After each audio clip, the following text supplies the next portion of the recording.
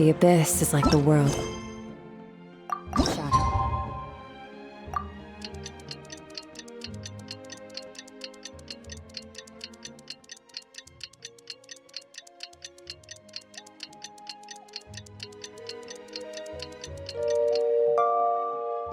It's always there, and it will never perish.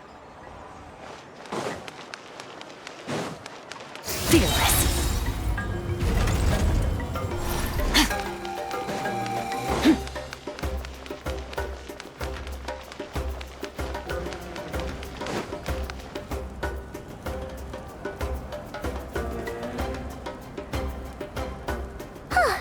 Hey, Ineffa. Sorry to keep you waiting. That is perfectly all right. My data indicates clear skies in the coming days. Current conditions for maritime travel, optimal. I'll be ready whenever you are. But are we really gonna set off without telling anyone again? Funny you mention it. You'll never guess who Paimon saw on the way over. Hey! You didn't seriously think we'd let you leave without a farewell party, did you? No chance. Yeah, come on, Traveler. We've already made all the preparations. And most importantly, how dare you try and slip away without first paying your respects to the almighty Dragon Lord! A little bird told us you'd soon be leaving for Nod-Krai. So, we asked Paimon to give us a heads up before the date of your departure. You sure it's not time to think about changing that little habit of ours? Don't worry, we won't keep you long. Besides, everyone's there already. Chaska, Ian-san, Auroron, even the Pyro Archon herself. You're invited too, Ineffa. Shilonen has a special gift for you. Accompaniment request accepted. Shilonen demonstrates excellent massage technique. My impression of her is exceedingly positive. Wait, so robots like massages too? Or is it just that Shilonen really knows how you're wired? Alright, enough with the chit-chat. Let's head to the venue. Woohoo! Party time!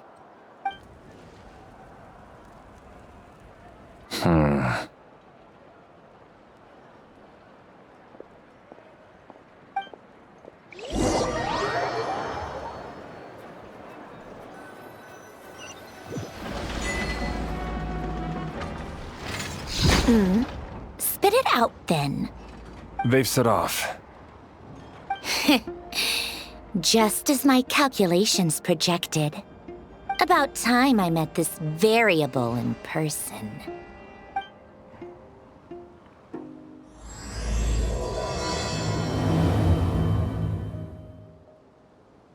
You know, every time we head to a new nation, there's always a point where it suddenly dawns on Paimon. This is it. The next chapter of our adventure has begun. This time, it was the moment she realized she just polished off the very last of her Saurus crackers. Should have stocked up better at the farewell party. In other words, Paimon has marked the geographic coordinates from 2 minutes and 40 seconds ago as the boundary between Natlan and Nod-Krai. This deviates somewhat from the official coordinates stored in my database. Paimon meant more in terms of how it felt on a psychological level. Anyway, what about you, Traveler? When did it really sink in for you? Huh, that actually kind of makes sense. What about you, Ineffa? Come to think of it, maybe we should be asking the other way around. So, when you came over to Natlan, what was the moment you felt like you'd left Nod-Krai? In that case, probably when my sensors could no longer detect the moon's power.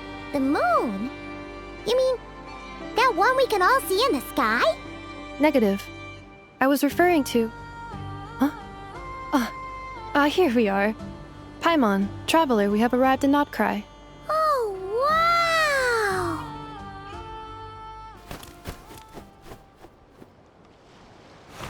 Paimon, Traveler, welcome to Nod-Krai.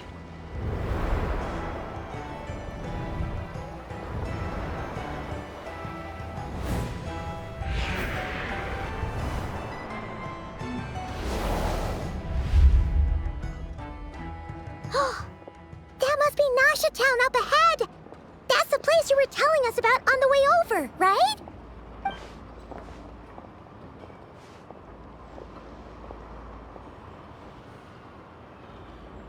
That is correct, Paimon. It is also the most bustling commercial hub in all of Nod-Krai.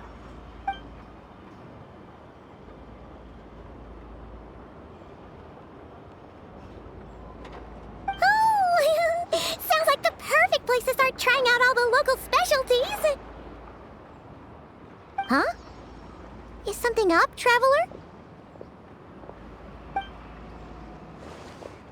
Paimon, this is where our spaceship landed when Ether and I first arrived in Teyvat.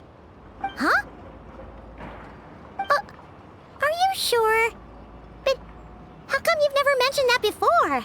Seems pretty important to Paimon. Well, because those memories are really hazy. All I remember is Ether waking me up and us leaving the ship. But just now, setting foot on this land, I felt something. The kind of power I sensed in those moments. Are you referring to Kuvaki? Kuva what now? The locals refer to it as Kuvaki. It is a unique elemental force found only in Nod-Krai, or rather, a pure, primordial form of elemental energy. That is correct. Another similar concept I have found in my database is the primordial sea. Legend has it that long, long ago, the moon that shines in the sky above us once rose from the land of Nod-Krai. Modern geological surveys and meteorite studies conducted in the region have since supported this claim. So, when you mentioned being able to detect the moon's power earlier, you were referring to Kuvaki?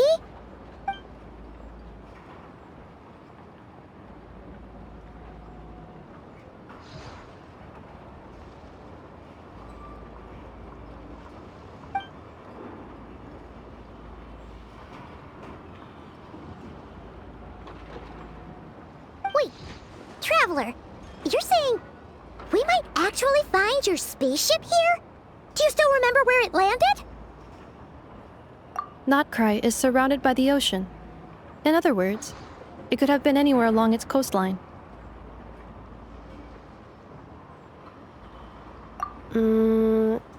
Negative. Description still lacks sufficient detail to pinpoint target location. Hey, it's okay if you can't remember everything right away. After all, it's been a really long time. Let's just do what we've always done and keep searching as we explore. Besides, what have you got to fear with your sidekick Paimon still here? I'd be more than happy to help you out as well. Our pleasure. Anyway, just knowing that your spaceship's here in Nod-Krai surely counts as a big step forward, huh? Like we've crossed another boundary? Paimon couldn't have put it better herself. You sure are a quick learner, Ineffa.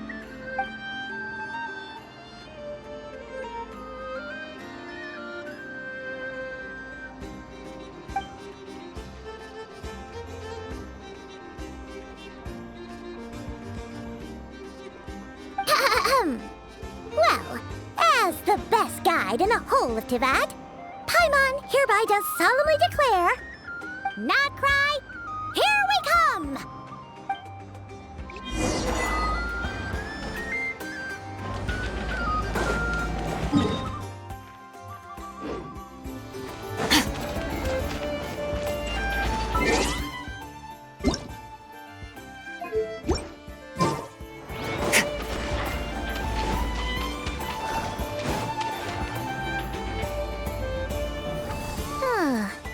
It just occurred to Paimon, if we were looking to put out a missing spaceship commission, or to learn more about Nod-Krai, wouldn't it make sense to drop by the Adventurers Guild?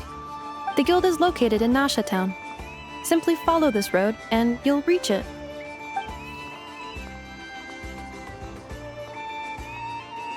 Huh? What in Teyvat is that? Looks kinda like a Sealy, floating around in the air like that. That is a Kuhanki, a species unique to the land of Nod-Krai. A Kuhenki? Does she have something to do with the moon, too? Indeed it does. According to the Frost Moon Scions, the indigenous inhabitants of this land, the Kuhenki, are said to be familiars of the moon goddess, leading those who walk in the moonlight's glow to things of great importance. The moon goddess? Don't all people here worship the Tsaritsa? Although Nod-Krai lies on Snezhnaya's border regions, the people here have held their own unique beliefs since time immemorial. As I mentioned, everything in this land shares a deep connection with the moon and the sky above. The beliefs of the Frostmoon Scions seem to date back to the civilization of the angels. According to the documents in my database, even the 7 Archons did not exist at that time. Wow! So the origin of their beliefs goes back even further than the Archon War? Correct. At some point, you may come across some statues of their goddess. The Frostmoon Scions carved these as well. Hey! Looks like she's floating away! I suggest you follow her. The probability of an ordinary person encountering a Kuhenki lies in the single digits. Many here consider them heralds of good fortune.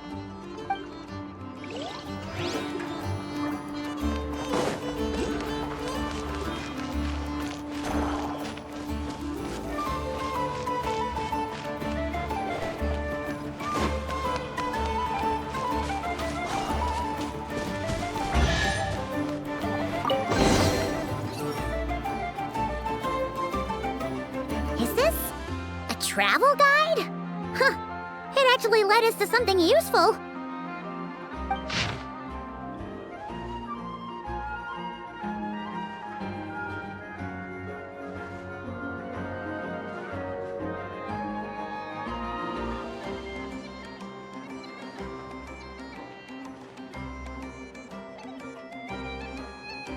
Are there any particular points of interest? It all looks pretty interesting to Paimon. If we have time, she'd love to see, pretty much everything. Recalibrating route. If we keep following the current path, we will arrive at an area of scenic beauty.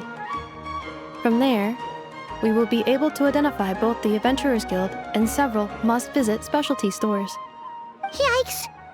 Why is Paimon suddenly getting the feeling that if she doesn't step it up soon, Ineffa's gonna put her out of a job?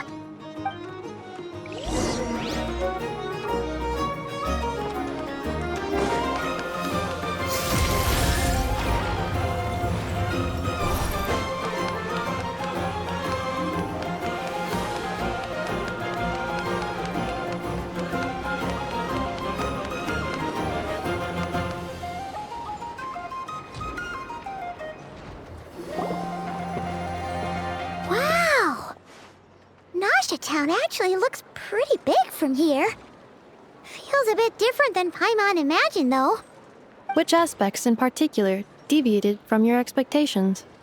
Well, Paimon keeps hearing people describe Nod-Krai as an adventurer's paradise. So she kind of thought it'd be a bit more picture perfect somehow. According to legend, there was indeed an era of peace in Nod-Krai's past, the age of the Fae. Tales of those ancient heroes are still told today. One of the most well-known is that of the Lantern Fae. This individual performed many good deeds for Nod-Krai. The present-day Lightkeeper's nightly lantern patrols are, in part, a tribute to their memory. But then, one day, What happened? there came a devastating abyssal calamity that swept across Nod-Krai, and for a time it was left desolate. Heartbroken by what had become of the land they had so cherished, that Fae extinguished their light, just as the abyss had extinguished all hope. Nowadays, the paradise people speak of is more of an aspiration, or an irony, perhaps. An irony? Today, no official authority governs Nod-Krai. In theory, at least, it is somewhere a person can do whatever they wish, and become whoever they want to be. The Adventurers Guild is just over there, in Nasha Town's Central Plaza, and the flagship tavern is over that way. Hey, what's that building over there? You know, the biggest, tallest one. That is Aino's Boom and Blast Kuvaki energy cannon. It gets activated when the Wild Hunt threat level outside Nasha Town reaches a certain threshold. But according to the scan I just ran, the energy cannon appears to be malfunctioning, likely due to a recent discharge. The Wild Hunt?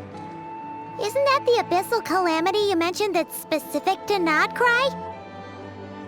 It is a phenomenon that has been occurring for several centuries now. Yet the time and location of wild hunt attacks are seemingly random. At first, it was more of an old wives' tale that adults used to scare children. If you don't start behaving, kid, some night, the wild hunt's gonna come for you. Listen, do you hear that? That weeping in the fog? Those are the cries of a young woman being dragged away. You're saying people actually hear things like that? I have not witnessed enough wild hunt attacks to give a statistically sound answer. But the oldest legends say that all people saw was the ghostly shadow of a woman in the mist. It wasn't until later that it became a full-blown calamity. Abyssal monsters and all. Oh, when you put it like that, Paimon's really gotta hand it to Aino. Not only did she repair you, but she's even built a giant cannon to keep the wild hunt at bay. Absolutely. Aino is very impressive indeed. Anyway, according to my schedule, it is time I took you over to the flagship. Oh, sure. After all, we shouldn't keep Varka waiting. Well, Paimon's not sure if he'll actually show up at the bar this early. You're right about that.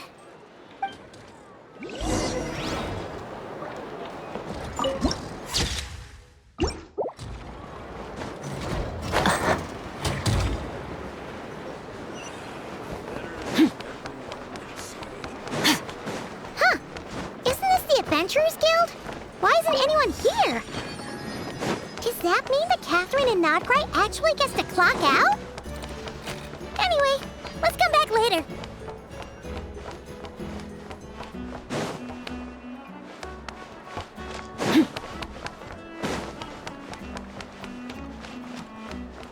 If the kids come over again today. Fearless.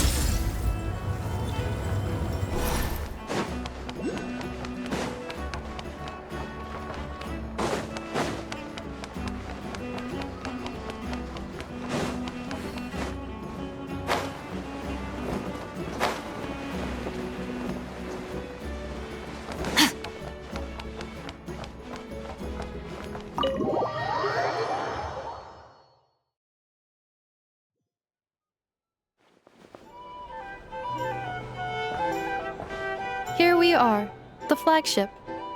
Varka told us to meet him here in his letter, right? Let's see. Varka? Varka! No matches, I identified. Huh. So he isn't here after all. Oh, guess we never did actually say we'd be arriving today. Hey, why don't we go ask the owner?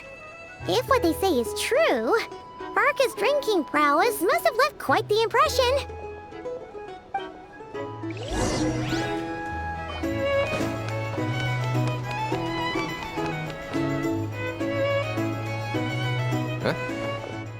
Well, well. If it isn't the ineffable Ineffa. Hello there, Demyon. You know each other? Of course! Ineffa's a regular here at the flagship.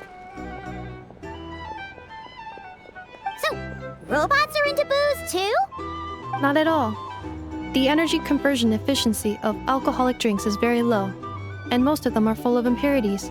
Still, I can affirm that your berries and fried meat deserve a solid 9.12 out of 10. It has Aino's approval too. Funny that you should mention that. While you were away in Natlan, Varka would come in here every day to pick up a serving of berries and fried meat for Aino. Aww. He must have been worried sick that she wasn't eating properly on account of being so hung up about Ineffa being gone. Actually it's 'cause Varka found out that Aino went wild after Ineffa left, gorging herself on snacks she normally couldn't get her hands on. So it was more worry that she wasn't getting a balanced diet.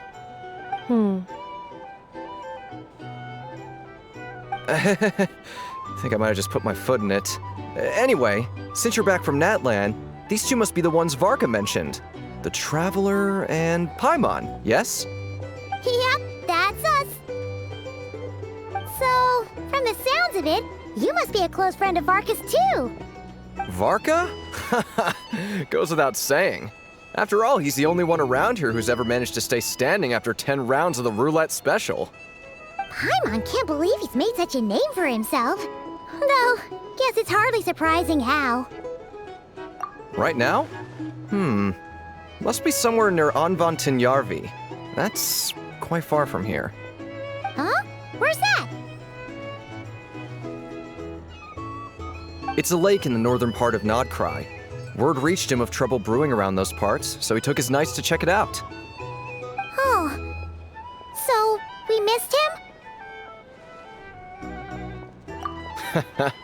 Varka knew you'd say that.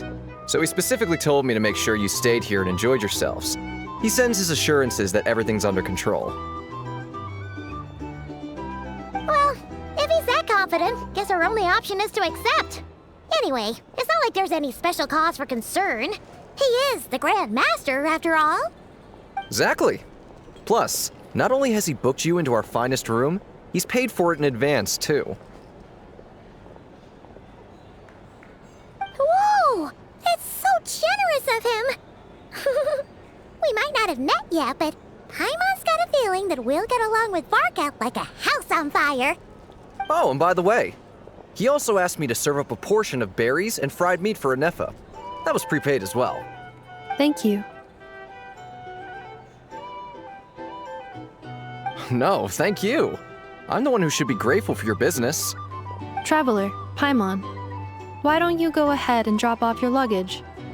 I can use this time to go pick up some components that Aino asked me to bring back. Sure thing. Besides, now that we've got ourselves a map, once we're done unpacking, we might as well go for a stroll ourselves. Why don't we meet up again later? Oh. So you no longer require navigational assistance? No worries, we should be fine. We've got a rough idea of our way around town, so Paimon's reasonably confident we shouldn't get too lost. Thank you.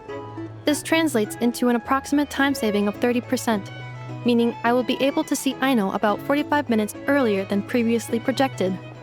Oh, right. You must miss her a lot, too. In that case, we better get a move on.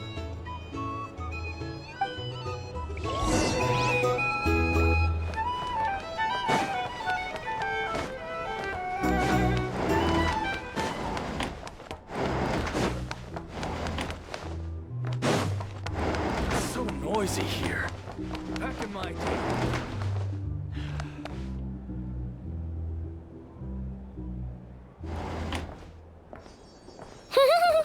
Feels pretty nice having someone sort out our food and lodging for us, huh?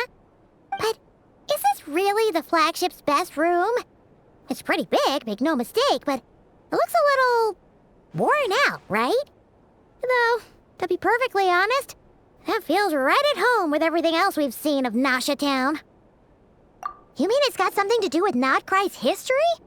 Oh, that makes sense. But what exactly was this calamity?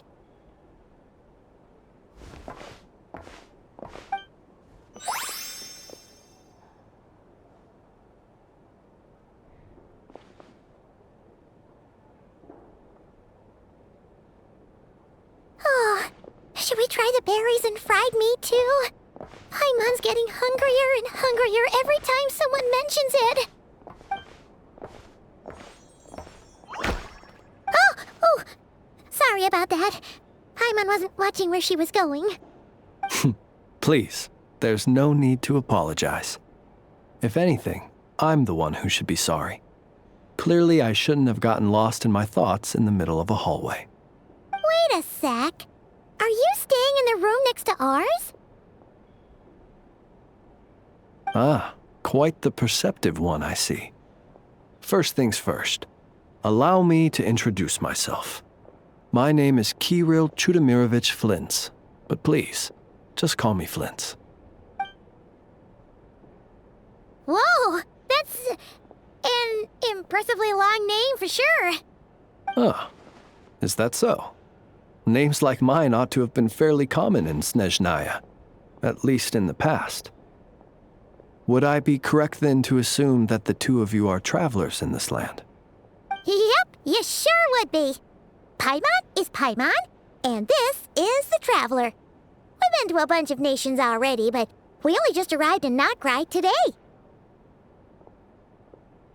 What a rare honor it is to meet such worldly travelers. Are you here for travel too? If only I had the time to spare.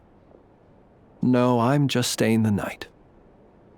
Oh, so you're here for business? That's certainly one way to put it. I'm a Ratnik of Nod-Krai, normally stationed near the burial grounds to the north. My sole cause for being here today was to repair this lantern of mine.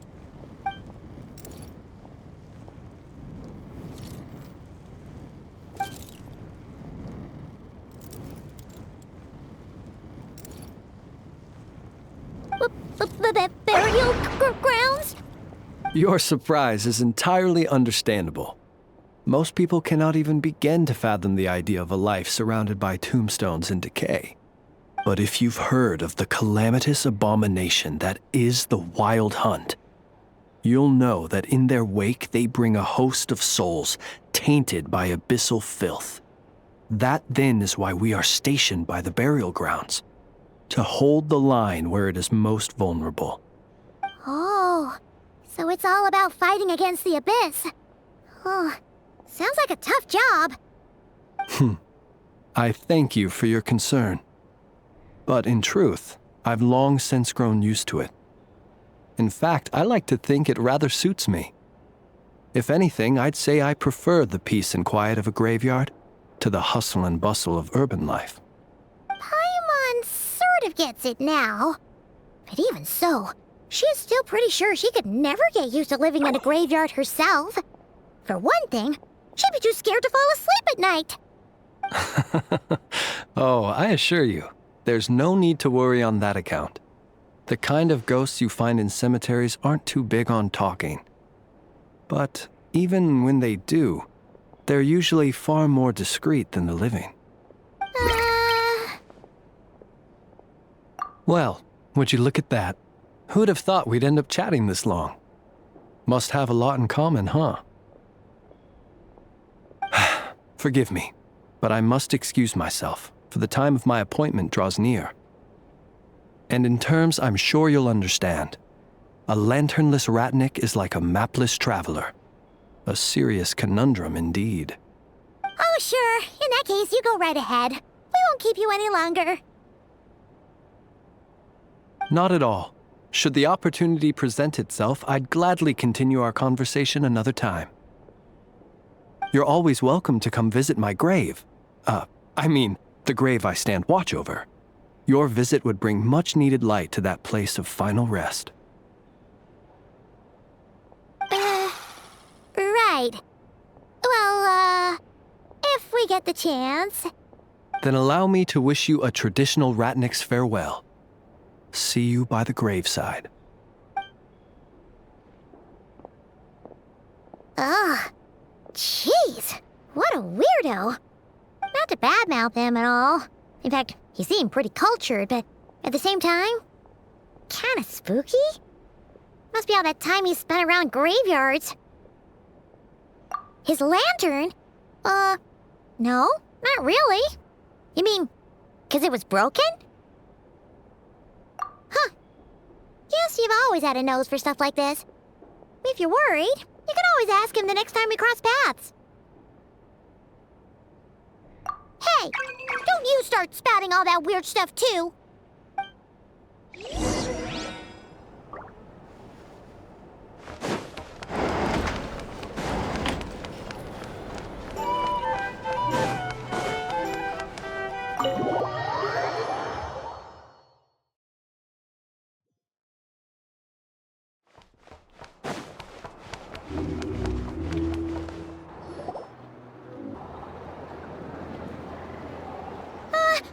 Paimon almost forgot some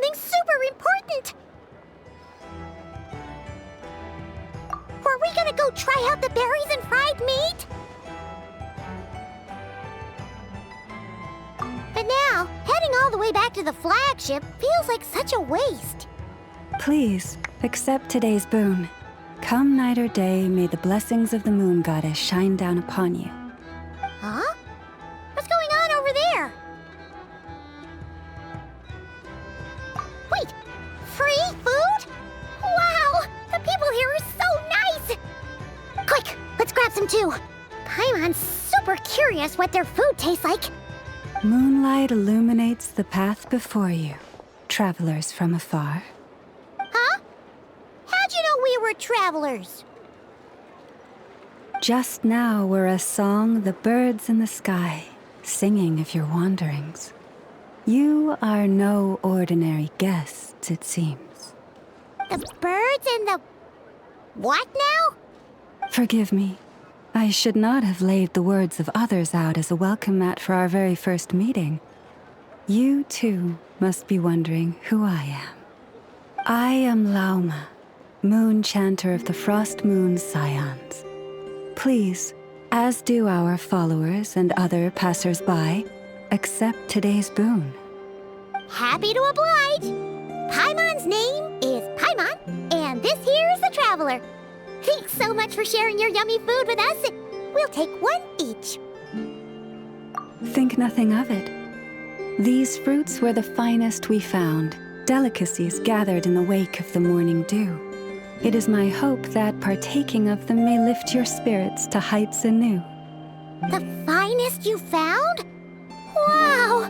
That sure is kind of you, but wouldn't you want to keep those for yourselves?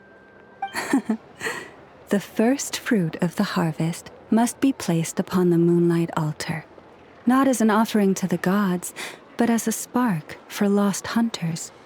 For it is the blade of the starving that darkness most easily corrupts. As perhaps you have already heard, we Frost Moon Scions revere and worship the moon goddess. We believe that together, virtue and compassion are the shining light that will lead us all out of the long, dark night. And now, with tides of haughty Fatui swarming into Nod-Krai, driven by greed, and greed alone, more than ever before, we must all unite under the banner of virtue. Ha! Look who it is again. Those unsufferably kind-hearted Frost Moon Scions. Got enough for us too? That's right! 2 servings each! We're starving over here! The Fatui! After what you've been doing to our sacred statues, how dare you even show your faces! Wilhelmina, bestow today's boon upon our guests. You hear that? No slacking now. We'll have the very best you got. But, my lady, they... Please, you two, accept this meal. But remember this. Kindness is the first lantern left to guide those who stumble in ignorance. Come again? Let me finish. But should they still refuse to follow the moonlit path, then by our frosted blades shall we show them its shadow. You! Hey, look who it is. Tch, whatever. Just you wait. We'll be coming for you next. Huh? Where's the meat? Who wants to eat this garbage? Those stooges really are the worst. Ever since they came to Nod-Krai with all their weird equipment and built that so-called experimental design bureau, our lives have been turned completely upside down. Judging from how they reacted just now, it seems the Fatui already know who you are. Well, we have gotten in their way in pretty much every nation we visited, so we're probably at the top of their blacklist by now. I see. Then, on behalf of the Frost Moon Scions, I thank you for the goodwill you have shown us. Because if they had gotten ahead of themselves just now, I'm sure you would have stepped in to help. Just as the birds and beasts put it, Your arrival heralds joy to us all. Besides, for a weary traveler far from home, what better respite than to bathe in the moonlight? You will always be welcome at the Frost Moon Enclave, the place we call our home. May we meet again in the moon's gentle glow. These are delicious! So refreshingly fresh! Those two for Tui wouldn't know a good thing if it came up and bit them on the shoulder. Looks like Ineffa isn't done with her shopping yet, and the Adventurers Guild is still empty. Where should we head next? Good idea! Wouldn't want to let the Kuhenki down after all. Let's see. Okay, Paimon's got our route all figured out. So, all that's left to say is, don't fall behind. This is Nuts and Nuts. It's mostly a fruit shop, but there's a crafting bench too. This is the Speranza, one of the travel guide's recommended restaurants. All the waiters here are kids. This is the Vesnici Prolegia greenhouse. Apparently, their flowers are all made of metal, so they'll never wilt away. And this is the Rossum workshop. If you ever need a weapon made, this is the place to go. And over here, they've got a super tall observation deck. Whoa! Take a look at that! You can see really far out into the distance. That way's north, and that looks like something built by the Fatui? And then over there to the west, that must be the place Lauma mentioned, where the Frost Moon Scions live. So, what'd you think? Even if Ineffa kinda stole her limelight earlier, this just goes to prove that Paimon's own tour guiding skills aren't too shabby either, right? Hey, come on! Would it kill you to compliment Paimon? Huh? Look! There must be someone at the Adventurers Guild now. There's already a line forming outside. Looks like we'll finally be able to ask about your spaceship.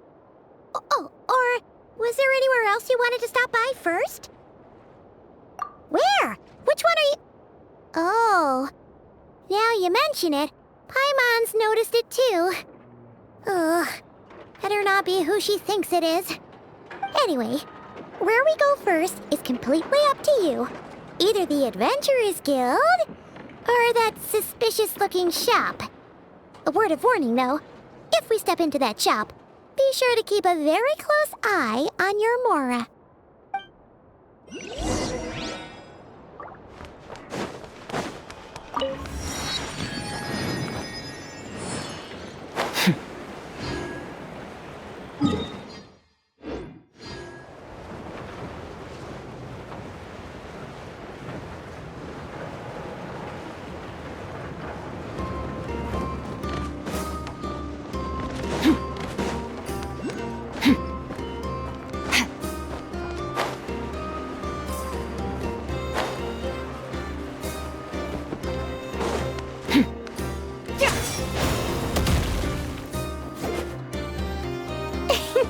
Please, here we go. And if you ever need anything else, don't forget to make the great Lord Sangama Bay your first port of call. Oh dear. So it is the real deal. Of course it's the real deal. Everything you'll find here is 110% real, meaning every one of my deals is as real as a deal can... Wait a minute. Well, if it isn't my two most valued clients. And with no small thanks to your munificent patronage. Come. How could you just sneak into Nod-Krai like this without telling your dear Lord Sangama Bay? If I'd known earlier, I would have made an absolute pulled out all the stops to ensure that your boat ride over was as comfortable as humanly possible. Thank the Archons we didn't tell you. Oh, come now. You know as well as anyone how impeccably and conscientiously above board I am when it comes to doing business. Well, regardless of whether that's true or not, the main issue here is that we had no idea you had a branch in Nod-Krai. A clever merchant always has a backup plan. Or two, or or 3 up their sleeves. As the saying goes, a rabbit with many burrows fears not the hunter's arrows. A merchant with stores galore hears no debtors at the door. Since you're both here in Nod-Krai, would you care for some of my finest local souvenirs? Whatever you're looking for, I have it. Or if it's Sumeru you're missing, I've got that covered too. We literally just arrived. Do we look like we're on the hunt for tourist trinkets to take back for our friends? My, your high-minded tastes never cease to impress. In that case, I know just the thing. You must be on the hunt for something like this? What's that? Your hat? Information, of course. Information about Nod-Krai, locked securely in the otherwise impenetrable vaults of the Lord Sangama Bey's brilliant mind. I knew it! I just knew you'd appreciate the value of my wares. On the back of all our pleasant dealings in the past, I'll even take a hit by throwing in some insider info for free. Wow. You sure are feeling uncharacteristically generous today. What do you mean by uncharacteristically? I am the most generous person forget it. Anyway, the long and the short of it is this. The moment I set up shop in Nod-Krai, it struck me how many different factions there were, all competing against each other for power and influence. Well, as they say, there's no time for business like a crisis. Things got even more turbulent after the Fatui pulled down 2 ancient moons' remnants. People began to catch a whiff of the coming chaos. And the more troubled the waters, the greater the potential profit. Not at all sorry to interrupt, but we're not here for Mora. Oh, really? But surely it was the tales of an adventurer's paradise that brought you here. The chance to take your very own slice of all the latest and greatest business opportunities? In that case, what would you like to know about?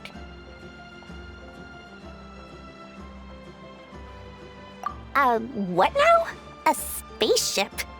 Nope, never heard of anything like that.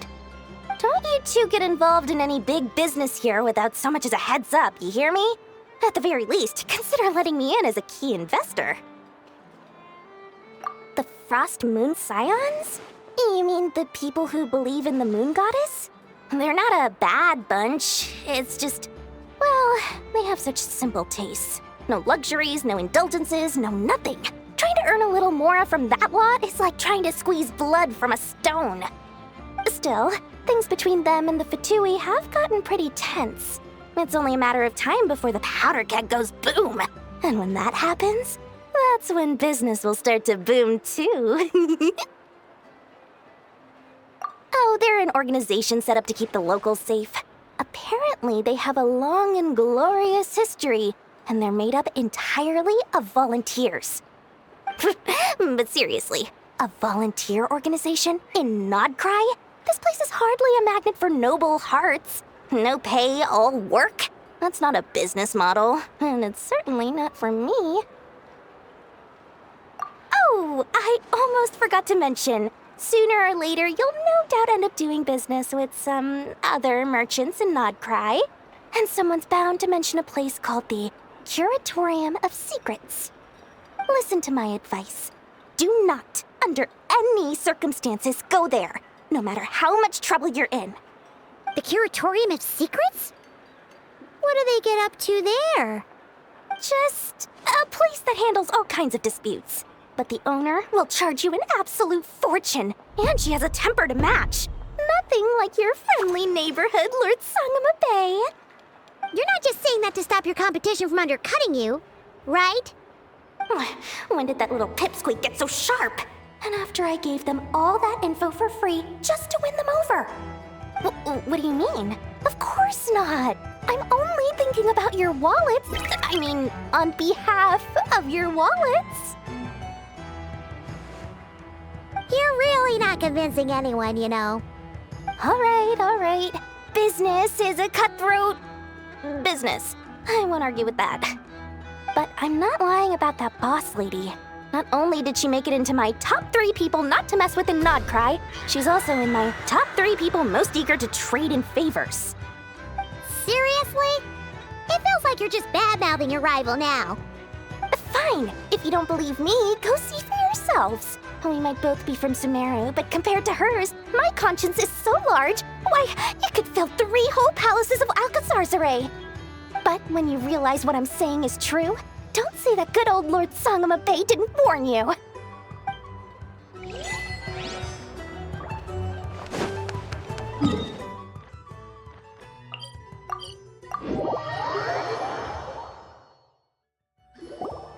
Lucky us! The line seems to be gone now. Come on, let's go say hi to Catherine. Hey, Catherine, we meet again.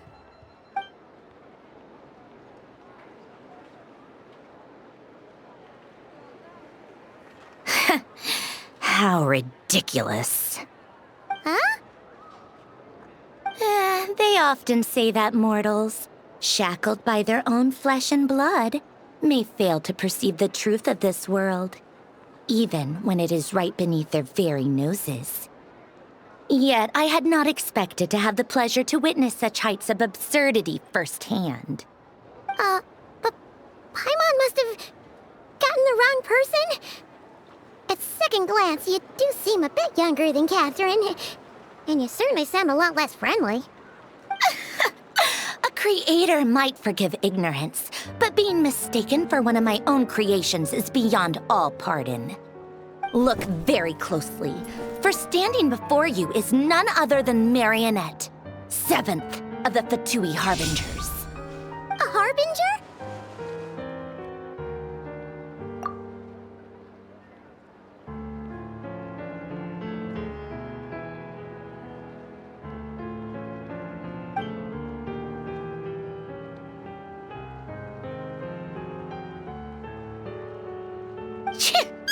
Today's encounter is merely a courtesy call. A friendly warning, if you will. You interfered with my work once before, with that little robot. I let it slide. After all, it was nothing more than a distraction, a side project at best.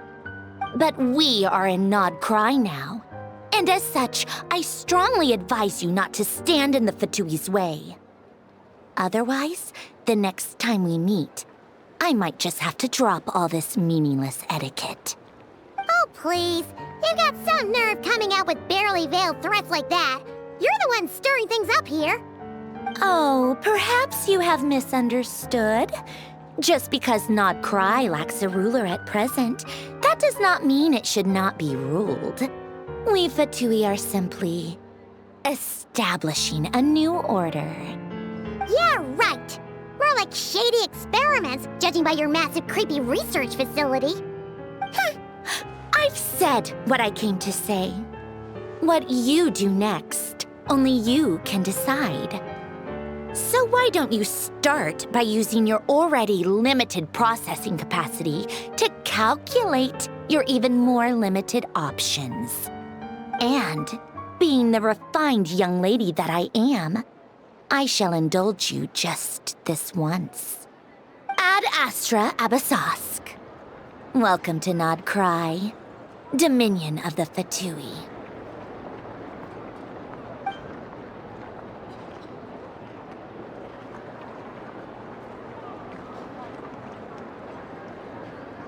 Ugh!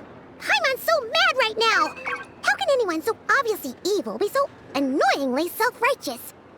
But if a Fatui Harbinger is here to greet us in person, that can only mean one thing. We'll have to be extra careful from here on out. Paimon hates feeling like she's being watched. Hey! The real Catherine's back! Ad Astra Abyssosque. Welcome to the Adventurers Guild. How may I help? I will do everything I can to assist you. You're so much nicer to talk to, Catherine. Please don't leave us again, okay?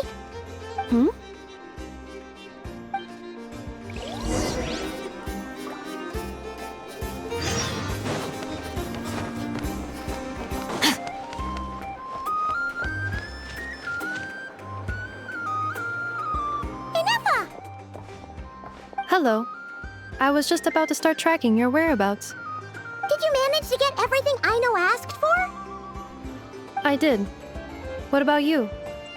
Do you need me to navigate or introduce any more places around town? Not for now. We've seen most of it already.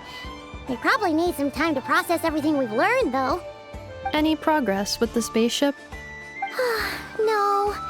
Catherine came back just now, so we asked her, but even she hasn't heard a thing. One possible explanation is the vast stretch of time that has elapsed. Additionally, given the limited resources available in Nod-Krai, it is entirely plausible that the wreck was scrapped for parts, or even mistaken for a pile of broken machinery. Aww. Understood. In that case, why don't we go ask Aino together? After all, she was the one who salvaged me, ancient dragon technology and all. If there really are any unusual parts floating around Nod-Krai, there's a high chance they've passed through her hands at some point or another. Good point. And since you keep mentioning her, we're curious to meet this whiz-kid mechanic too. Understood. Then I'll handle navigation as before.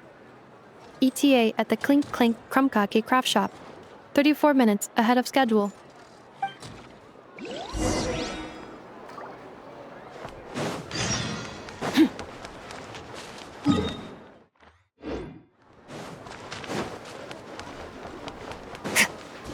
Merciless.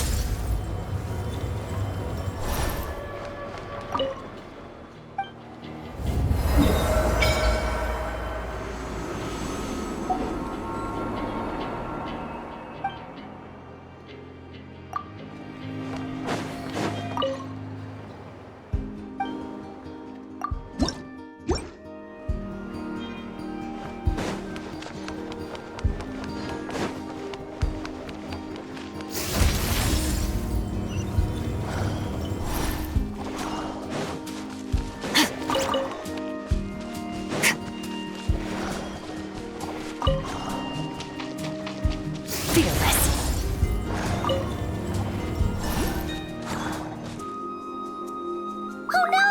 There's a little animal trapped over there! Let's go help it out! Huh? That's weird. Why isn't it responding? The tides of Kuvaki affect everything in Nod-Krai. So much so that many creatures have evolved a kind of dependency upon it, growing stronger or weaker as it waxes and wanes. This little animal must have been caught here unprepared. So you're saying we need to use Kuvaki? Paimon will leave it to you guys then. Don't be scared! We'll get you out of there soon!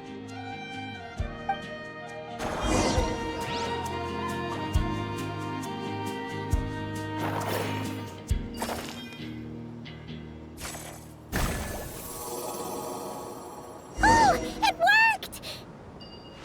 Off you go now, little one. Don't go getting yourself caught again.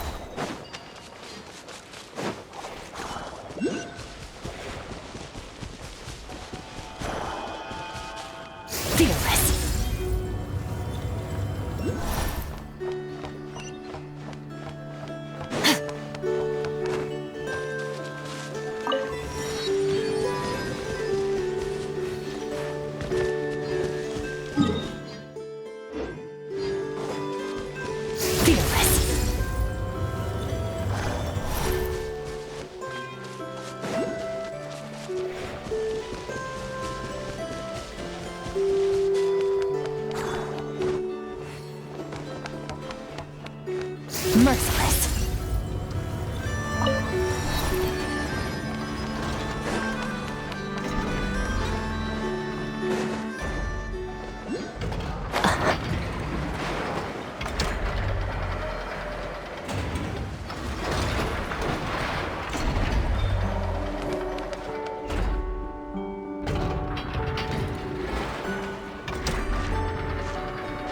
Here we are.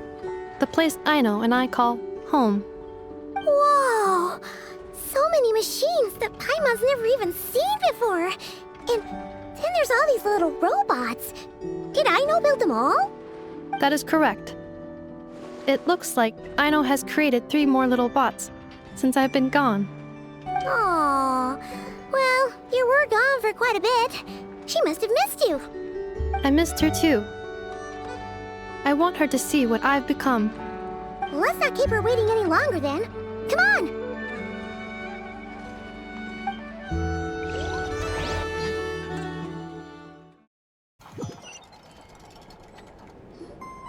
I know. I'm back.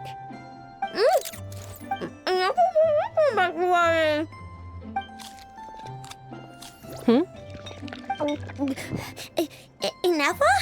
You're back significantly earlier than I expected. Like a whole 30 minutes at least. Everything went very smoothly, which saved me quite a bit of time, so I...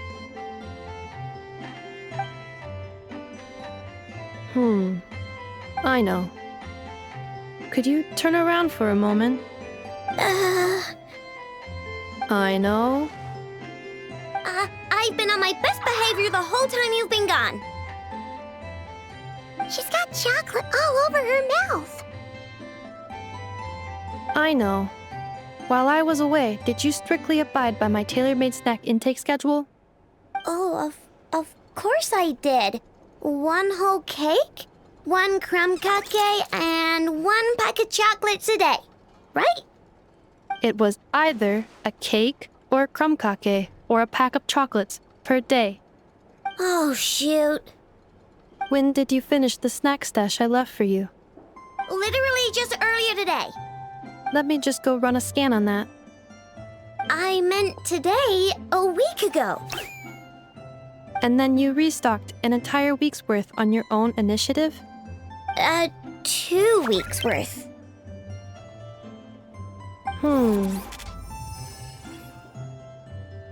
Why does Paimon feel like the roles in this household are pretty much the opposite of what she imagined? Calculation complete. Aino's recommended snack calorie intake for the next 4 weeks. 0. No fair! You're a meanie, Ineffa. This is what happens when you break an agreement. Oh, come on! Don't do this to me! I only ate a teeny bit extra every day. Just a teensy-eensy-weensy bit extra. That is objectively not a teensy bit extra. Oh, seriously? If you'd only arrived half an hour later, I would have had everything cleaned up and you wouldn't have noticed a thing. But now that I think about it, you even said you'd come back a bit earlier than you did, so I wouldn't have to worry. But then, you were away so long, and I was so worried about you. And that's the only reason I even... Oh. I know. I am very sorry to have kept you waiting. I'm back now. Welcome home. Oh. So, will I be able to keep eating snacks as usual now? Negative. Aww. Okay. Well, given that I am later than I initially projected, I'll let it slide. But just this once. Thanks, Ineffa! You're the best! I know. Allow me to introduce. It's the honorary knight and Paimon! I know. Uncle Varka talks about you guys all the time. Nice to meet you, Aino. Ineffa's told us all about you, too. Huh? Really? She actually said that about me? Well, she's not wrong. Oh yeah, so, you're here to see Uncle Varka, right? A couple of days ago, he suddenly said he had to head out on business, and that he might not be back for a while. He asked me to let you know if I saw you. Yeah, we heard about that at the flagship. Did he say what he was doing? Nope. Just told me to take good care of you guys and make sure you feel right at home. Oh, shoot. Please, take a seat.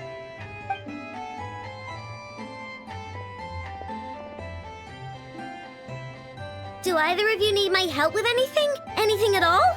After all, I'm the head of this household. Sure wouldn't know it from that snack tantrum she just threw.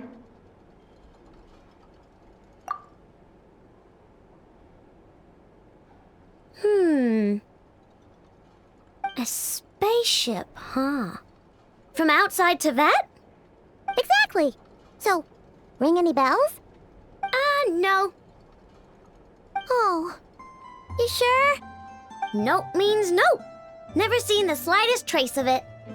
More specifically, by nope, I mean, I've never seen a single piece of tech in all of Nod-Krai that might have come from out of this world. Not in any new machines or in any old ones either. Huh. What I know means is that your spaceship almost certainly has not been disassembled nor repurposed as parts for other machines. Oh, so that's what she was getting at. Yep. I've taken apart pretty much all the fun stuff in this city at one point or another, but I don't recall ever seeing any components that were anywhere near that special. So, either your spaceship crashed somewhere it's never been found, or someone did find it and then hid it really, really well. But who would even do something like that? Beats me. Maybe someone who thought they could stash it away for a rainy day. Just like how I sometimes hide snacks in the...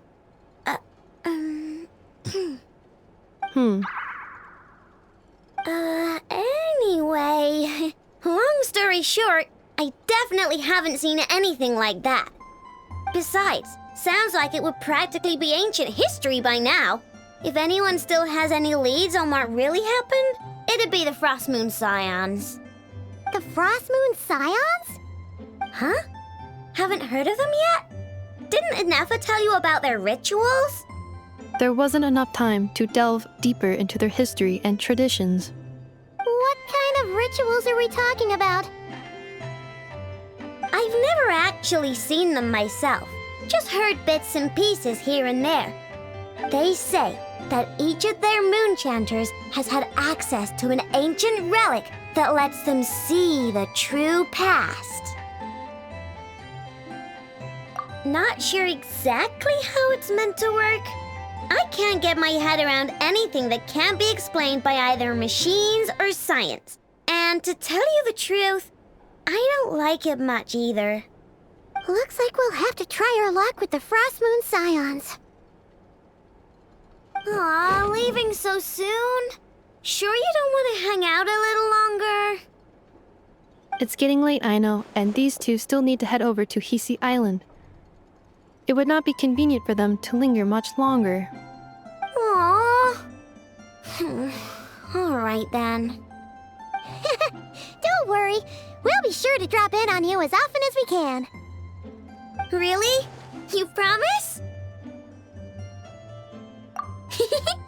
Sounds like my type of visitors. You're welcome anytime. I'll be staying to look after Aino today, so I won't be going with you. Hey, don't sweat it. We'll find our way just fine. I'm glad to hear that. Also, I must admit, I have very much missed the charging bed that Aino made for me. Oh, are you here to play with me?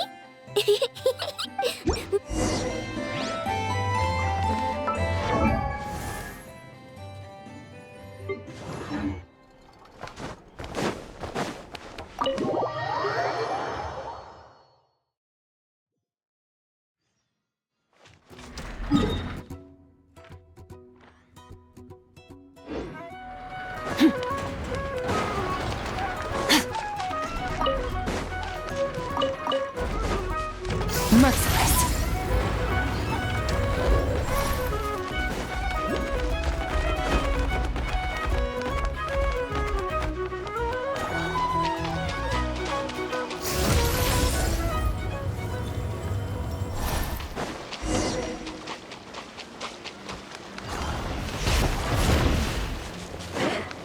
I stand against the long night and purge the darkness! Nether Star goes out! Strike them down! Strike them down! Strike a pose! Off to the freezer!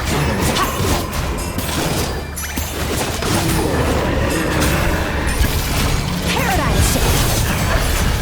Strike them down!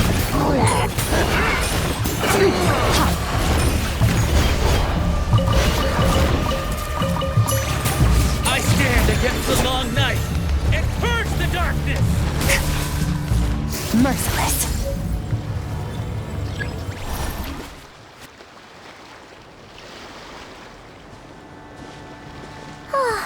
Seeing Ineffa and Aino reunited like that sure was heartwarming.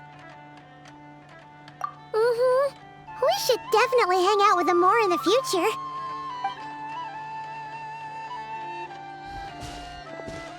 Speaking of homes, we must already be close to where the Frost Moon Scions live. The vibe here feels different, just like the scenery.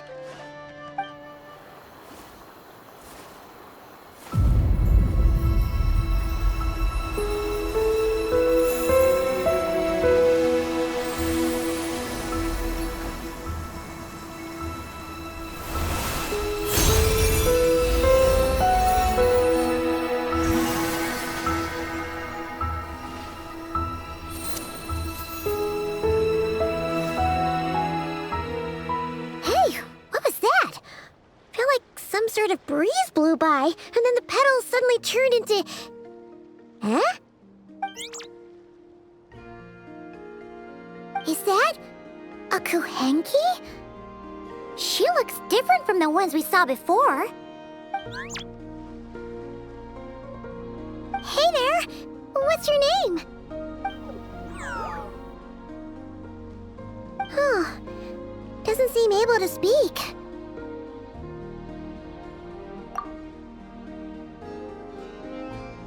No idea what she wants. Unless you want to stop, maybe we should just keep moving?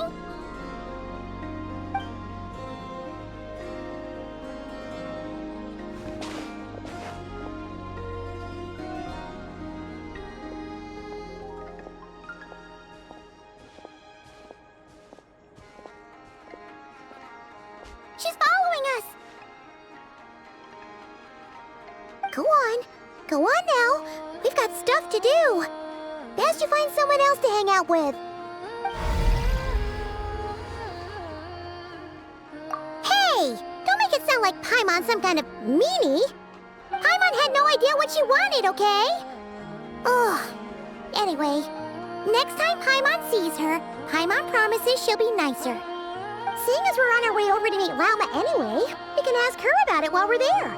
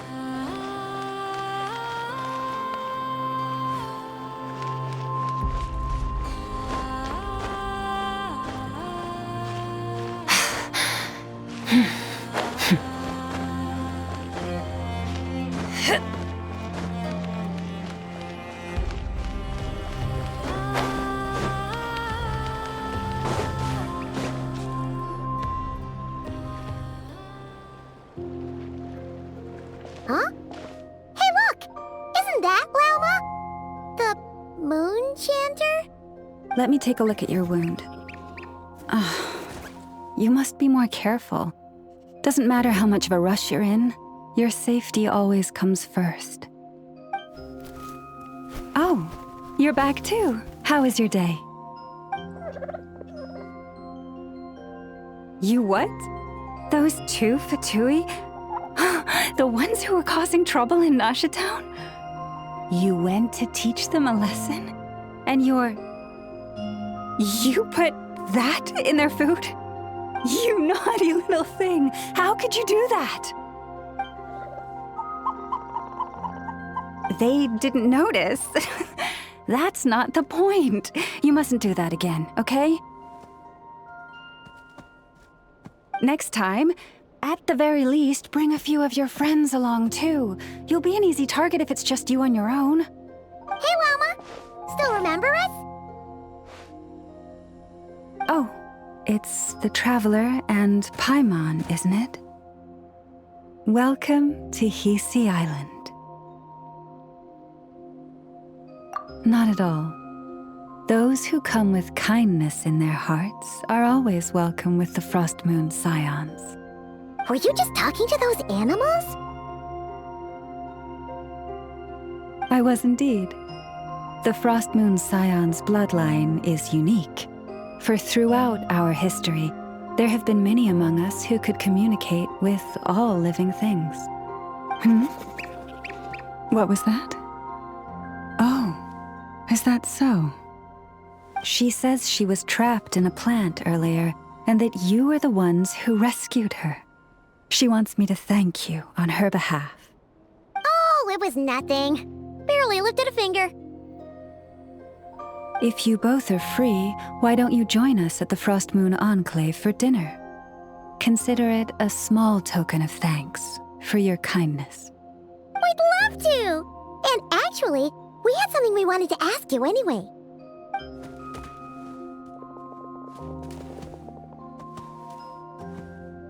Oh?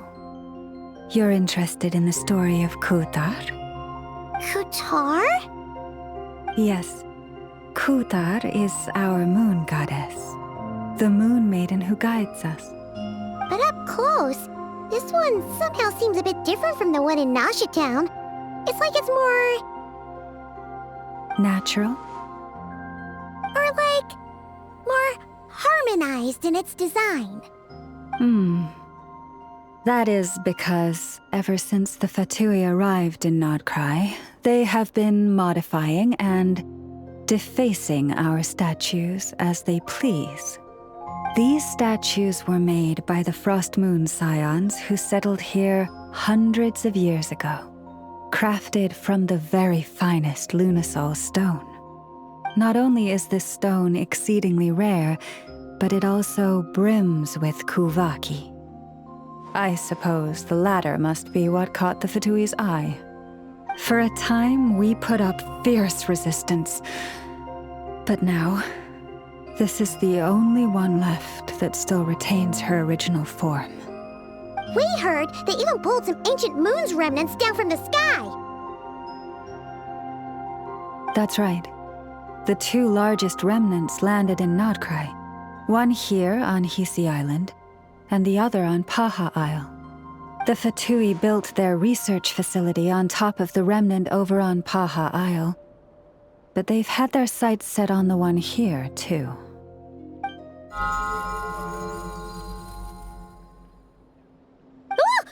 Oh! It's that little Kuhenki again! Surely that can't be. Hey! We've been wondering what was up with it, too. It just appeared out of some petals and hasn't stopped following us since.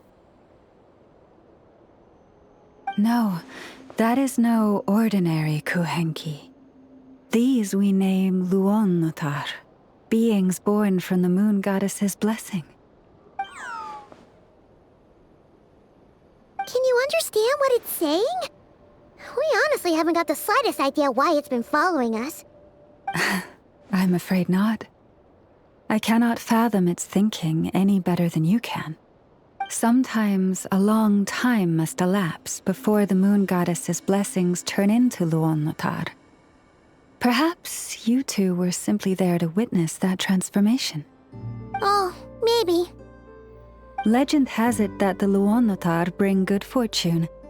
Given that it seems to have taken a liking to you both, why don't you let it come along with you? Really? Then you can start by helping us find some more treasure chests along the way. Capiche?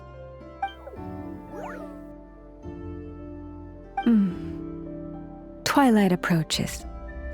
If you would hear more of the moon's story, then let us make our way to the Frost Moon Enclave. Beneath the gentle moonlight, I shall share this tale in full.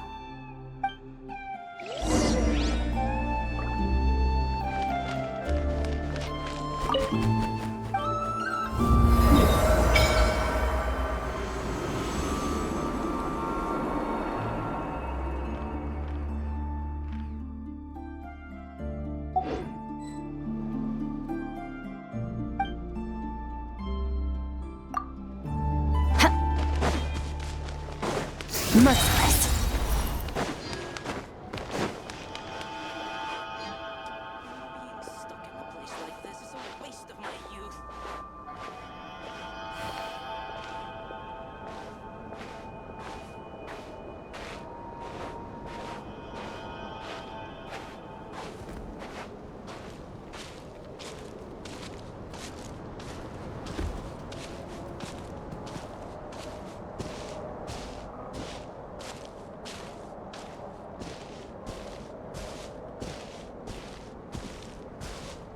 Oh, Lady Lauma, you're back.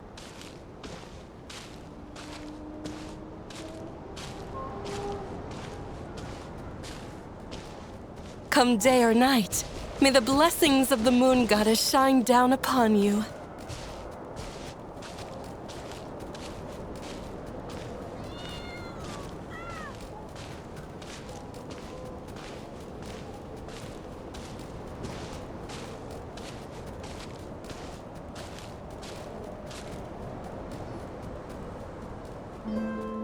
Lauma, you have returned. Wilhelmina, this is the Traveler and Paimon. Kindly arrange for 2 additional dinner settings for our honored guests. Of course, my lady. Wow! Everyone along the way here pretty much saluted you. Are you, like, super important around here? I am but a moon chanter, one entrusted to convey the Moon Goddess's will. Nothing more. She's just being modest. The Moon Chanter holds the highest rank among us Frost Moon Scions. Lauma is our leader. Wilhelmina? I know. I'll send word to the kitchen. 2 meals coming up. Whoa! Paimon had no idea you were such a big shot. It is merely that the unique traits of our bloodline have manifested themselves especially strongly in my person. That is no accomplishment of my own. Please, follow me this way.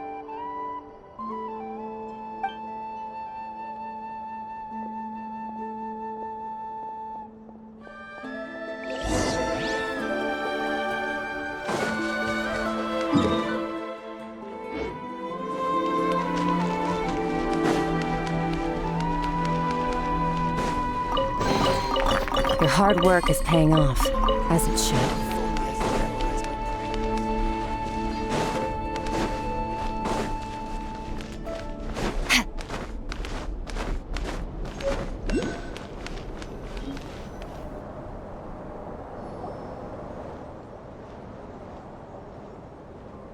Even to this day, I am still trying to piece together the many fragments of our past.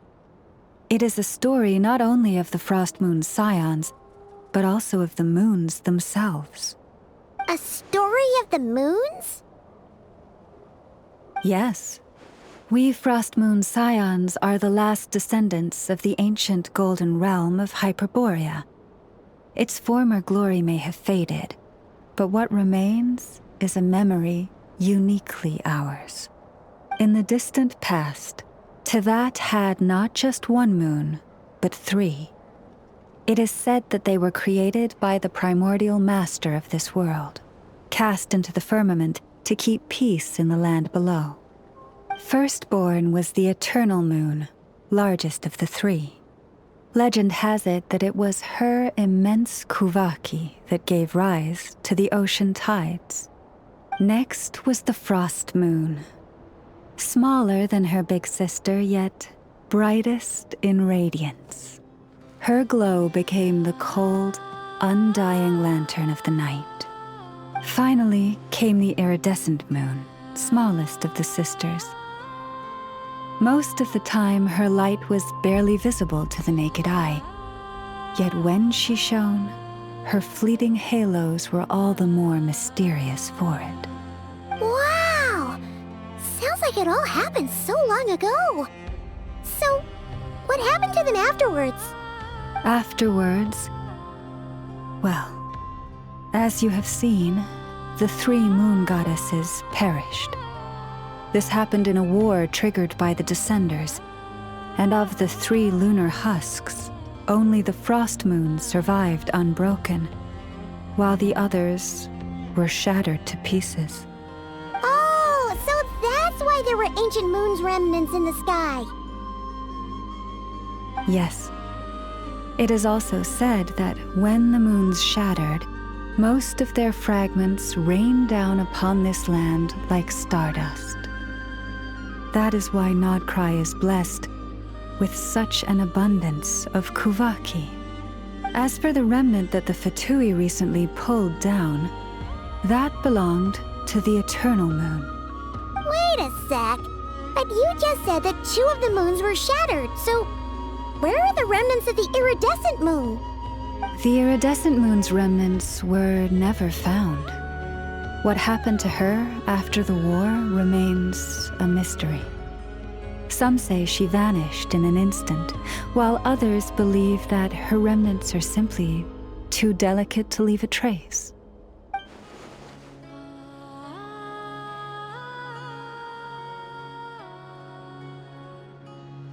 Yet, though the era of the 3 moons has long since faded into legend, successive generations of Frost Moon scions have always passed down a prophecy that one day the moon goddess would return. And in the end, that prophecy did indeed come to pass, though not quite. Lady Lauma! Lady Lauma, are you there? Cappy, what is the matter? Lady Lauma, it's my daughter, Karina. Her illness.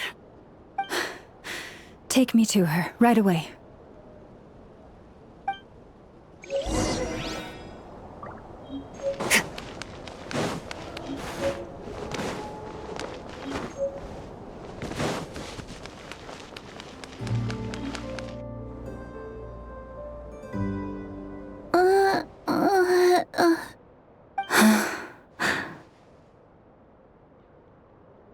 Her sensitivity to Kuvaki is flaring up again.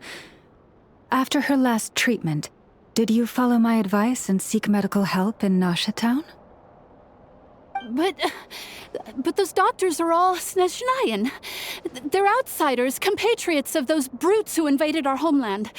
How can we possibly trust them? Not all outsiders are enemies, Cappy.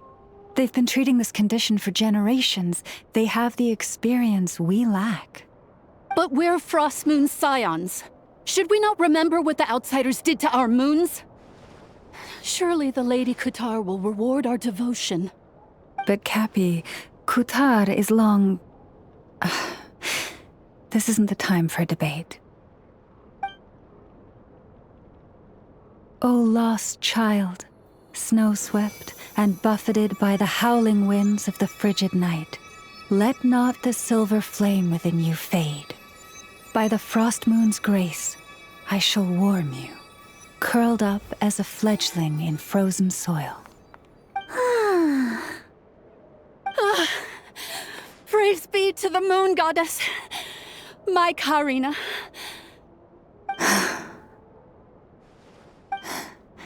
Remember, she must take powdered laka berries daily. It will ease her symptoms.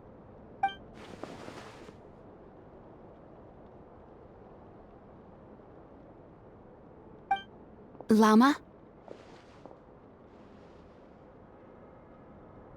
Philomena, what is it? Dinner is ready. I see. Cappy, let her rest here for the night. I'll have someone bring her a blanket. All right. Thank you so much, Lady Lauma.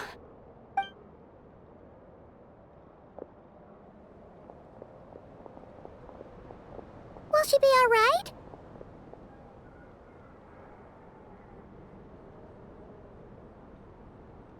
Yeah. If there's anything at all we can do, please don't hesitate to ask. Thank you for your kindness. For now, though, Kachina should be fine. She'll be feeling a lot better tomorrow.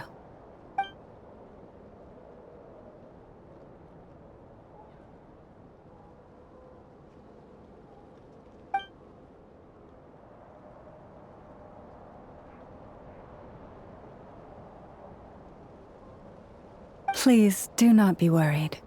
Come, let us head to dinner. I believe you still have some questions for me.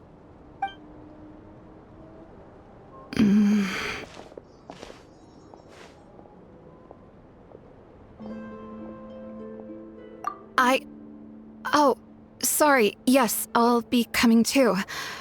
I was just thinking about something. Oh? Lauma makes such an unshakable moon chanter. Calm, capable, someone we can count on. Deep down, though, I know she's been quietly carrying the burden for the rest of us. Traveler, Paimon. Believe me when I say that as a fellow Frostmoon Scion, I do worry about Lauma. It's just that sometimes it's hard to say it to her face. Could I ask you to look out for her? I can tell she really trusts you.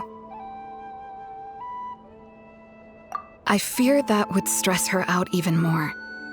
Sometimes I really admire her strength, but at the same time, I can't help feeling powerless myself. This is more than a fair price already.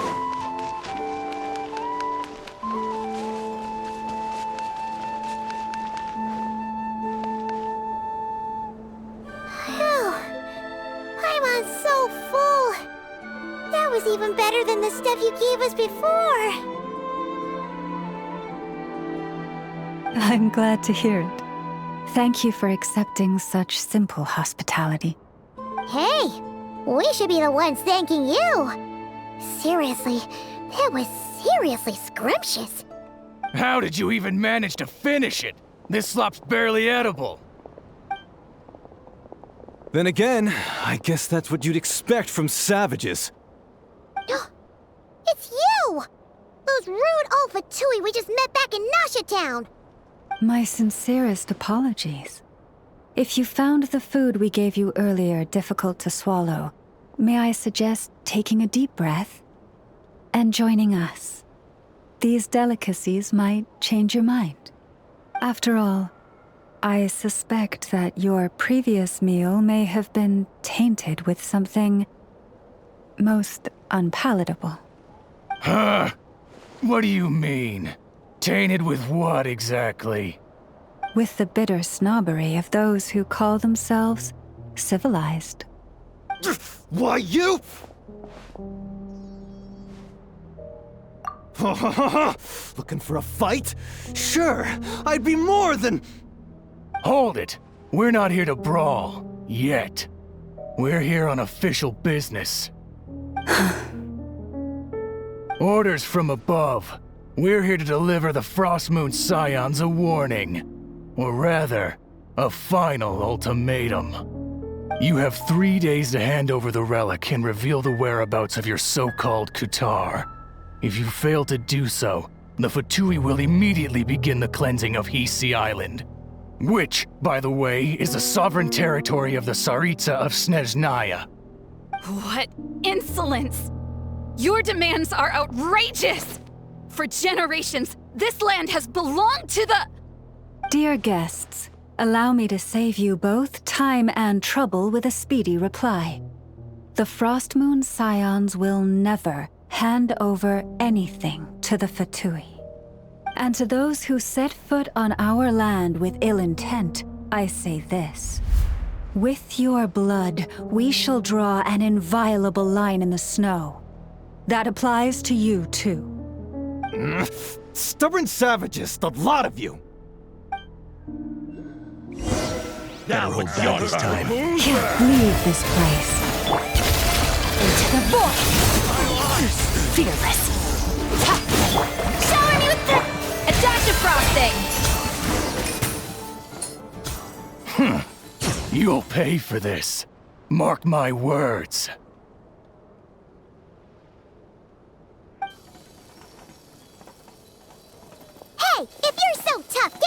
together and put him up!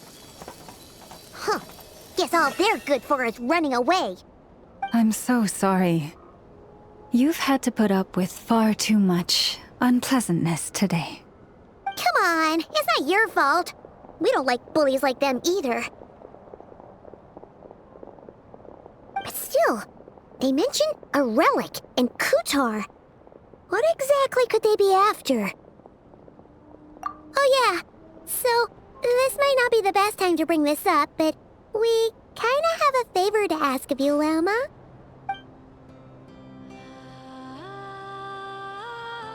I see. So your questions concern the sacred relic too. Please, do not hesitate to speak your mind. Unlike those insolent intruders, you walk in the moonlight with open hearts. You stood by us when we needed your help, so it's only right that I return the favor. But let us continue this conversation somewhere more fitting. As it happens, there's something I'd like to show you, too.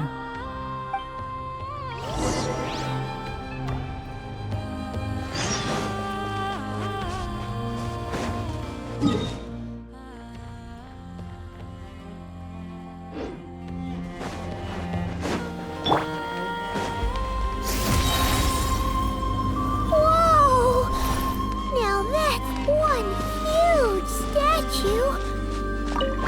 This is the statue of our goddess, the Moon Maiden Kutar.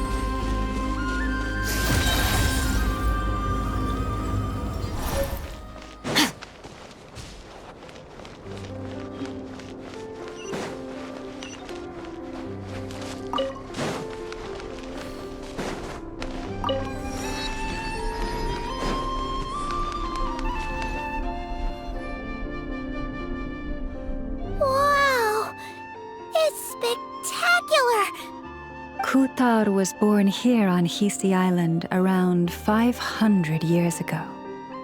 As it just so happened, a priestess of the Frost Moon Scions witnessed the moment of her birth. Instantly realizing that this was the prophesied rebirth, she quietly recorded the event and carved this statue to honor that miracle. According to legend, Kutar's birth was accompanied by the sudden appearance of many Kuhenki, who wove the moonlight that bathed her into silken vestments fit for a goddess. Hey! It's like it knows we're talking about it. From that day forth, the Kuhenki have been regarded as Kutar's familiars. Some believe that their habit of guiding travelers to hidden treasure stems from an instinct. The same one that not only drives them to protect the moon goddess, but also to make her smile. After all, according to the records, Kutar always looked lonely as she gazed up at the distant moon. Kutar left Hisi Island before I was even born. According to the previous moon chanter, the goddess was angered by our people's greed, and that is why she left us. Where did she go? No one knows what happened after she left. But just a few months ago, after those 2 ancient moon's remnants fell from the sky, she was spotted on Hisi Island once more. And the Fatui have been harassing and threatening us ever since. Judging from what they've said, our moon goddess is actually their missing harbinger, Columbina, the damselette. The damselette? But isn't she number 3 amongst the Fatui harbingers? So she's actually the moon goddess. Why would she join the Fatui then? That too is a question I've struggled with. But even at the best of times, understanding other people's choices is difficult, let alone those of a goddess. Plus, forgive me, there I go again, rambling on about our history. But you came here to ask about the sacred relic, didn't you? Honestly, Paimon's not sure which part she's more curious about now. Since ancient times, the Frost Moon Scions have had in our possession a special fragment of the ancient moon's remnants. A piece in which I sense a power unlike any other. Successive generations of moonchanters have all detected a divine presence within it. We call this unique remnant the Moon Marrow. We heard you can use it to see what happened in the past. What is it in particular that you seek from the past? Well, basically, to cut a long story short, the traveler here is actually from outside of Tibet. Oh.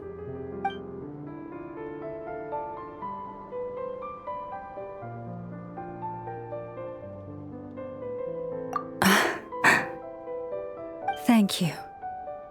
Your honesty is a sign of your trust, both in me and the Frost Moon Scions.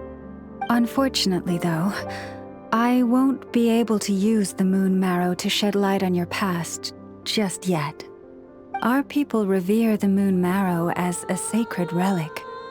I'm only permitted to retrieve it from the secret chamber in which it is hidden once a year, on Moon Prayer Night. Oh, really? So, when's the next Moon Prayer Night? Judging from the tides this evening, a little less than 2 months. Huh? Does that mean the date changes every year? The ceremony is held on the night when the moon is closest to Tevat. This is also when Nod-Krai's Kuvaki reaches its peak. Only then can the seal on the secret chamber be lifted. Oh, guess we've got no choice but to wait. I am truly sorry that I cannot help you sooner. But, as the Moon Chanter, I swear that I will do everything I can to help you find the answers you seek. Think nothing of it. After all you've done for us, you deserve nothing less. Who'd have thought today was only our first day in Nod-Krai? Feels like so much has happened already. If I may be so bold, what does family mean to you?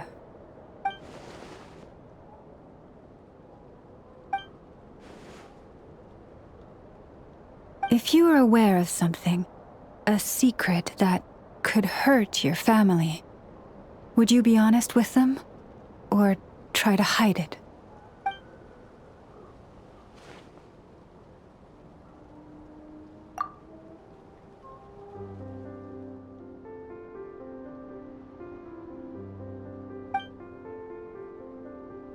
Oh, I'm so sorry. That was a strange question. I didn't mean to put you on the spot. I guess I've just never met anyone with a story quite like yours before. I just suddenly had the urge to ask. It's getting late, and you two must be rather tired too. Would you like to stay the night here on Hisi Island? I can have someone prepare some lodgings. Oh, that's all right. We've already got a room back at the flagship as it happens. Speaking of which, if you ever need us, feel free to come knocking. Do you need me to show you the way back? No worries. It's quite a way, and you should get some rest too, Lauma. We'll make sure to be careful. Understood. Then I won't keep you. May your first night in Nod-Krai pass in stillness and peace.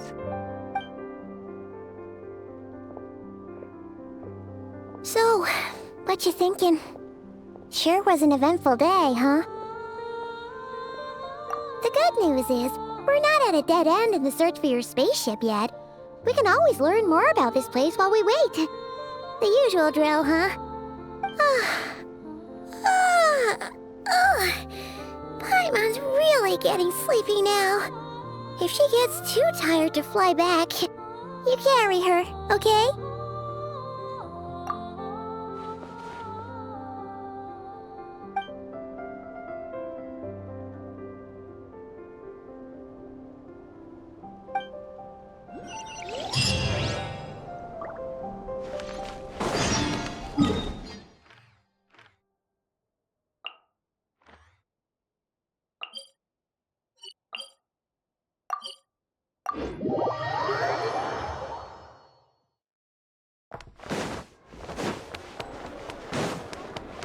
Merciless.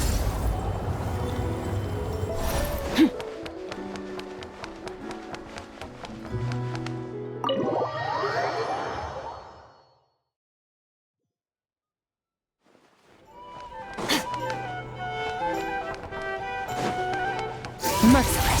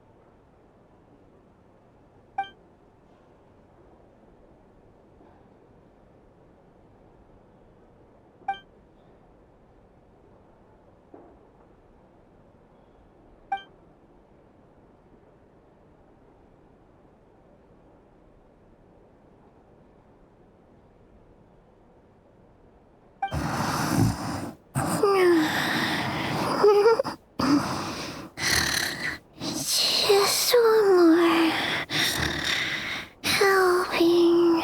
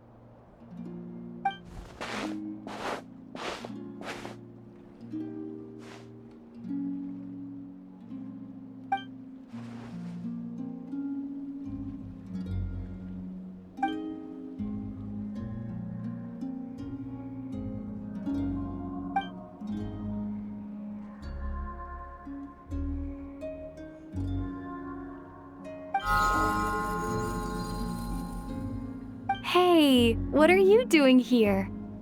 Oh, these flowers. I remember when you first appeared, there were flowers like this all around you.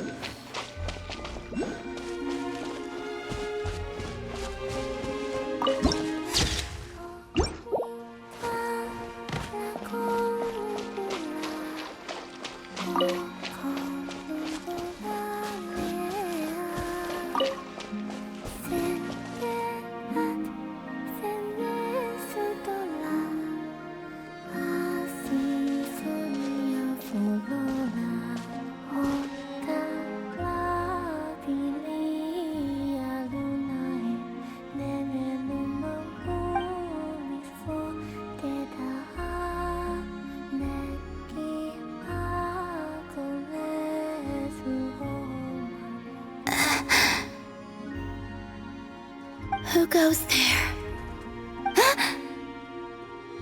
How did you get in here? I am but a passing traveler. I followed your song here. I'm very sorry if I've intruded.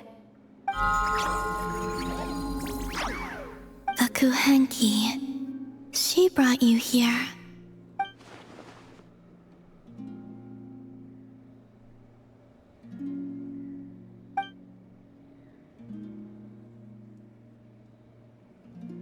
May I ask, are you the one they call Kutar?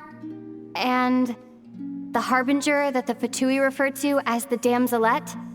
The Fatui? Are you here at their behest?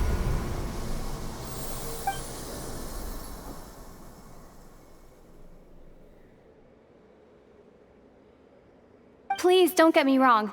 I have no intention of doing anything for the Fatui. I just wanted to ask you about Nod-Krai. And the moons. The moons? Do not believe in what you can see. What truly matters is what you cannot.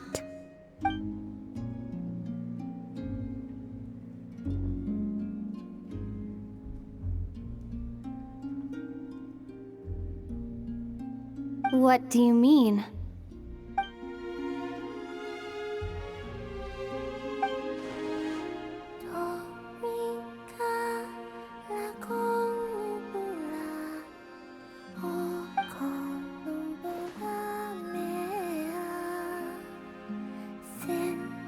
Listen, I'm the Traveler.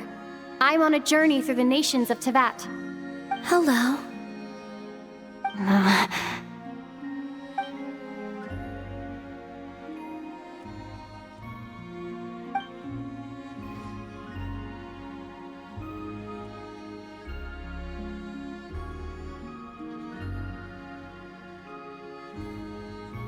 Could you tell me your name? Columbina.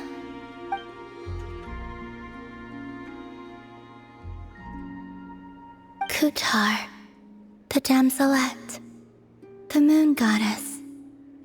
Pick whichever takes your fancy. I do not know my own name.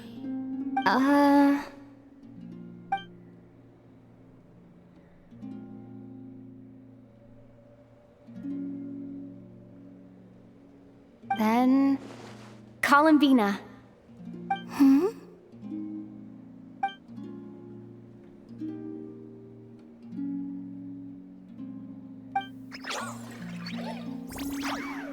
This Kuhenki, this Luanatar, did you bring her into being? Come here, little one.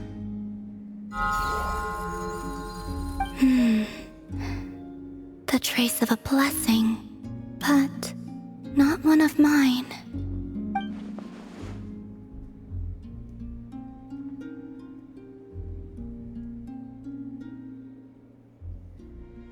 People always assume I can do many things. Assume I have done many things. But I haven't. All I ever wanted was to.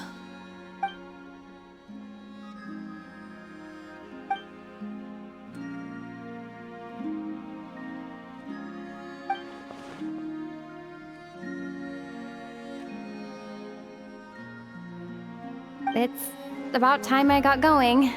I'm very sorry for disturbing you today.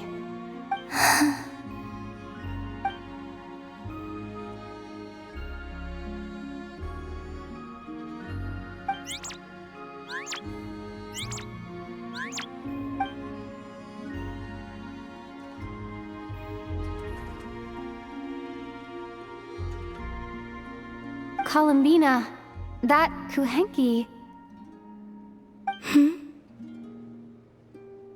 Oh, you're leaving?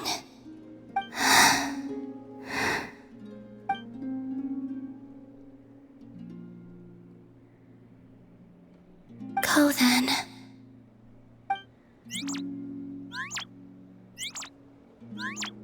Goodbye. Take care. The moon can be treacherous.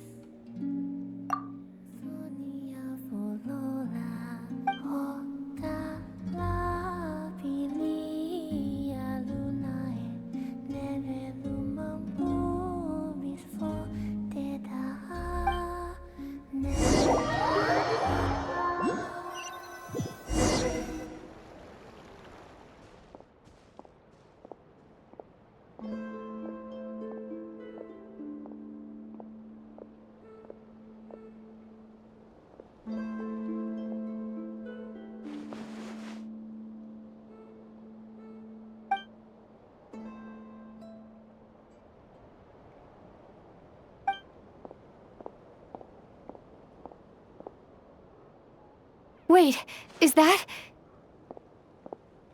Ether?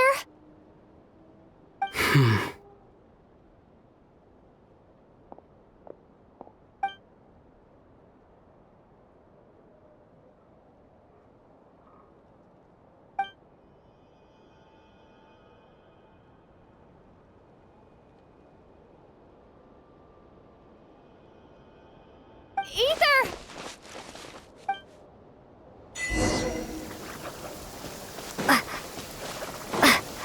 Ether!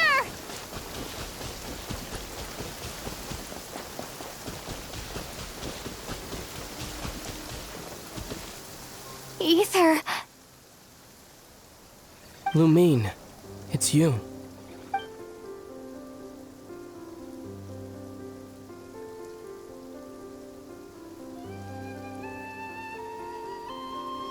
Why are you here on Hisi Island? If I told you I was here in search of the Frost Moon Scion's sacred relic, what would you think?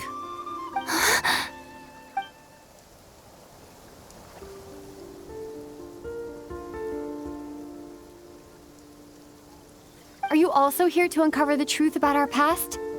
That's right. What happened to us in the past? How we came to Tevat? Why our spaceship crashed here? There are things I want to know too.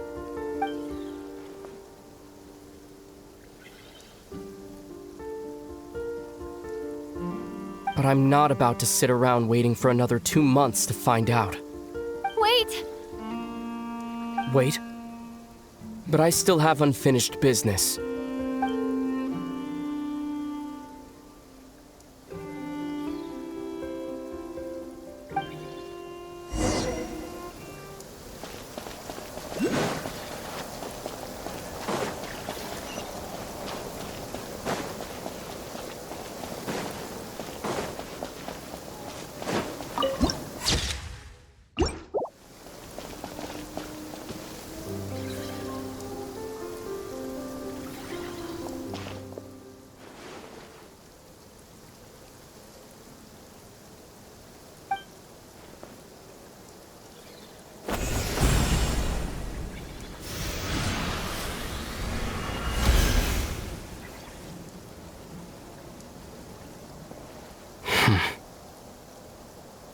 Hold on a second. What's wrong? That's the Frost Moon Scion's sacred relic. We can't just... Use it to get to the bottom of all this? We should at least get their permission. You barely even know her. Yet already you hold that moon chanter in such high trust. What do you mean? She told you that the seal can only be broken on Moon Prayer Night, when the flow of Kuvaki is at its peak, yes? You heard all that? Watch this. Huh? But... Get it now? She's been stalling for time. As long as the statue's base is imbued with sufficient power, the secret chamber can be opened at any time.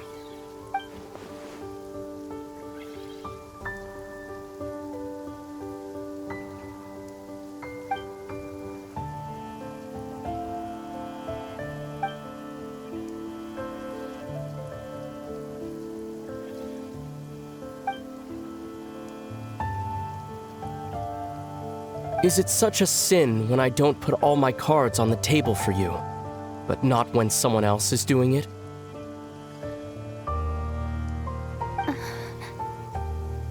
It's not like that.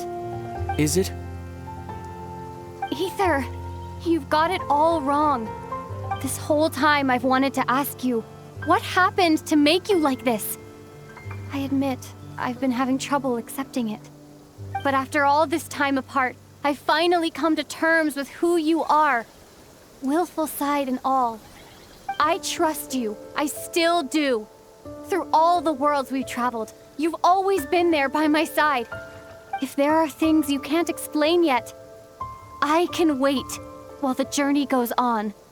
I'll wait as long as it takes, until the day you're ready to talk. Lumine.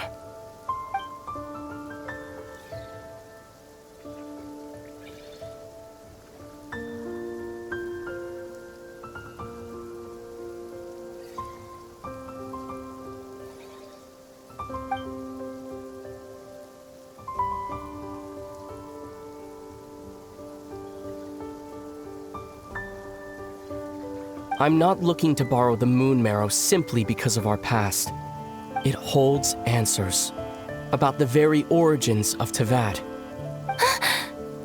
I've always believed that if you want the truth, you have to see the whole story for yourself. I'm not asking you to trust me, Lumine. Just don't try and stop me. If this choice weighs on your heart, then let me go in alone. Forget this meeting ever took place. A bit late for that now. But maybe this is the chance I've been waiting for all along. Even if it fades with the morning light. I want to go with you. You sure? Yeah. Then let's go. Ether. It's been ages since we went on an adventure together. I can't wait. Really? You think I'd lie to my little sis?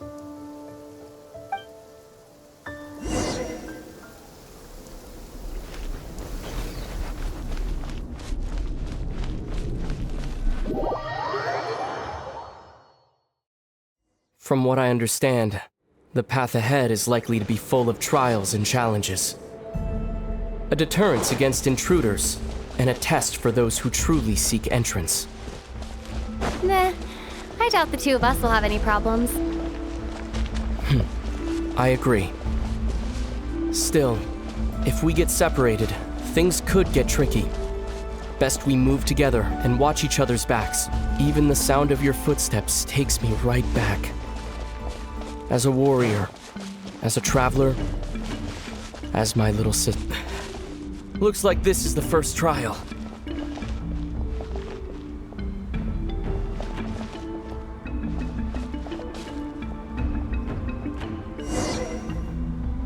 Lumine, do you understand how Kuvaki works?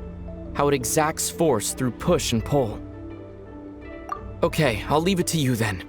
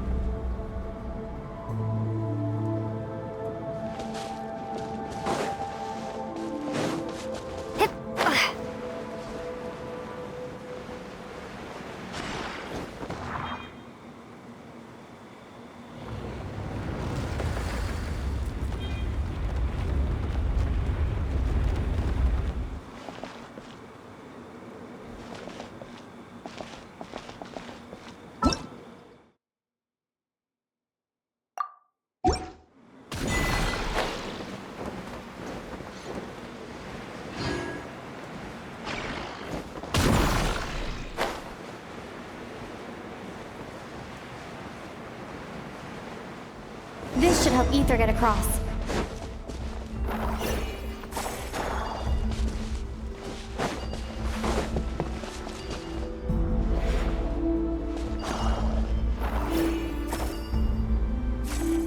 Ether!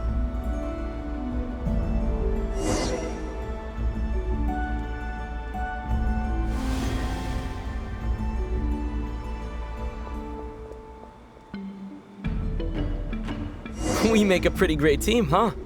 Just like the old days.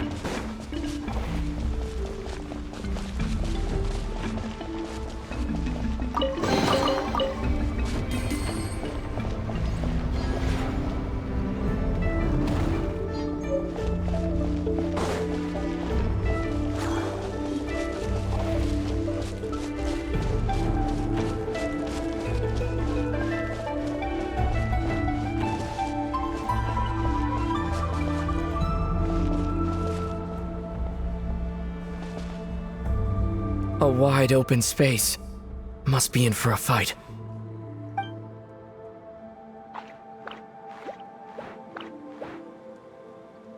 Was that it? What a letdown.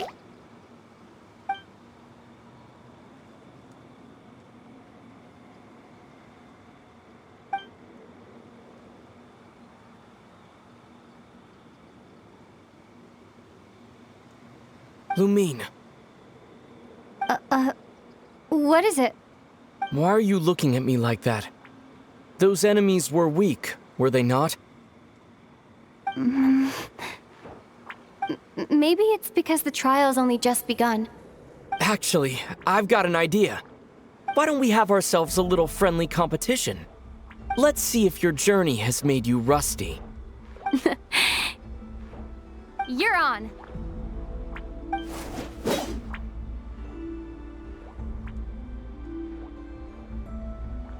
I won't lose to you, Ether.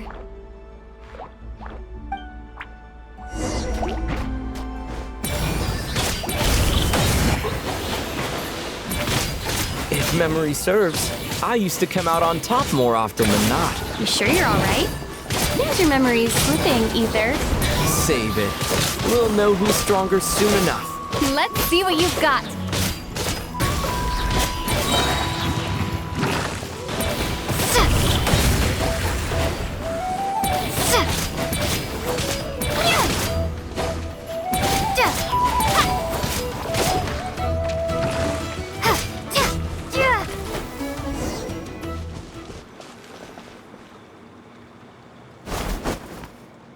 Fine, you win.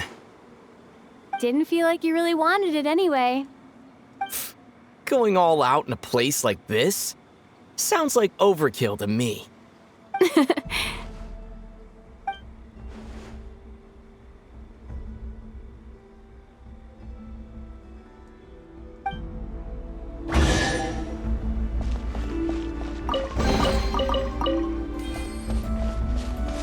Let's keep moving.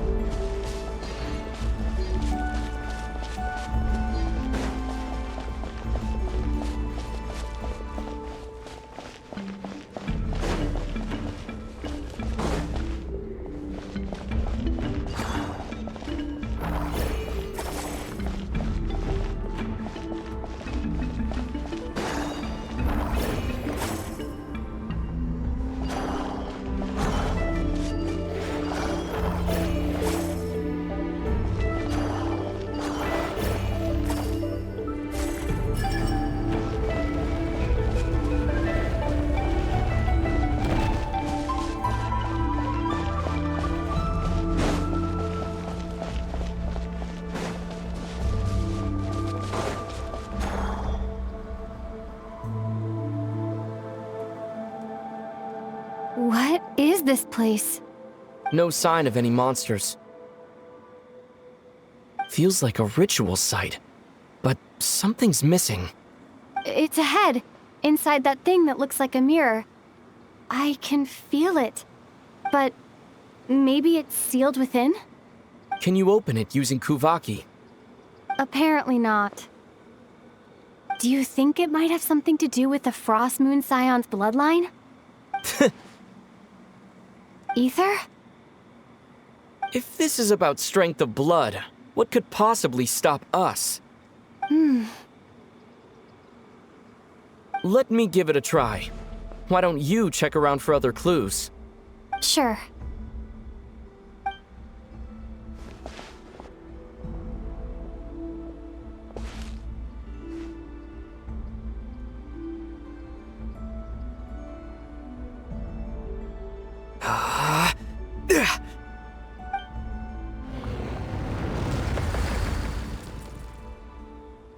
Found it.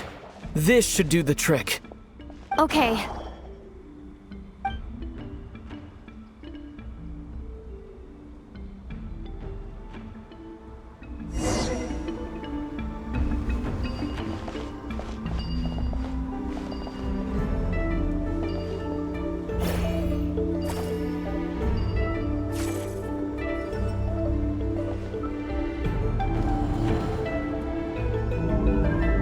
Yep, that got a reaction. That's one down.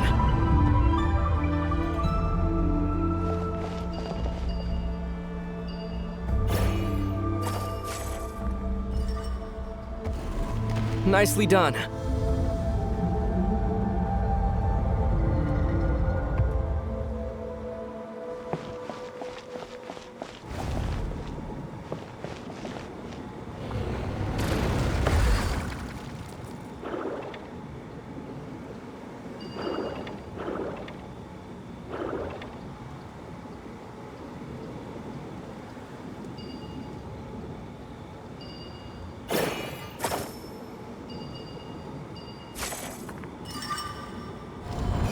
You've got this. One more to go.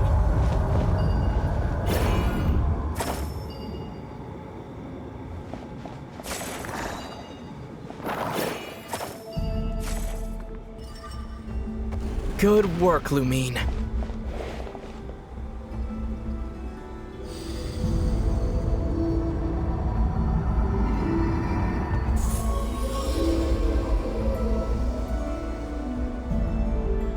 The door's open. Come, we must be close.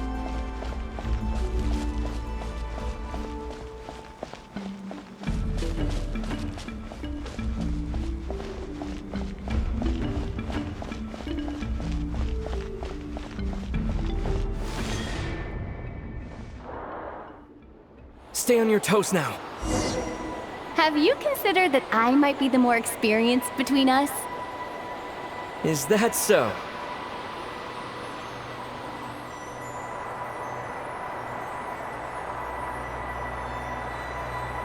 So, will you be heading off again after we're done here? Maybe. Maybe not. Another cryptic response. Don't worry about things that haven't happened yet.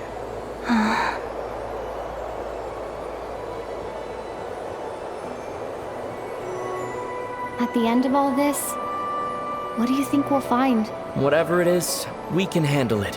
What about the end of our journey? That's not something we need to worry about right now.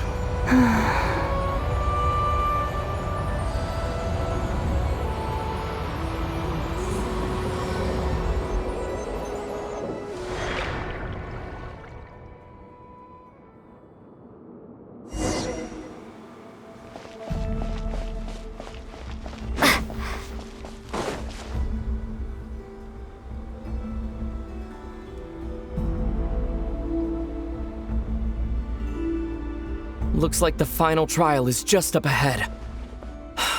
Ready for battle? When have I ever not been? What's wrong? Going on an adventure with you side by side, it's been so exciting. But at the same time, it just feels surreal, I guess. Maybe because it's been so long.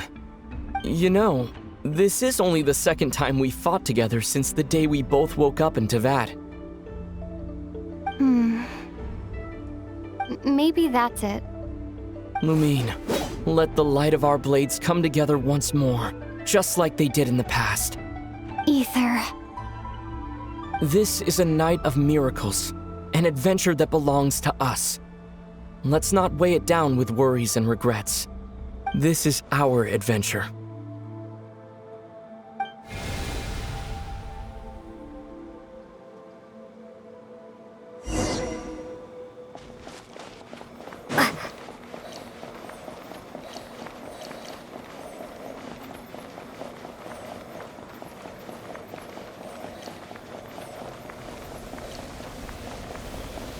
Here goes nothing.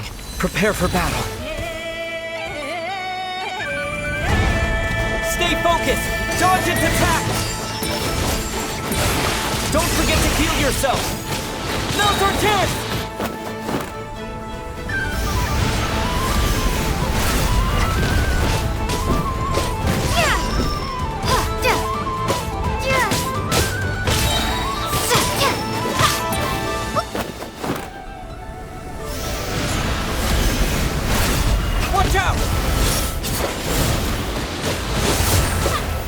Time for the finishing blow!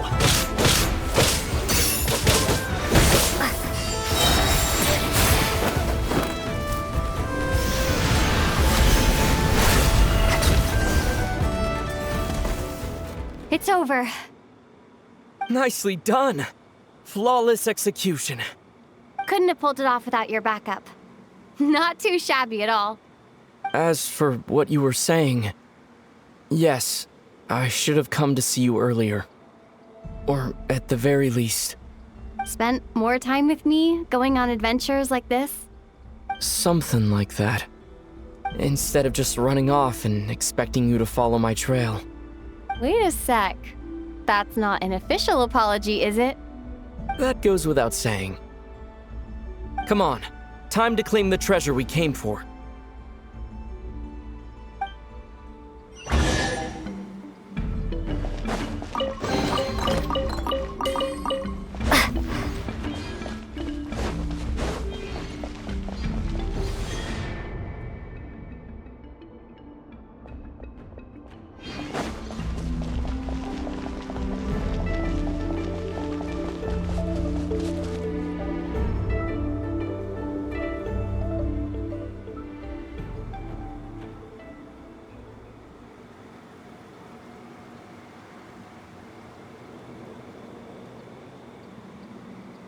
So this is the moon marrow, the treasure we've been after. All right. Go get it for me, Lumine. It belongs to me.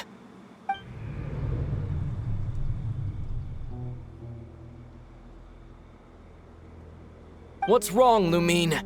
After everything we've just been through, you still don't trust me? Don't you want to know the truth too? Just like I do? Rest assured, I'll share the truth with you afterwards. Now go, bring it to me.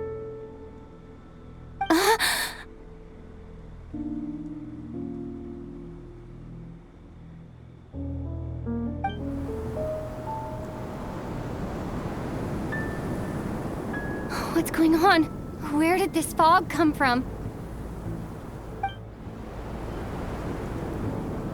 Ether!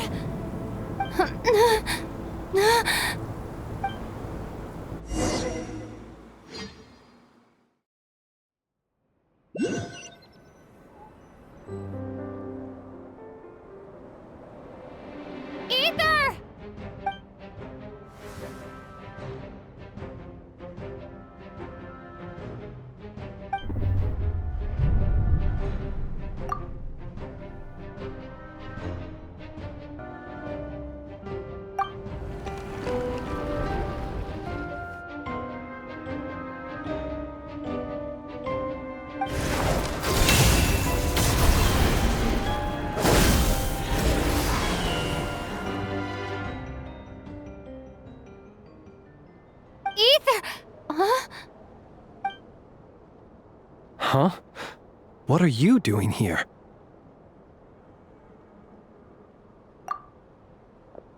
Yes, we ran into each other at the flagship this afternoon. I'm honored you still remember.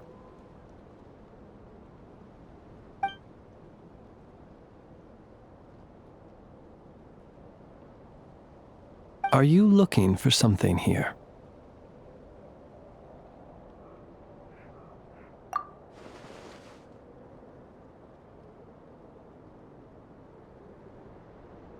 And you just happen to end up surrounded by the Wild Hunt.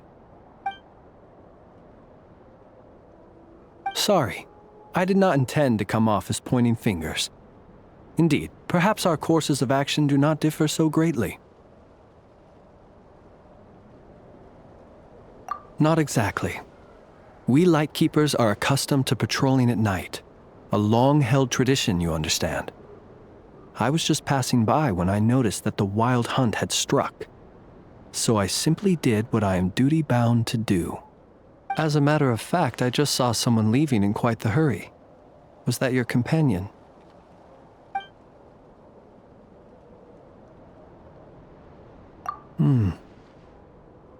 Perhaps I should take my leave now. After all, my patrol isn't over yet. Nod-Krai is a dangerous place to be at night. I'd advise that you head back soon as well.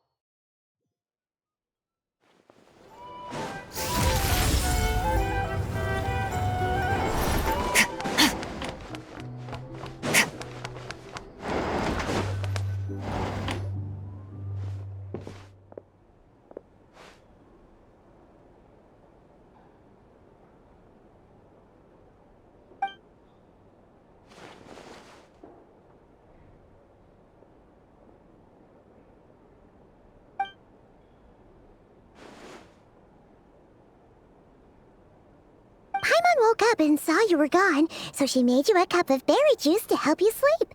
Her own secret recipe. When you get back, drink it up and go get yourself some rest.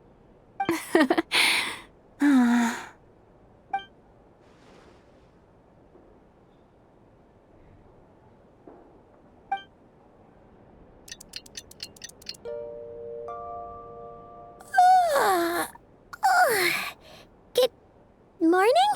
If now still counts as morning. When did you get back last night? Did you sleep well? Good to hear. So, where'd you wander off to on your midnight stroll? Anything interesting to see in Nod-Krai at night? Oh, really? Come on, don't leave Paimon hanging.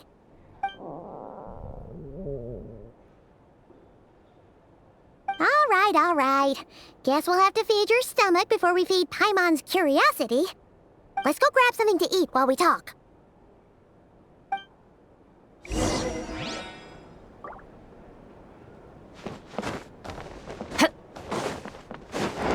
Fearless.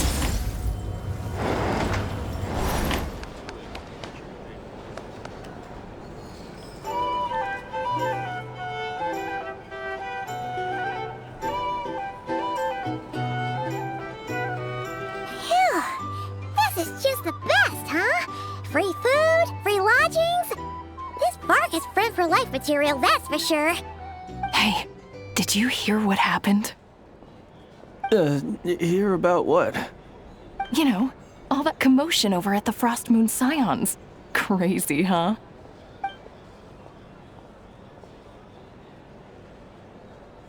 Huh? What happened? See what I mean? Completely oblivious to what's going on around you. The sacred relic of theirs. It's been stolen. Hey, slow down. Paimon knows you're hungry, but you don't have to worry about her stealing your food. At least, not today.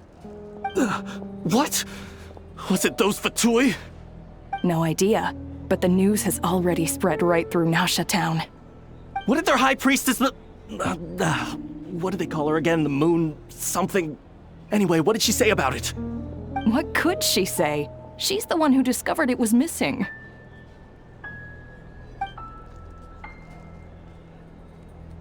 She was in Nasha Town first thing this morning, hoping to launch a joint investigation with the Voynich Guild. Whoa! Did you hear that?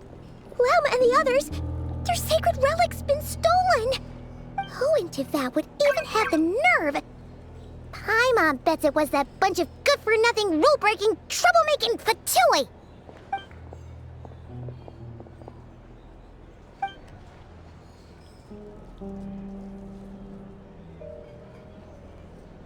Huh? What's wrong? You feeling okay? A joint investigation? Good luck getting any takers. Unless there's some reward or business opportunity to sweeten the deal. Same thoughts here.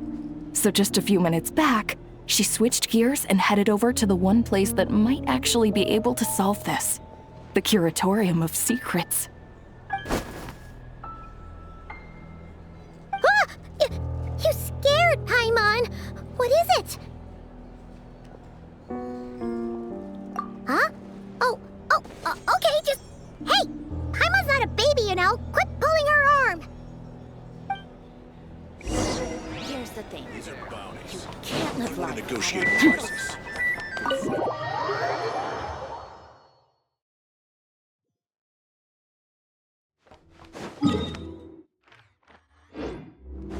Fearless.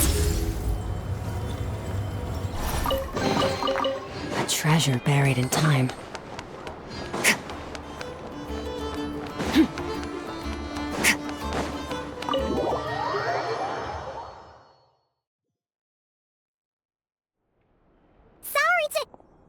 Huh? There's no one here. But didn't they just say Lauma came this way a few minutes ago?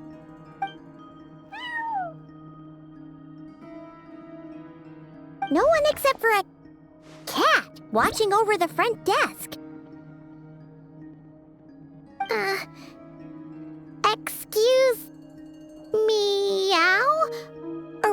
supposed to check in here?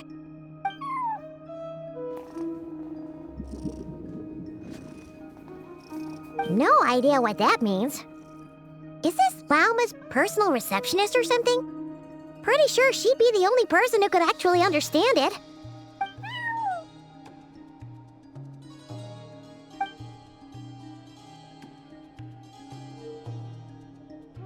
Huh? It's heading into that room! But why not? Like I told you already, that's just... Huh? Another client.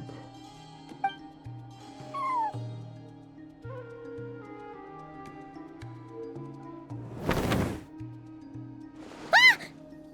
So, you were in this room the whole time? Something I can do for you? Traveler. Paimon. Oh, you're acquainted then? Yes. They visited Hisi Island yesterday. We had dinner together. Allow me to introduce you. Traveler, Paimon. This is Nefer, boss of the Curatorium of Secrets. Pleasure to meet you. They are travelers who arrived in Nod-Krai just yesterday. Greeted by the birds and beasts of this land, they are kind-hearted souls who walk in the moonlight's glow.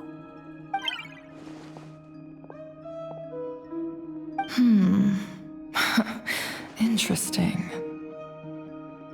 Thank you, Lauma, but you need not have introduced them. They are great heroes, renowned throughout the nations beyond our borders. Oh, really? Do not forget, I deal in information. Just because most people in Nod-Krai pay scant attention to foreign affairs, that does not mean the same goes for the Curatorium of Secrets. They're the heroes everyone was talking about before. The ones who saved Natlan during the Abyss crisis.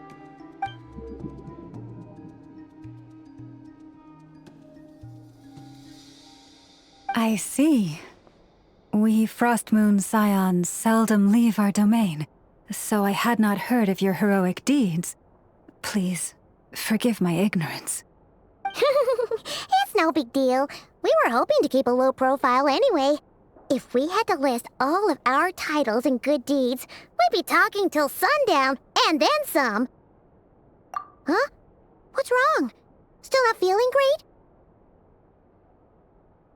So, what brings you both to the Curatorium today? Oh, so basically, we were just eating when we overheard people talking about how the Frostmoon Scion's relic had been stolen, and then she dragged Paimon over here. I see. Ah, I see. So you came over here because you were worried about Lauma. A combination truly befitting of great heroes.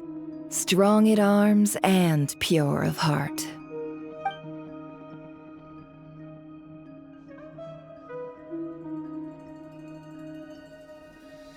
In that case, Lauma, I've got a suggestion. Why not ask these battle-hardened heroes to take the commission for you? Honestly, it's a little beyond the means of such a modest establishment as ours. Your modest establishment? Unable to handle a commission? You just don't want to take it, do you? You're right. I do not. What kind of commission is this? Surely it's not to recover your stolen relic? Yes, that is it. Recovering the relic is both my duty as a moon chanter and a step toward fulfilling the promise I made the traveler, to help uncover the truth of the past. But Nefer has already declined our commission multiple times. And yet, just as it always has, the moon will continue to illuminate the sky above the Curatorium. Come night or day, may the moon goddess keep you. Enough of that.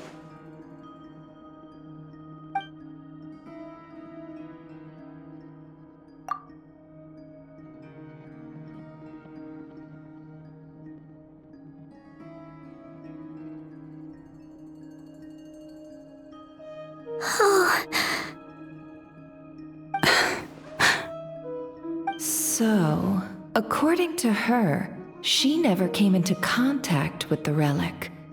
So she suspects her brother may have taken it. I understand. The Frost Moon Scion's secret chamber has remained hidden from the world for generations. But the reason outsiders are forbidden entry is not only to prevent theft. Within the chamber lie ancient trials, challenges designed to test the worthiness of those who enter. To intrude without rightful cause is a most perilous act indeed. So please, don't be too hard on yourself. The fact that you made it through those trials proves your right to stand before the relic. To put it simply, the Moon Marrow itself has deemed you worthy. No. Your honesty tells me everything. You never sought to take the Moon Marrow for yourself. As for what happened at the end, I suspect the chamber's protection mechanism may have been activated. Among those who entered the final chamber, there was either someone with impure intent, or else an abyssal presence. The Abyss? Perhaps that's why, then. Either way, the Moon Marrow was taken. And I believe you. So the problem remains the same. I need to recover our relic. See? Didn't I tell you it would all work out in the end? But before everyone starts celebrating, forgive me for asking just one more thing. Are you absolutely sure your brother took the relic? What do you mean? Weren't they the only ones inside at the time? Who knows? Think about it. After your brother broke the seal with abyssal power, what was to stop someone else from following you in there? In theory, nothing. And as it just so happens, I received a tip-off from one of my sources earlier this morning. Word is, today of all days, the Fatui suddenly called off their search for the relic. What? Huh? Why? Well, either they woke up this morning and suddenly decided they'd lost all interest, or... Exactly.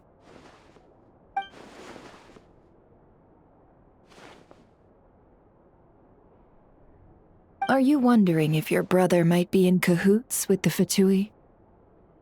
Which is why I asked, are you absolutely sure your brother took the relic? Or to put it another way, do you really know your brother?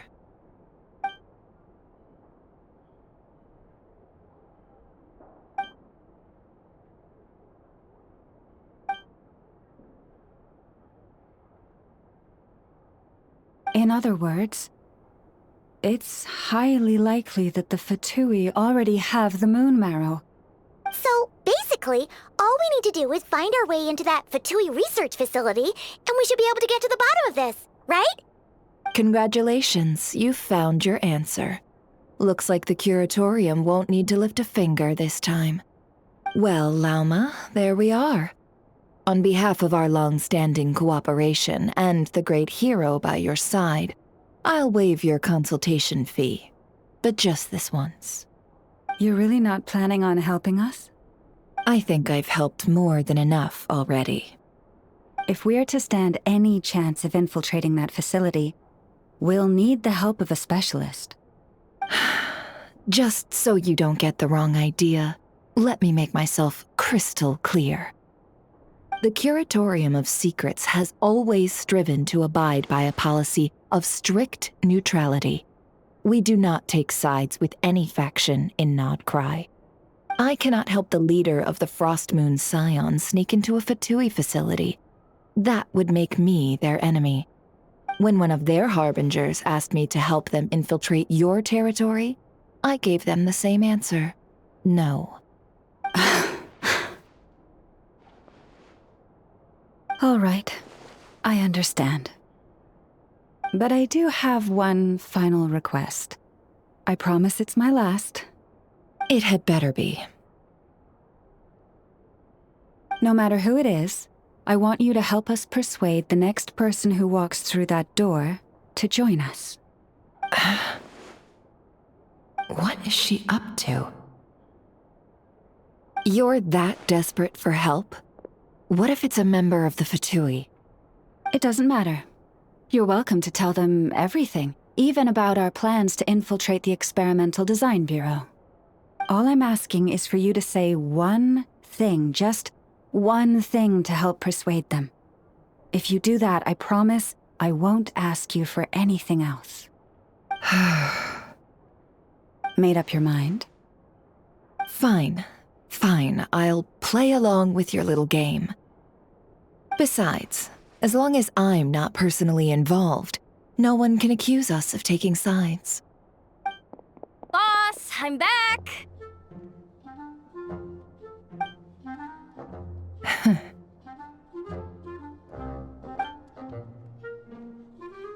You won't believe the luck I've been having today. Remember you sent me to find that runaway cat, yeah? And you said I'd only be back after dark? Well, guess what? Right after I left the house, this big ibis flew over and the missing cat was right in its claws. And once it got close, it loosened its grip and... Boss, you're meeting clients. I'm so sorry. I'll get out of your way.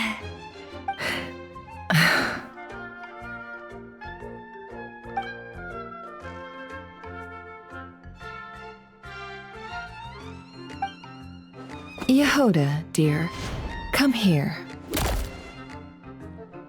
Huh? Me? Is something the matter? Oh, hi there. My dear Yehoda, I have a request. Yikes! Why does the boss sound so scary? Did I do something wrong?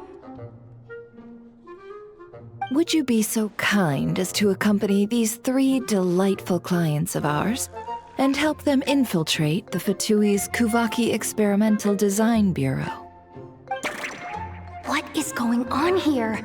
Boss usually just says things like, hey, go do this, or you, go take care of that. Why is she being so scarily polite? And wait a sec. The Fatui's research facility? That's basically a death sentence. Made your mind up yet, my dear?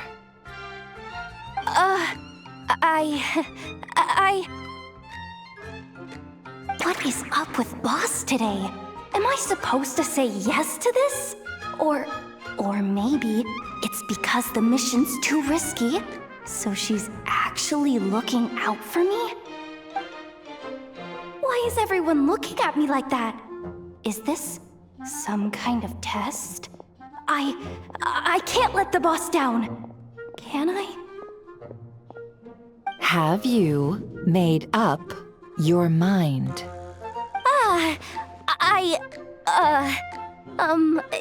That's...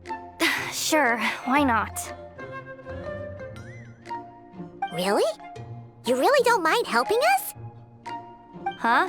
Oh, yes. I mean, no. Of course, I guess I do. Oh, thanks so much! We owe you big time!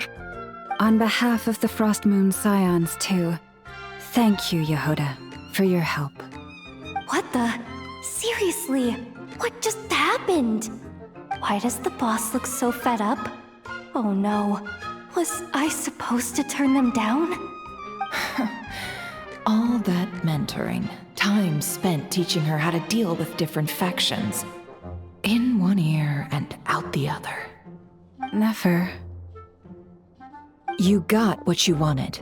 You promised that was it. I know this goes against your principles. I won't forget the favor.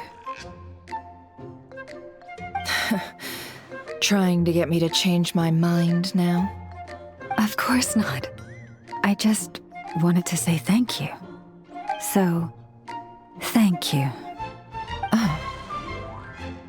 Yehoda, we'll leave the planning to you.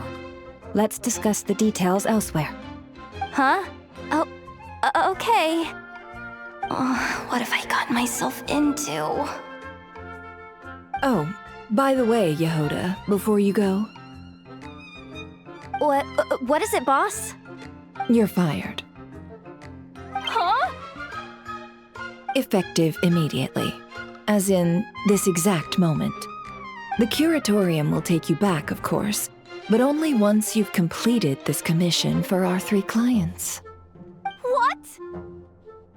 Is there some issue? Well, here's the upside. Without me taking a cut from your commission, you'll earn more. Seriously? Can someone explain what's going on here?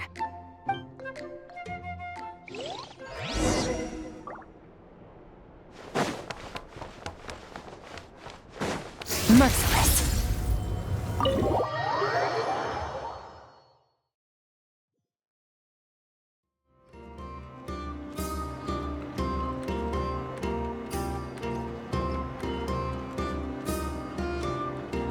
Are we sure Yehoda's alright? She looked totally crushed just now. She'll be fine, she's just in shock. But one thing's for sure, the curatorium's professional standards are beyond question. The fact that she only requested 1 day to prepare says it all. As an apology, I'll ask my animal friends to help her out more often in the future. Also, thank you for being honest with me. It means a lot.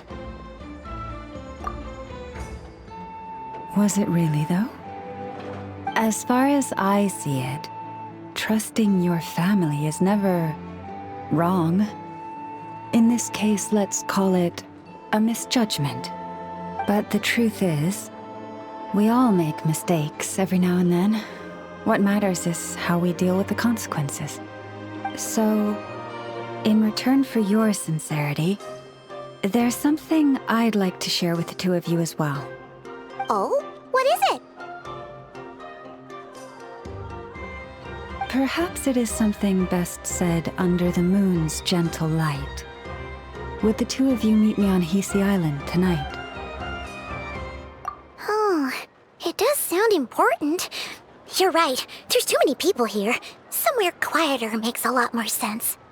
Thank you both for understanding. Then let us meet beneath the moonlight.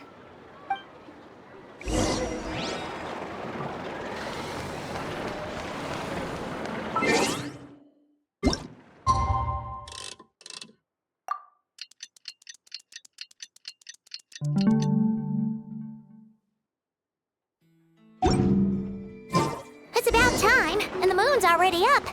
Let's head over to the place we agreed to meet Lauma.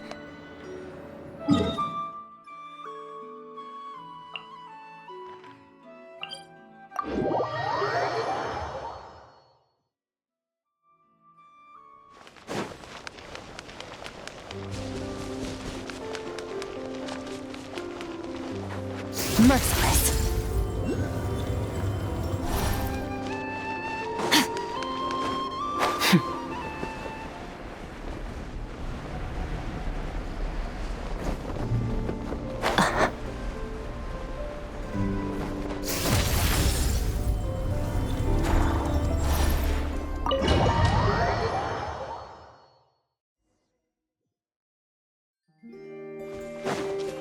Merciless.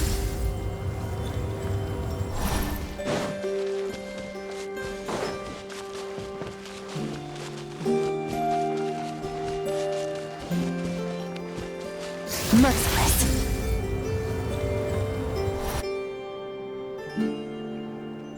Lauma, we're here! Huh? Lauma, are you praying? I am indeed.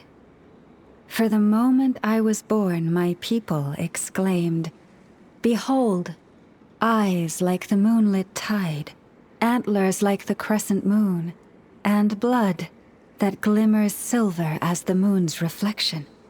From as far back as I can remember, I was revered as the Frost Moon's emissary and the Moontide Maiden. The first words I ever learned were prayers to the Frost Moon. The first gestures, those of our sacred rites. Wow, that must have been tough. Back then, I didn't know any better. It all just seemed so natural. The Frost Moon Scion's bloodline has long since begun to run thin. Nowadays, even those of us with antlers are few and far between, let alone those attuned to the power of Kuvaki. But I...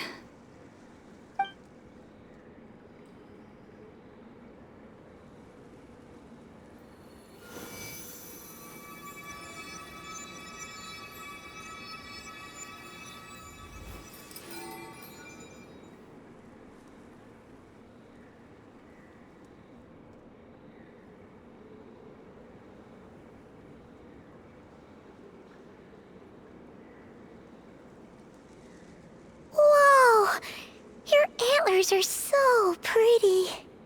They say it's an extraordinarily rare condition. Once in a century, if that. I am unusually sensitive to the moonlight, as well as to the Kuvaki's ebb and flow. As a child, I could barely sleep because of it. Oh no! It was that serious? To others, fluctuations in Kuvaki are something you easily get used to. Like a gentle tide lapping away at the shore. But to me, that same tide is a towering tsunami, a surging swell crashing against me.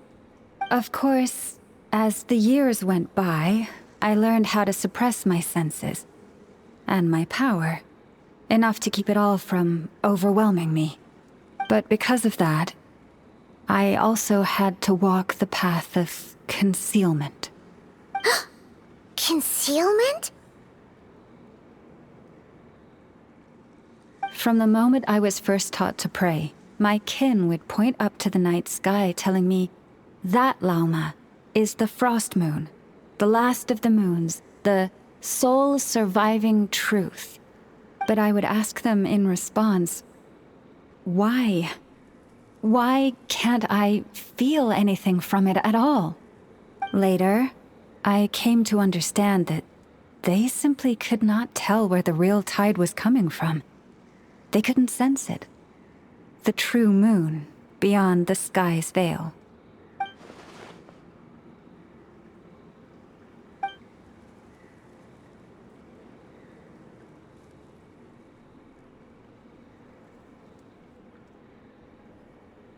The moon is false. I reached that conclusion long ago. But there was no one I could tell. Not a single soul. At least, not until now. Am I the one who's wrong? Is it the moon that is false, or my own senses? I asked myself such questions time and time again.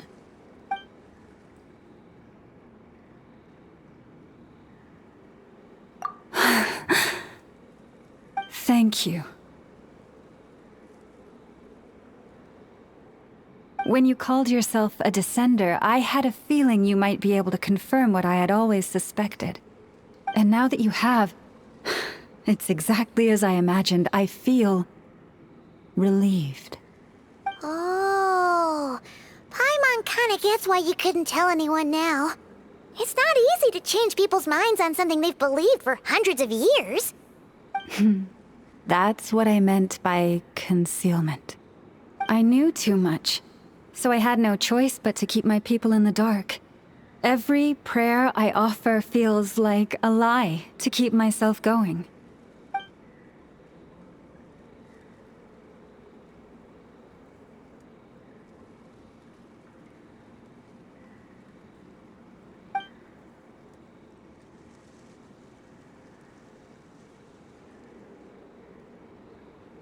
You've already met our Kutar, haven't you? Huh? When was that? And, more importantly, when were you planning on telling Paimon? no wonder. What did you think of her?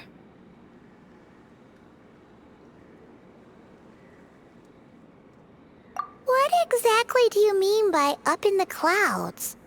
I understand what you mean. She is quite indifferent to the world outside herself. But I find it hard to hold that against her. Yes, it was shortly after the fall of the ancient moon's remnants.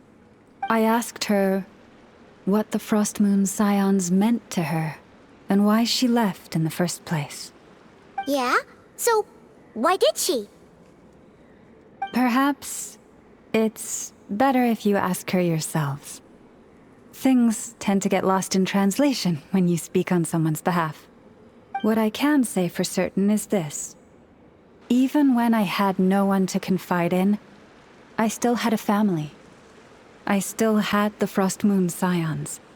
But that girl, born beneath the moonlight, perhaps she's never felt she had either.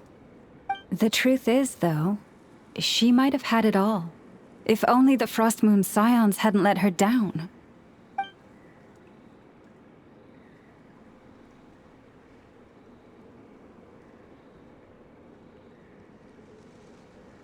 The Frost Moon Scions now walk a path of error.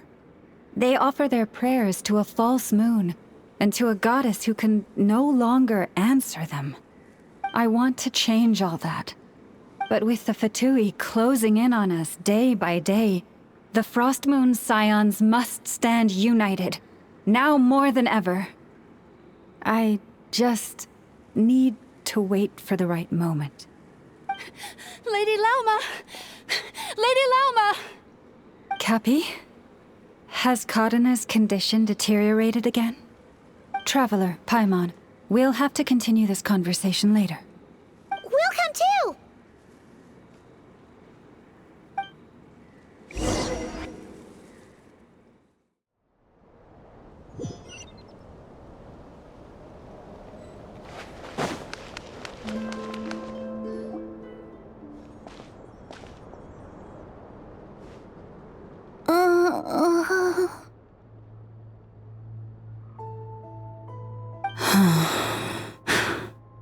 Why?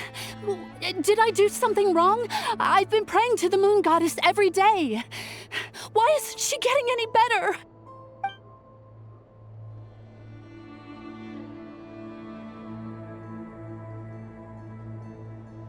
Cappy, I need you to wait outside.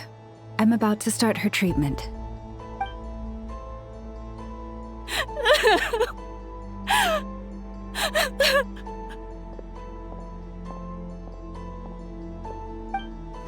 Is there anything we can do to help? Just don't be alarmed by what you're about to see. And please, don't let her mother see it.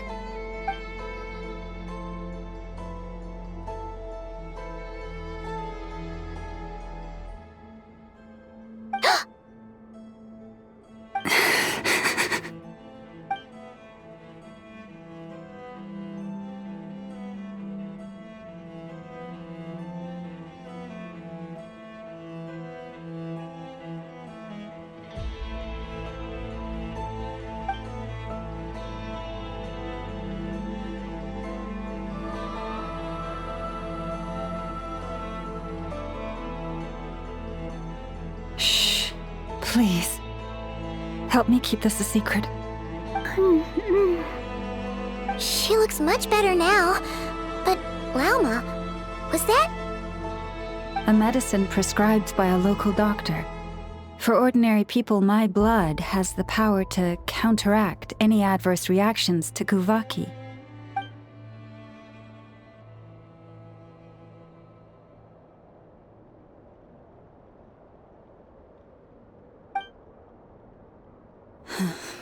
So, now you know another of my little secrets. I had hoped to guide the Scions out of error before Kachina's illness reached this stage, but clearly, I was too late.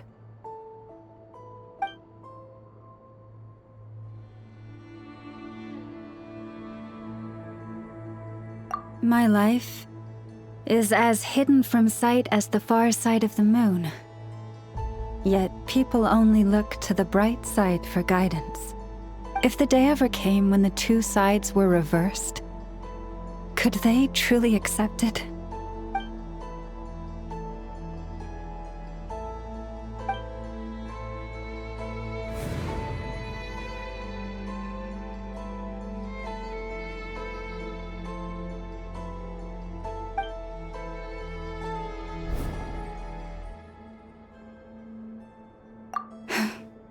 Hearing you say that puts my heart at ease. Mm-hmm. And if there's anything we can do to help the Frost Moon Scions, just let us know. Our priority, right now, is reclaiming our relic from the Fatui. But I now understand that the day I will tell everyone the truth is no longer far off.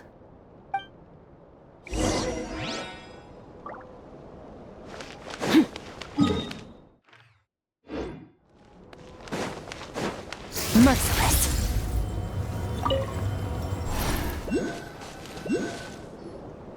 Wow! Paimon would never have guessed Lauma had all that bottled up inside. Hey! Watch your step! Ah! What's wrong? Oh, you scared Paimon. You scared me there too. Almost stepped right into one of my traps. A trap? Why would you leave a trap somewhere like this?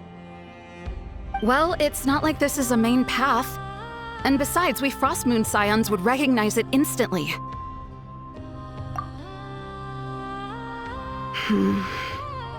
Alright.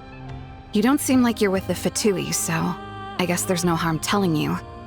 Lauma asked me to set up these traps to keep the Fatui at bay. Oh!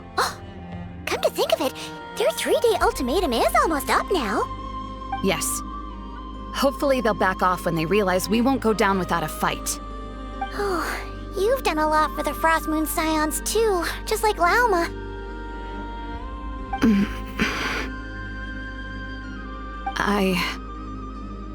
Philomena? It's nothing. I was just wondering if any of this is really worth it. What do you mean? Our people. So many are stubborn, stuck in their ways, clinging to a truth they refuse to even question. Do they really deserve everything Lauma's doing for them? Well, yes, but even so, no. I shouldn't be saying this. Just forget it, okay? Bye. Huh? Why did I say all that? Or really, why am I still doing any of this? Either way, this will be my final night with the Frost Moon Scions. Wow, she sure took off fast. So, are we heading back to the flagship for a break or what? Wait, you're not thinking of visiting that damsel light up in Cloud Cuckoo Land, are you? Huh, given who she is, pushing her won't get us anywhere. Hey, why don't we... Let's bring her something tasty! If she doesn't want to talk, we'll have to win her over with food. Hey, no harm in trying. At the very least, it shows we're trying to be friendly. Let's see. How about Ineffa's 9.12 out of 10 berries and fried meat, the Frost Moon Scion's boon of the day, and one of your signature dishes? Your choice! Should be a good mix of meat and veggies. There's bound to be something she likes.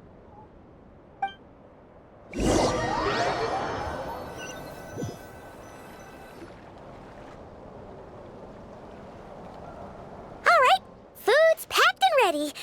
This is the place, right? Why does it feel like we're going to visit a patient? Oh, no. Take this seriously, Paimon.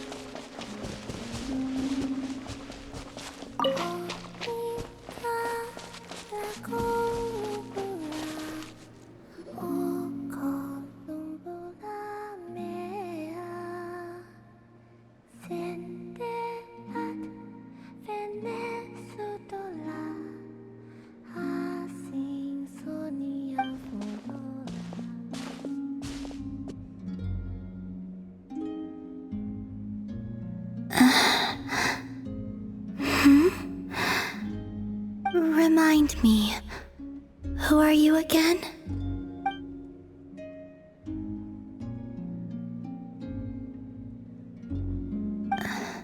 A different one floats by your side today.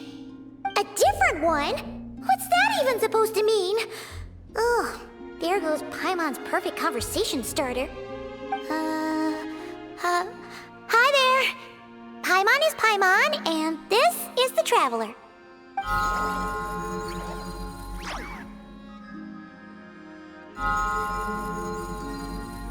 Oh, there you are. Between the two, I suppose you're cuter. Wait, what do you mean Paimon's less cute than that floaty thing? Columbina. What is it? What's your favorite kind of food?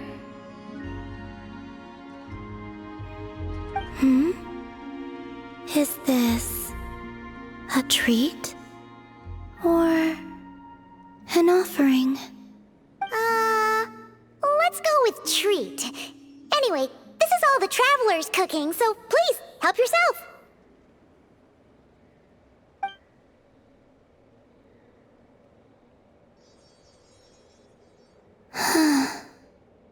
Oh, that wasn't exactly a yes, but she didn't turn it down either. What could she be thinking?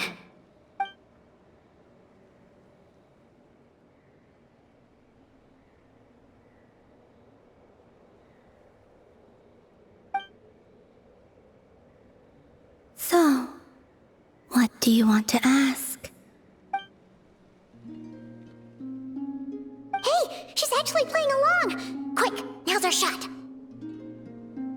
You know the moon in the sky isn't real, don't you? I know there is only one moon in the sky. It is simply that some can see it, and some cannot. What does it mean to you?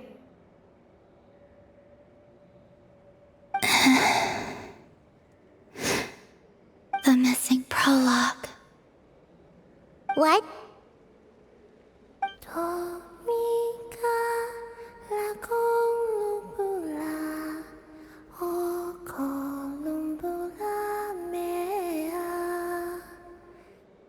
Huh? What does that mean? Isn't she going to explain herself? Can you tell me more about that melody? You were humming it last time too. It must be important to you.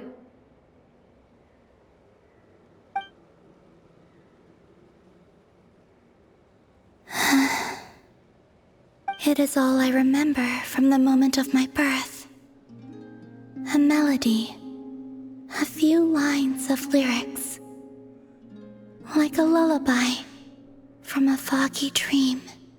Oh, so who was singing it? I do not know. I have nothing else Just that song. Huh? And the Frost Moon Scions who found me. They had nothing either but hope. Before I even knew what was happening, they were already calling me their goddess. And I had no reason to decline. Like two lost infants unknowingly exchanged, I adopted their faith, and in return, they adopted me. But my adoption drops you into the story halfway through. What came before was scribbled onto the wrong pages, never even bound into the book. That sense of something missing only served to nurture their greed and doubt. And thus, I came to realize that this place was never truly my home. Greed and doubt? O Moon Goddess, forge weapons for us, drive out our enemies, and expand our lands. O Moon Goddess, heal our wounds, ease our suffering, grant us strength. They asked for everything, and I obliged. Until the day came when no answer could be given. If mortals can turn to the gods when they are powerless, then who do the gods turn to when they have nothing left to give? You've got Paimon there. In those days, the Frost Moon Scions cared more for faith than for truth.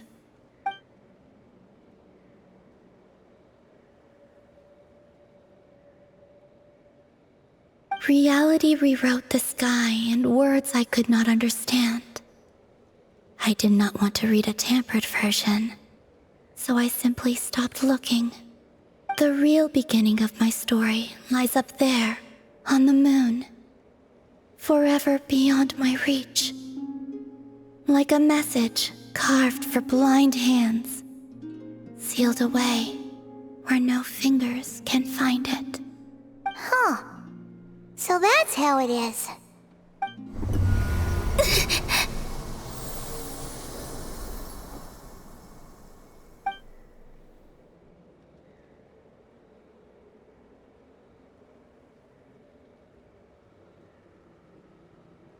What's wrong?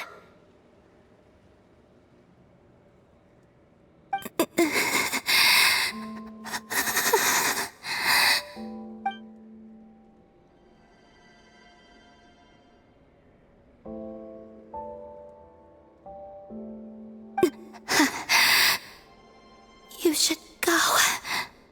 What, now? But you really don't look well. Did something just happen? Is there anything we can do to help? No. Aside from answers, I have nothing else to give you in return. This is the price of running away from home a second time. Running away from home?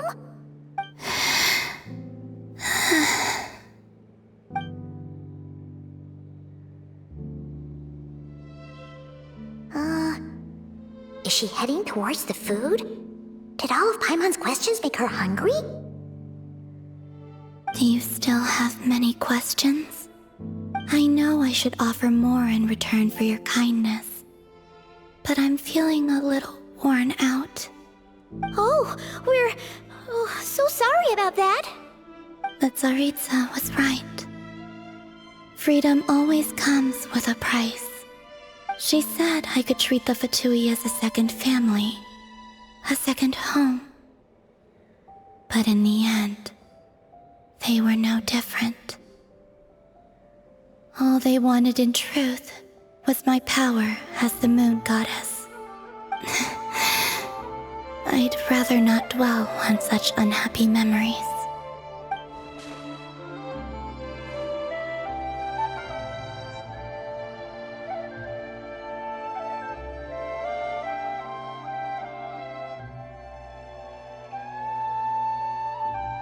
I have fulfilled my promise to the Tsaritsa, though it has used up much of my power. So you see, this has nothing to do with betrayal. So, you're just staying here for now, resting and recovering your strength? Yes. What about these flowers? They have grown in Nod-Krai for many generations. They're highly sensitive to the ebb and flow of Kuvaki.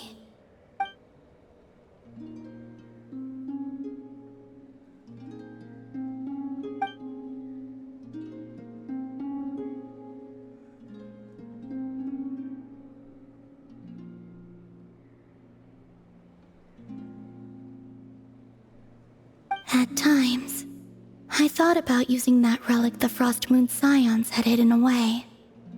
I could sense the power within it. But going out is such a hassle. People might see me, and I promised Lauma I wouldn't show myself to anyone.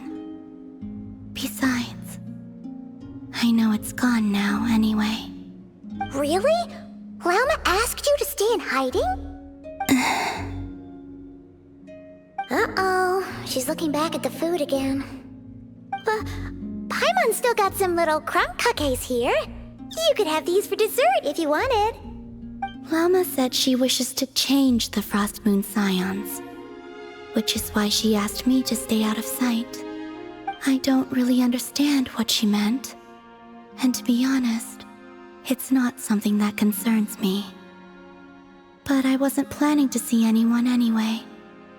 If they found their way here themselves, that's hardly my fault.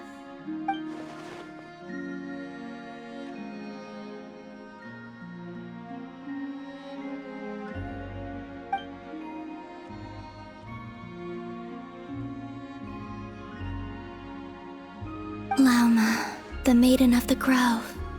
She is quite unlike any Frost Moon Scion I have ever met before. After hearing my story, she actually apologized for how the Frost Moon Scions treated me back then. She told us she feels like she's been living on the far side of the moon. Is that so? I actually got the opposite impression. She's been keeping her true power hidden away, afraid that people might be dazzled by its brilliance, and that they'd no longer be willing to look her way.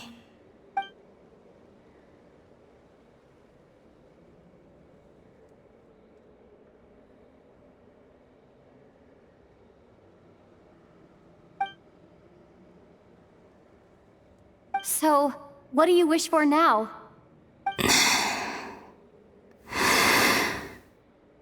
I wish to return to the moon. To the home where my story is written. Right now. That is all I wish for.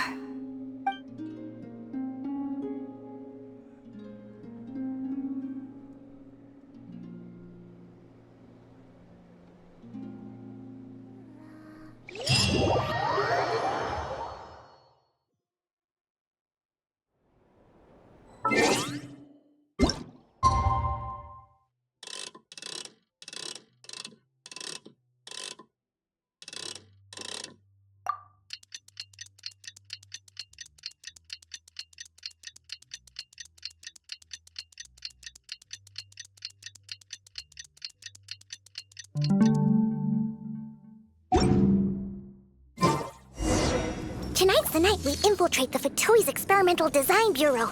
Come on, we better go meet up with the others.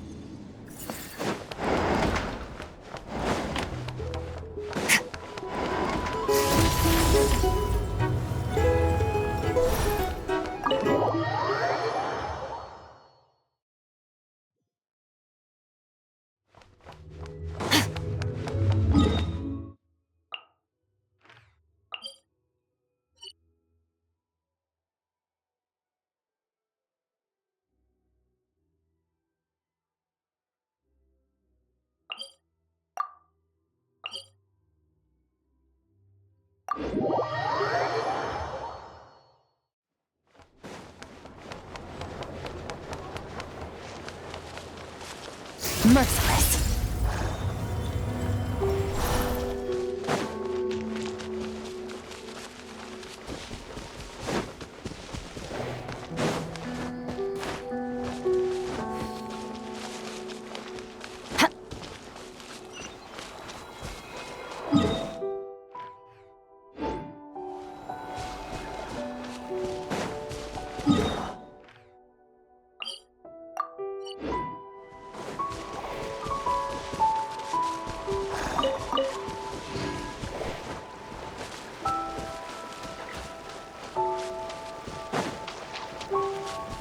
Fearless.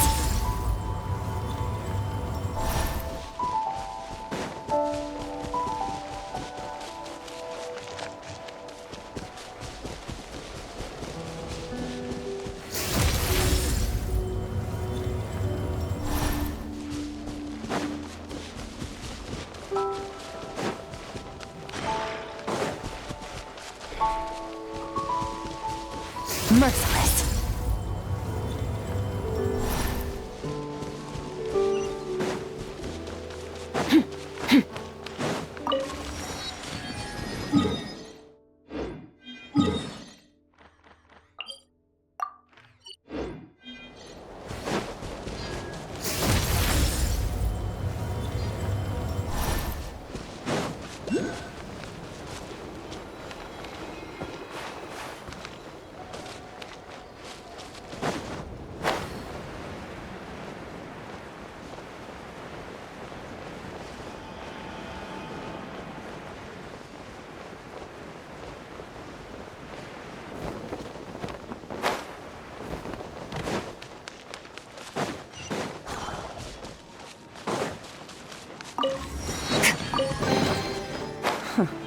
You've earned it.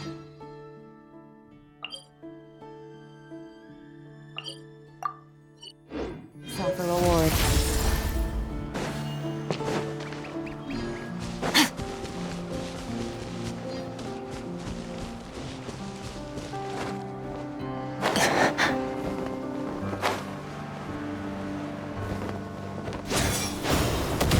Fearless.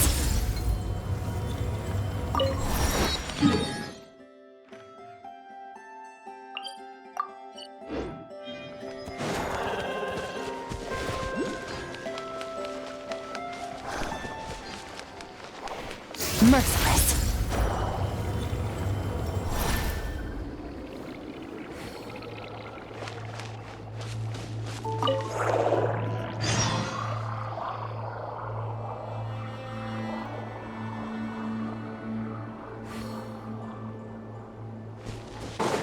Merciless.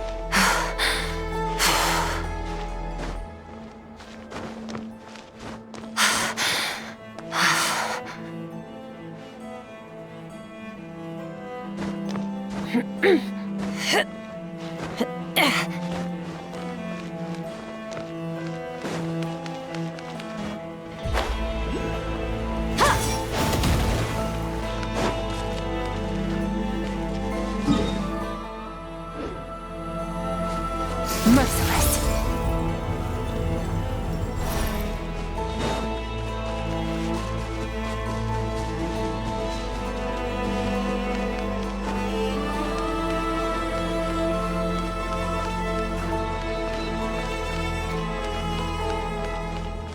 Merciless.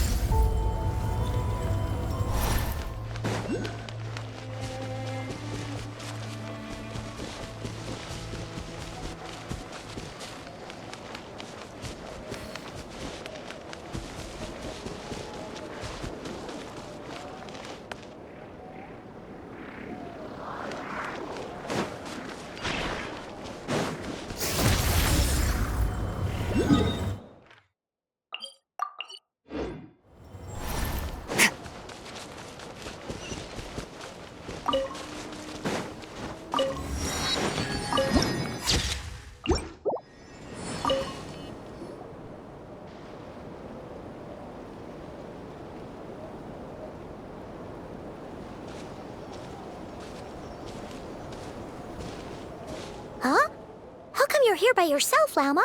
Where's Yehoda? I haven't seen her. Seriously? tell Paimon she's ditched us on our first mission together. I don't believe so.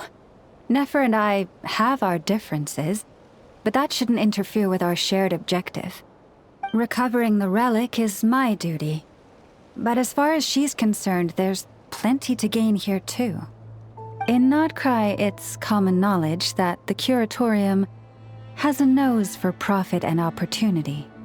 The same way aphids flit from flower to flower in a never-ending quest to make honey.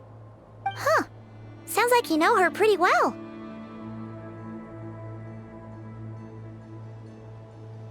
Still, Yehoda sure is taking her sweet time.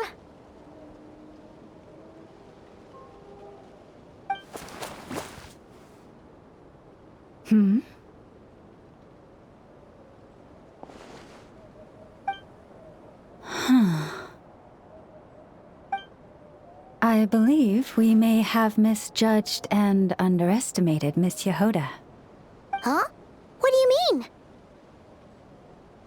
As a former employee of the Curatorium, I'm confident that she possesses both professionalism and integrity in ample measure.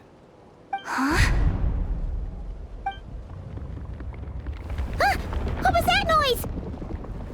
The sound of a wavering conscience, perhaps? Ah! Whoa! Something just fell down. Hello, everybody! What kind of an entrance is that?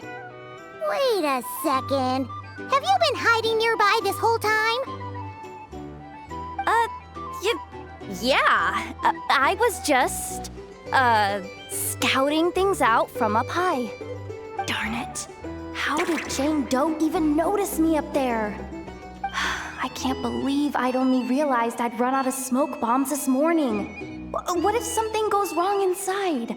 How am I supposed to make a quick getaway now? Thought I could just hang back and wait for the clients to get cold feet. But nope. Turns out they're all completely fearless. Don't they know how scary the Fatui are?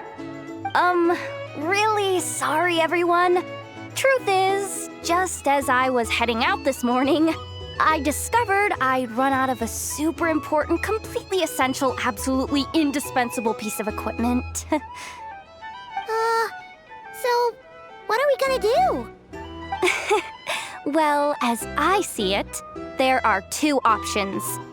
Plan A is we take a detour to Nasha Town to restock, though who knows if any shops will still be open this late. Plan B is we call it quits right here, disband the team, and I'll go home. My place is only like a 10-minute walk from here, so... Personally, I vote Plan B. Bada bing, bada boom! Maximum efficiency, minimal effort. Don't try to solve your problems by running away. Not a fan of either? Then I guess our only option is to fall back on Plan J. That's J for Yehoda, by the way. Why didn't you just tell us that was an option in the first place? Come on, that would have totally ruined the surprise. Boss pulls this trick all the time, and it's always the clueless ones who end up praising her to the skies. Feels like you just threw shade at a whole lot of people. I have faith in your professionalism, Yehoda. You don't need those flashy tricks. Your abilities alone are more than enough to earn our respect. Huh. This Jane Doe sure has an eye for talent. Speaking of which, maybe it's time I started calling her something nicer? You really mean that, Jane? Laumado? I do. I'll tell you what, it's not every day you get to work alongside such considerate clients. I have a feeling we're gonna make a great team. Plan J is this. We find our way in through the freight access on the facility's east side. It's tucked away from view, and security's lighter at night. I've prepared some special gadgets too, so we should be ready for anything. If we want this to go without a hitch, we'll need to work together every step of the way. So everyone, stick close behind me. Now that finally sounds like a real pro talking. Hey, you saying I didn't before? Kinda, yeah. You... Ugh. Never mind. A top-tier treasure hunter like me never lets the naysayers get to her. All right, let's go over what we agreed on yesterday. The goal of infiltrating the Kuvaki Experimental Design Bureau is to locate and, if possible, recover the relic that the Fatui stole. We also need to figure out why they built the facility in the first place. I'm worried that they've set their sights on the ancient moon's remnants on Hisi Island too. Well, now that we've got a plan, time to get this show on the road.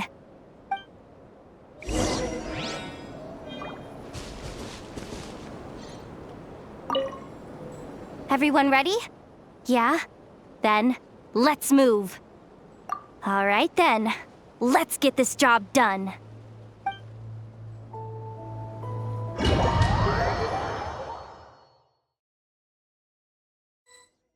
Go, go, go! But make sure you stick to the side.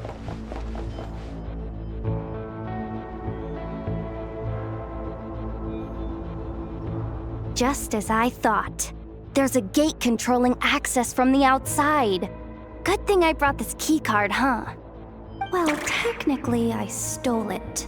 But no need to tell them that, right? Blame that chump who thought it was a good idea to get wasted at the flagship during work hours. Ooh, is it top-level clearance?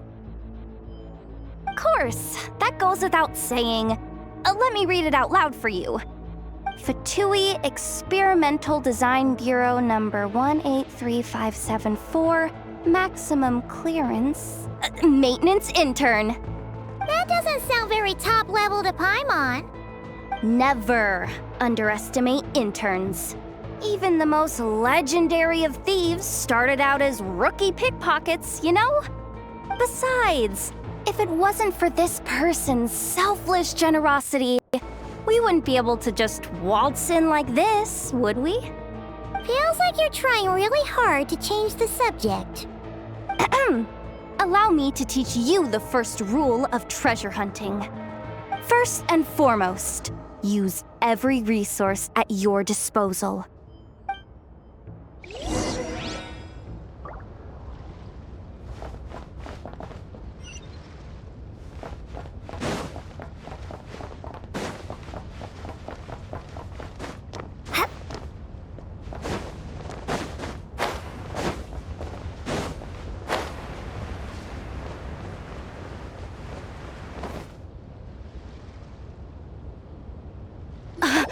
I get it now. It's like a pair of light bulbs just lit up in my head. What did you just get? The blue light, aka Plan A, is telling me to take the path along the left side. It'll be a lot stealthier, but that might mean a bit of a detour. The red light, aka Plan B, is saying, just charge straight in. But that'll mean dealing with like a dozen sentry bots already powering up. Although, I might be able to switch them to training mode. Their attacks will be weaker, but we'll still be in for a fight. Can't you just put them in sleep mode? Hey, I told you, I'm just a maintenance intern. Give the new recruit some time and space to blossom, will ya? We're still pretty close to the entrance. Surely they'll call the whole thing off once they see what these bots can do. Anyway, I say we go with Plan B. Either way, I won't be doing any of the fighting, so the shorter route sounds good to me. If we can avoid fighting at this stage, we should. Plan J is to call it a night so we can all make it back to bed before sunrise. After all, the deeper we go, the more dangerous this is gonna get. So we might as well give up while we still can. Well, all right then. Just don't forget, whatever you do, don't let those recon bots spot you. Let's see. No kidding. Ineffa told me about something like this before. I can't believe that dumb robot actually helped me out for once. All you gotta do is this, and the recon bots will be reassigned to another position. That way, when it's time to move forward, the path will be clear. Which reminds me, it's about time I taught you the third rule of treasure hunting. Go with the flow. What about the second one? You skipped that one. Huh? Did I? Oh geez, must have gotten muddled again. I mean, the second rule is exactly the same as the first. Guess that's what you meant by going with the flow, huh?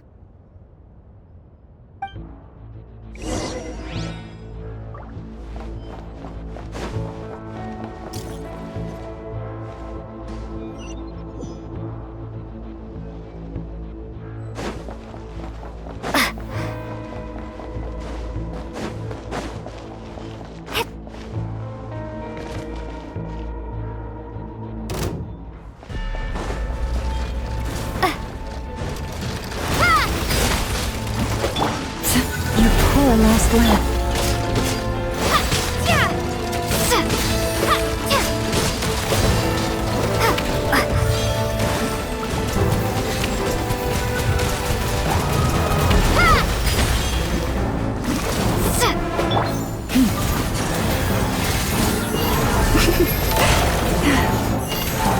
This way leads straight into the armory.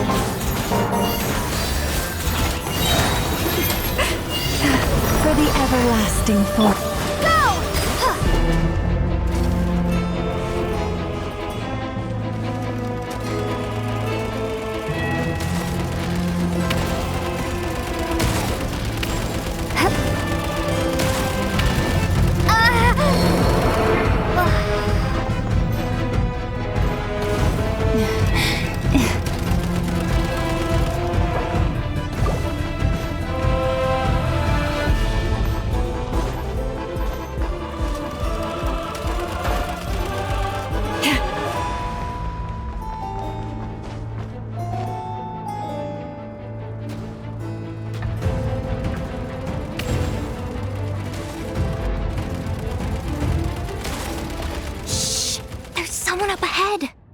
Has the lockdown been initiated? Move it, soldier! The cargo has already been transferred. The lockdown procedure is complete, Commander. That sector is now fully sealed. The night shift. Just our luck. Don't they usually handle deliveries during the daytime?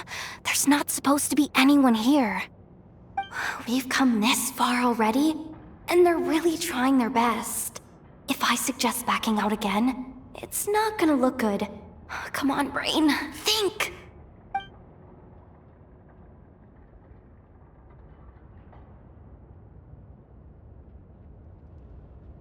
Got it! The freight shaft to the upper levels. We might have a shot there.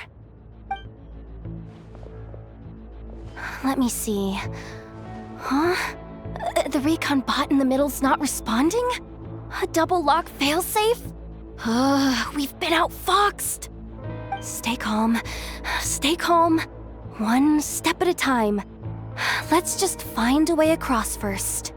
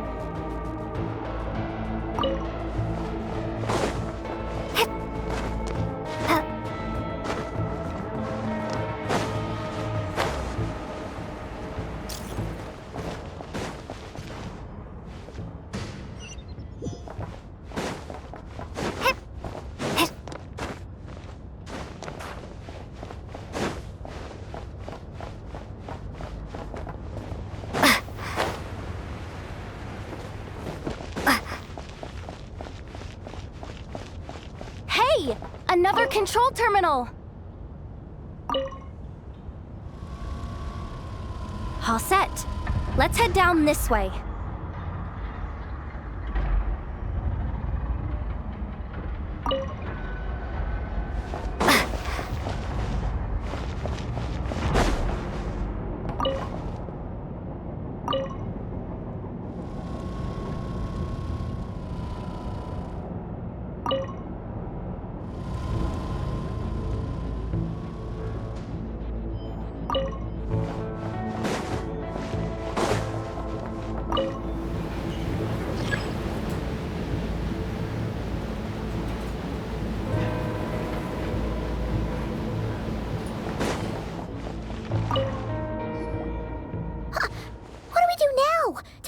Here too. Don't worry. Bots are way easier to deal with than people. At least their behavior is predictable. First, let's find a safe spot to land. Good. That spot shouldn't draw their attention. Let's go. Let me just try something. Maybe I can use the terminal to command them to move out of our way. Security verification? With 10 questions? Are you kidding me? You really trust me that much? Fine. I'll do my best. But just to be clear, if I can't answer a question, I'm backing straight out of the terminal. No way I'm risking triggering any sort of alarm. Come on, Yehoda. You can't give up now.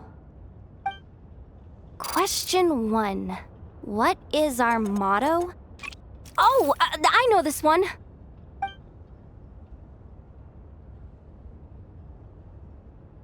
Question 5. The name of the harbinger in charge of this facility. Let's go with, Sandrone. This one should be the Pale Star Edict. I've heard one of Boss's informants mention that before. Final question. Enter employee ID. And it's timed? Okay. 183574. Confirm. I actually got them all right? What a miracle. Not bad, Yehoda. Not bad at all. Guess you're an official maintenance intern now. Hey, that could be my personal plan B if I can't get my job back. Just kidding. The Fatui are awful. The bots have taken the command. They're moving off. Let's get going while the coast is clear.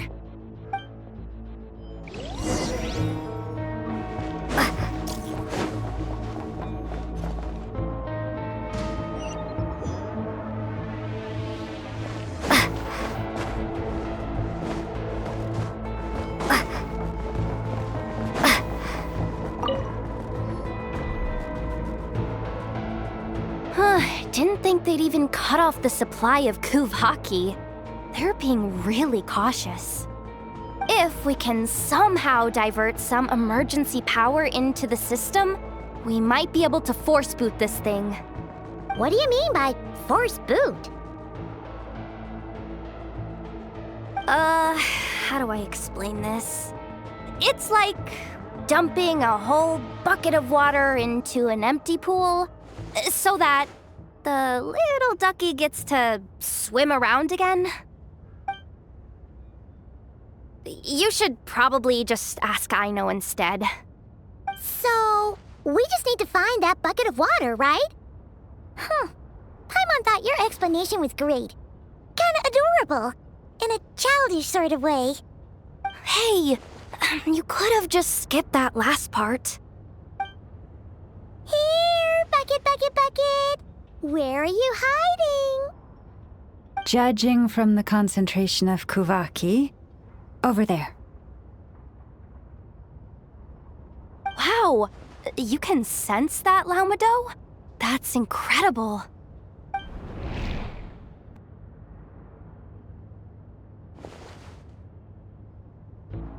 Let's move the recon bots above them out of the way first.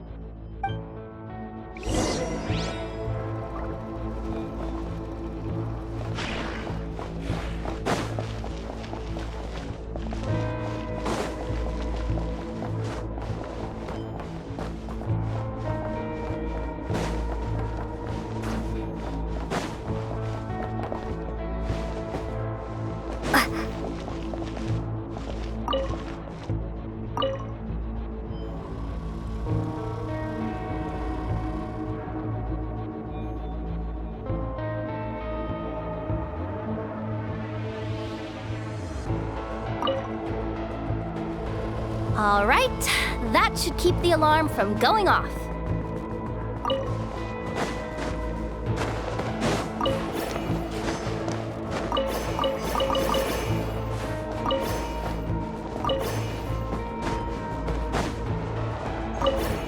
Time to plug in the charging component.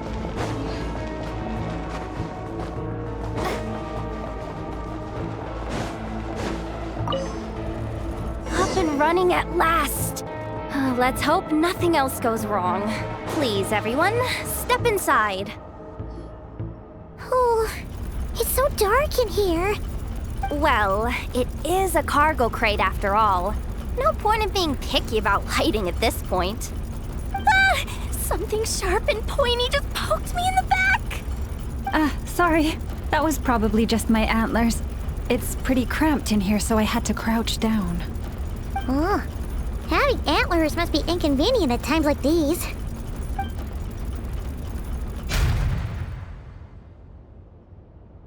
Ah! What's going on? Don't tell me something's gone wrong already. Looks like there was only enough juice in the emergency power supply to lift us this far up. Ugh. Awkward. Am I gonna get docked for this? Based on the boss's policy of docking pay for every screw-up, No, wait a sec. I've already been fired. Doesn't look like it's moving again anytime soon. I think we can get through if we follow the ventilation duct along the outer wall. The entrance has gotta be somewhere. Don't worry, this was totally part of the plan.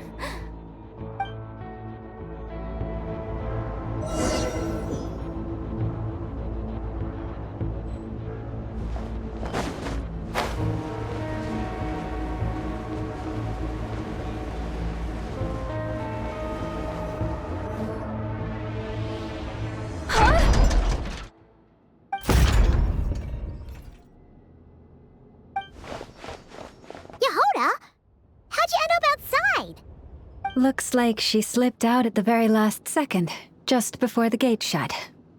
Impressive reflexes, I must say. Though I'd expect nothing less from a former employee of the Curatorium. I'm so sorry.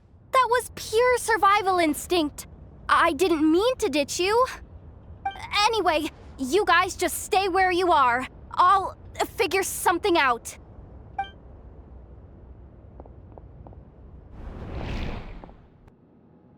Hey, there's a terminal nearby. Hang tight! Can you hear me now? The duct security protocol has been triggered. The gate must have dropped when it detected a living presence. Wait, so we're trapped in here? I'm checking what I can do from this end. Watch out for the laser up ahead. What laser?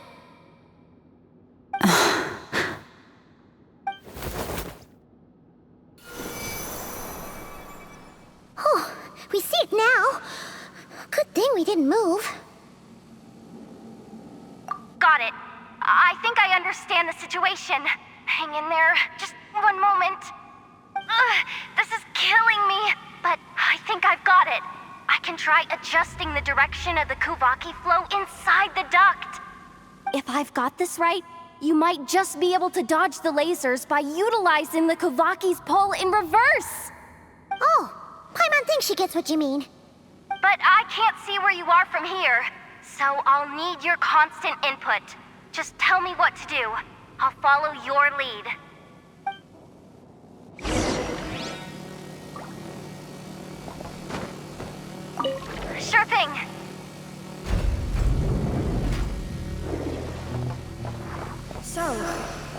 Wanna grab dinner after our shift?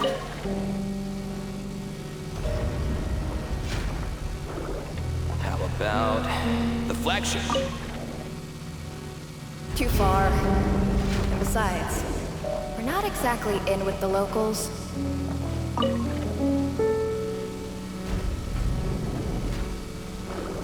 Like this, right? Then how about the staff cafeteria? Brimming with bright ideas. We made it to the other side! And all thanks to Yehoda! But the gate hasn't opened! How's she gonna meet up with us?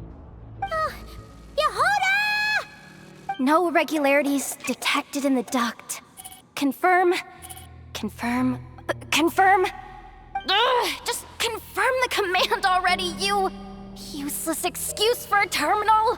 You piece of robo-junk! You mindless pile of scrap! What the? Insufficient clearance? Of course! I don't have the clearance! You oversized... Ow! Go with the flow, Yehoda. Go with the flow. If the others make progress, that's great. But you can't bank on it. You've never been one to depend on others. So it's about time you stepped up to the challenge. Deep breaths.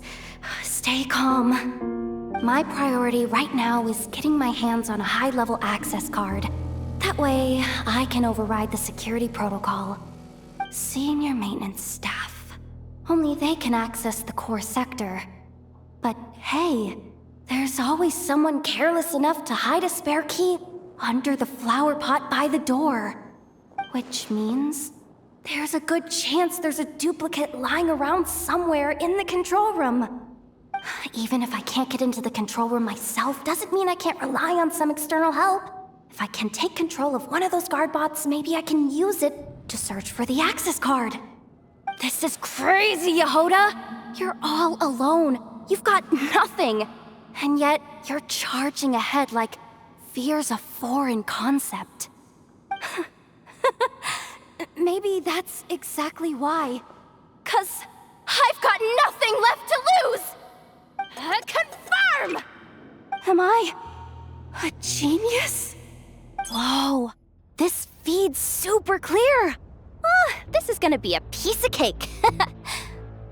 Wait a second. This thing's not a guard bot.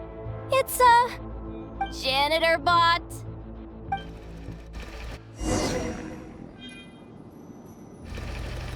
You think Marionette even knows what we do down here?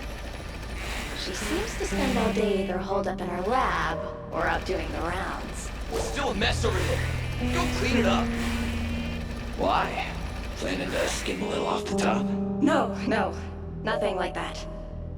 Just wondering if anyone would actually notice if we didn't show up from time to time.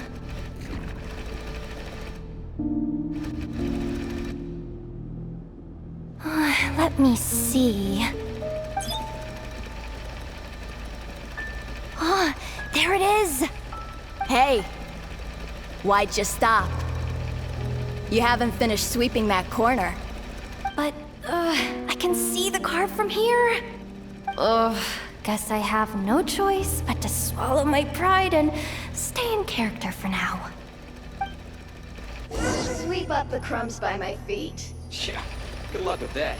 What are you gonna do when they ask for a progress report?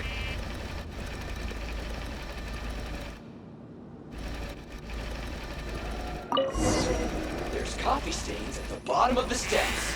No slacking! Sucks, though. Finally sent somewhere warmer than Snezhnaya. Yet we barely get to see the outside world. Come on. Where's that bot passage when you need it? There! The terminal's just ahead. Clean this spot, too.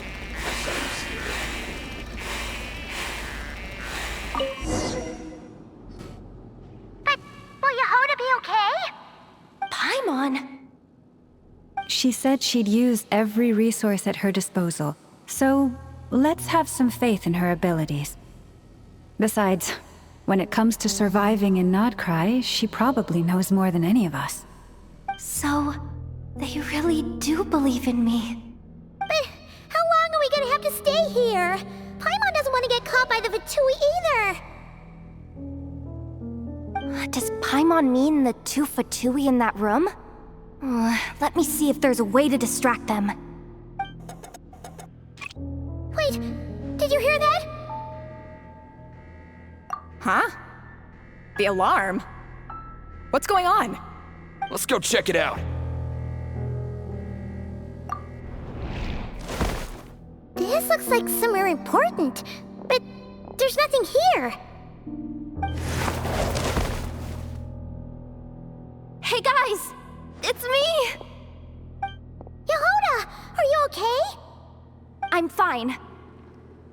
I managed to swipe a high-level access card and triggered an alarm to draw the guards off. But we don't have much time.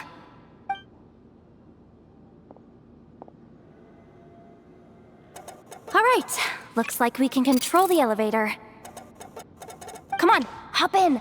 Let's take it further down.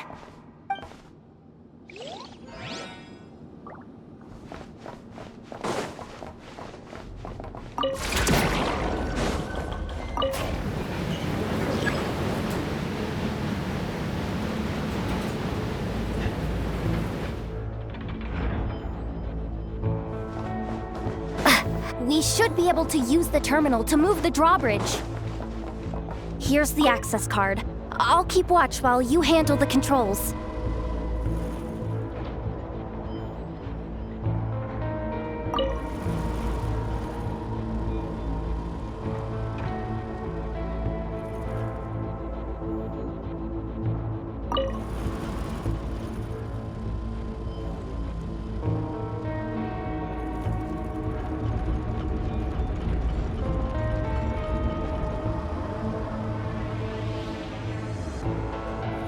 All done. Let's keep moving.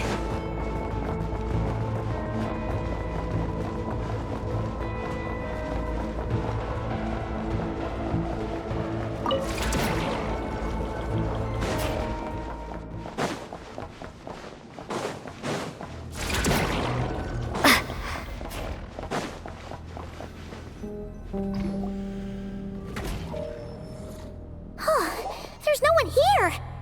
That's good news for us. Let's head inside.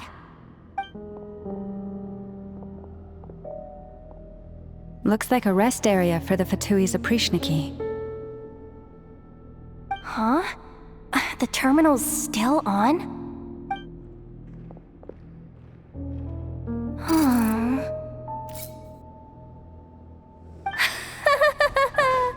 Looks like that good news is now half good news, half bad news. What do you mean? Well, it seems like that alarm I just triggered was so high level that even the guards in the rest area went to investigate. That's the good news, by the way. And what's the bad news? The bad news is that once they realize it was a false alarm, they're bound to circle back and check this floor. And then we're toast. So we've got to move fast here.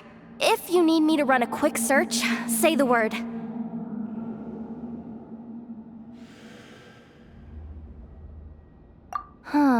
Analysis of Kuvaki extracted from the moon marrow suggests that its energy core bears some close relation to the power of the former Three Moon Sisters. It is suspected that there is a link between the Frost Moon Scion's hidden relic and the shattered remnants of the Eternal Moon. Come on, none of this is important right now.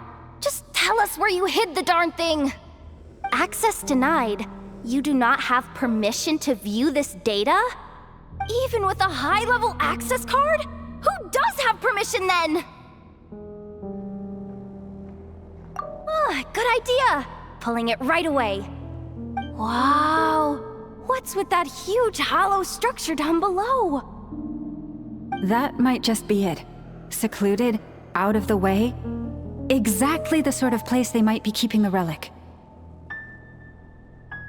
264 pages! What is this? A novel? Can we just skip to the end. I'm flipping through it as we speak. Kuvaki, a weapon. Huh. Seems like the Fatui and Snezhnaya are trying to harness the power of the Light Realm to build some kind of weapon. The target of which is... Seriously? Insufficient clearance? Again? Looks like that's about all our current clearance gives us access to. Based on what we know so far, it seems like the rest must be hidden inside that massive hollow beneath us. I could sense something beneath the water down there. Something unsettling. If they've gotten their hands on the moon marrow, odds are it's hidden down there too. And here I thought we were almost done. But nope, we're going deeper and deeper into the danger zone. Chin up, Yehoda. Once this job's done, you're buying yourself the biggest Nod-Krai and hot dog in town. Deal's a deal.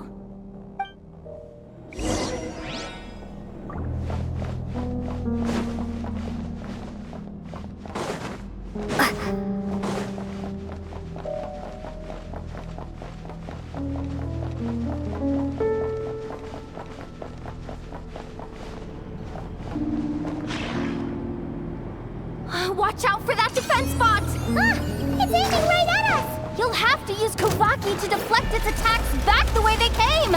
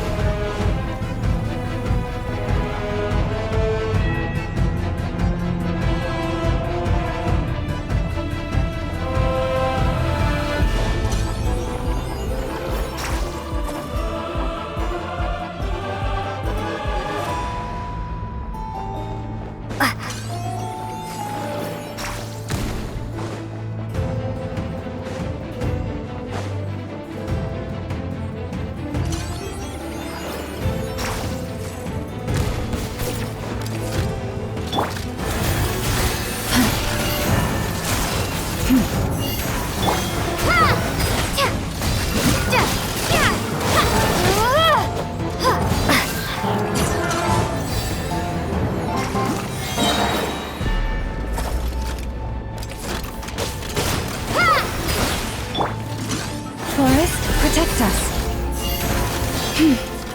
Yeah.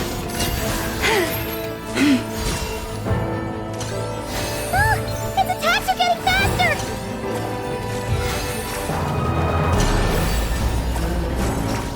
Almost there. We're almost there.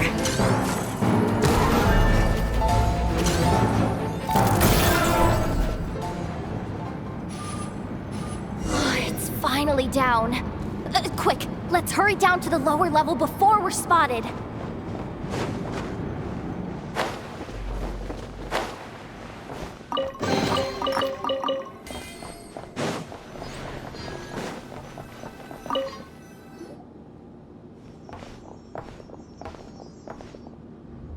That switch looks suspiciously obvious.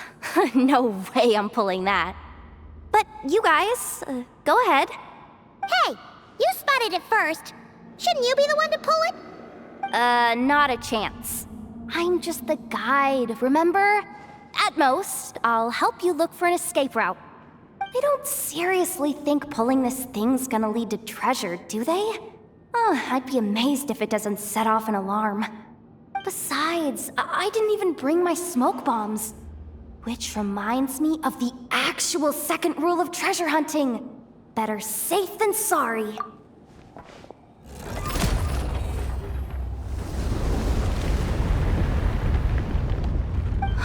The ground, it's shaking!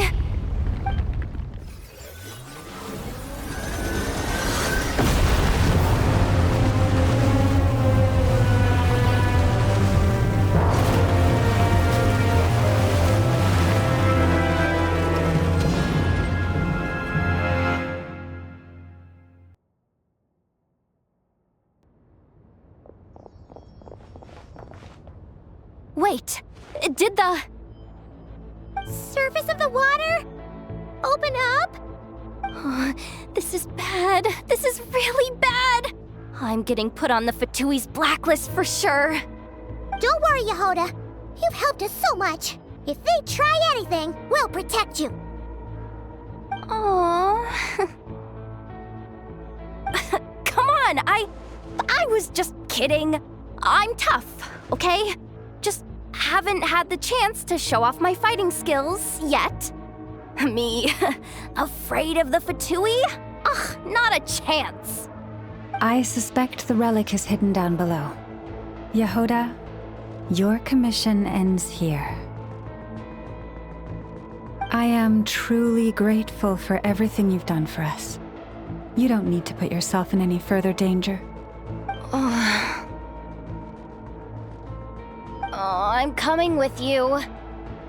This has nothing to do with the commission, or the danger, or whatever. This has already gotten way out of hand, so I'm coming too. End of story. Ah, she's blushing. Hey! Zip it! Why'd you keep staring? You looking for a knuckle sandwich or what? Come on, move it already!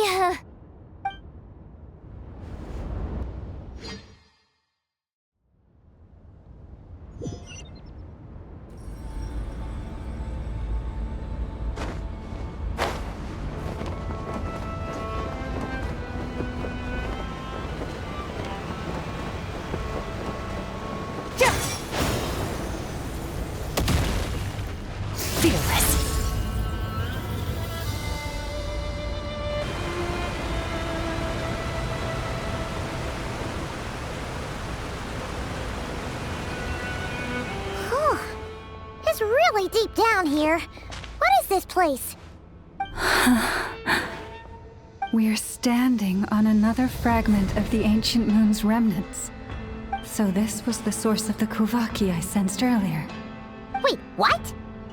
So the Fatui had it hidden underwater this whole time? This gigantic thing?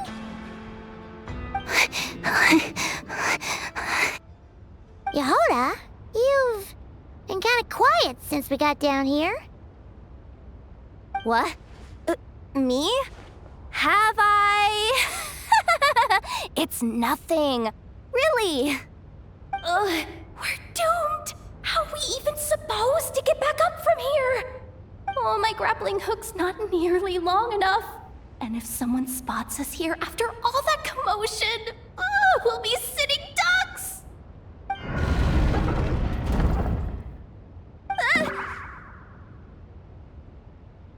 Oh no! That door's opening! Please don't say it's the Fatui!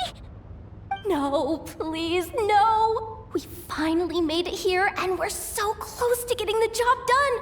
I didn't risk my neck just to die before I've even had a chance to spend my reward!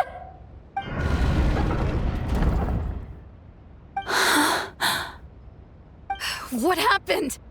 Why did the underwater barrier open? How could this be? Huh? Lauma? And you guys? Wilhelmina? What's going on here? Looks like there's no point trying to hide it anymore. Well, what are you talking about? I thought you might come, but I didn't expect to see you here so soon. Forget it. The Moon Marrow isn't here. You joined the Fatui? Yes. When? The day I could no longer bear to live a lie. At first, the Fatui wouldn't accept me. But then, one of their harbingers noticed me and said she'd give me a chance.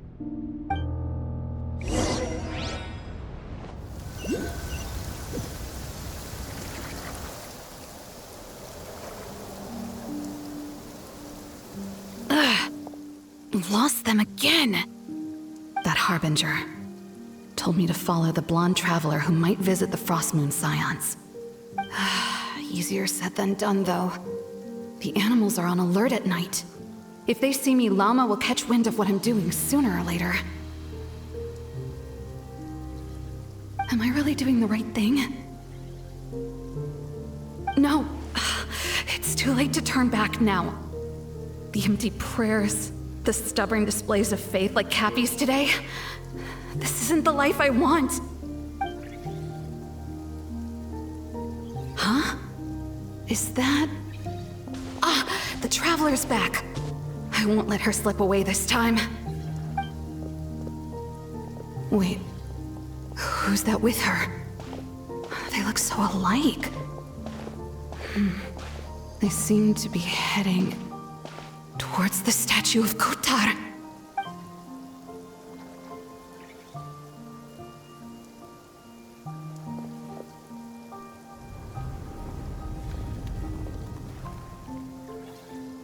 They've opened the secret chamber? But wasn't it meant to be sealed? Wait a second. The Moon Marrow! Surely they're not after the Moon Marrow. I'd better go report this straight to... Hold on. If they do actually make it to the final room, then maybe I'll be able to get my hands on the relic. The one thing the Fatui have been after this whole time. If someone's going to take it, it might as well be me. This could be my ticket to joining them.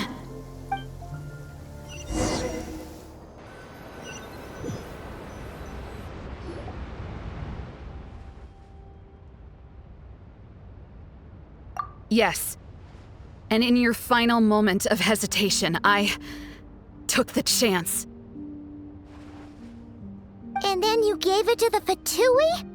But when we talked to you before, you seemed so genuinely worried about Lauma. Because I thought she was as fed up with the Frostmoon Scions as I was. We grew up together, Llama. I know you were chosen to be the next Moon Chanter when you were just a child. They never gave you a choice in that. I saw the look in your eyes when you were treating that child. That sense of helplessness. Surely you too must see that this blind, inherited faith of ours is simply holding us back. If our prayers are never answered, then why keep praying? Do they really deserve all of your devotion? Or are you trapped by the responsibilities they imposed on you? So those are your reasons for wanting to leave the Frostmoon Scions? Isn't that reason enough? When we pray to the moon, we do so to show our gratitude for the life it granted us long ago. It reminds us to strive for something higher within ourselves. But I know that's not what you want to hear. You're right, Philomena. I have indeed kept secrets from you.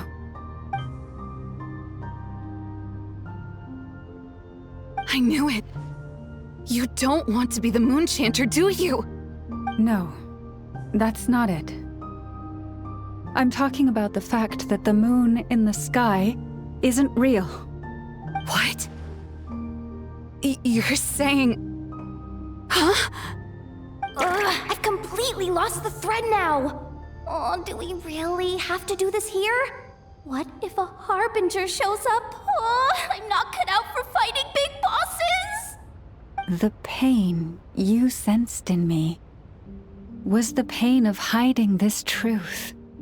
If what you're saying is true, then you already knew that the Frostmoon Scions wouldn't believe any of this. Why didn't you just leave like I did? You don't understand, do you? That's the difference between us, Wilhelmina. I care about the Frost Moon Scions. They're family to me. It hurts because I care. And that's why I chose to hide the truth. But now I understand that was a mistake. My family deserves to know the truth. I shouldn't have tried to hold it all together with empty prayers. Are you trying to say that I only ever cared about myself? There's nothing wrong with that in itself. No one would have tried to stop you from leaving. But you did not have to stab us in the back like this. We've been spotted! I knew it. I just knew it. Oh, what now? If a Harbinger shows up, I'm out of here. No darned relic is worth dying over. Looks like I misjudged you, Llama. I didn't think you had it in you to stand up to your fate. Turns out, you are a great moon chanter after all. But you were right about one thing. I haven't considered Hisi Island my home for a long time now. Bosses, time to go. I will change the Frost Moon Scions, Wilhelmina, as soon as the new moon rises. Then I guess I won't be around to see it. Say, Llama, what happens to those who betray the Frost Moon Scions?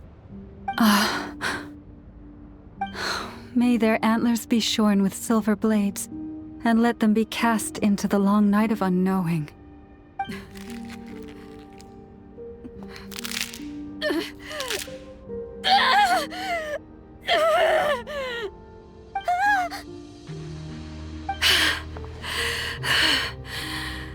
I have honored the ways of the Frost Moon Scions one last time. Think of it as a gesture of respect, Llama. There they are! Grandma? Marionette has the moon marrow. She went to Starsand Shoal. Don't flatter yourself now. I'm not trying to atone. I just don't believe you'll actually be able to change them.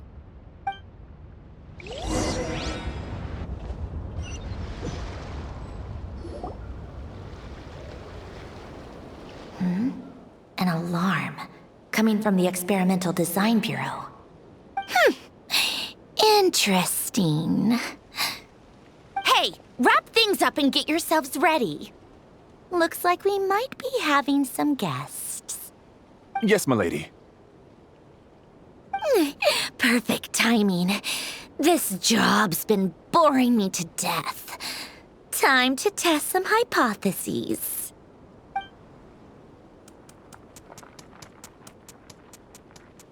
Bosses! I mean, esteemed clients. I mean, generous benefactors. Wait up! Come on! Sure you don't want to consider heading home first and coming back another day? Nasha Town's that way. You are aware that this is the way too. A little ahead of schedule, aren't you? Oh no, it really is a Harbinger this time. Marionette. So you are here after all. Hand over that relic right now. It belongs to the Frost Moon Scions. You mean that thing your antlered turncoat brought us? I have never much cared for trophies given up without a fight. But watching you tear each other apart over it? Priceless. I'm not in the mood for warnings today. Ooh, how frightening. Had I a Trimble function, I'd have rattled off at least a dozen screws by now. Or perhaps I've just set my sense of humor parameter too high. Were you trying to be funny just now? You don't honestly believe you're a match for me, do you? Go on then. Let's serve our guests a little appetizer.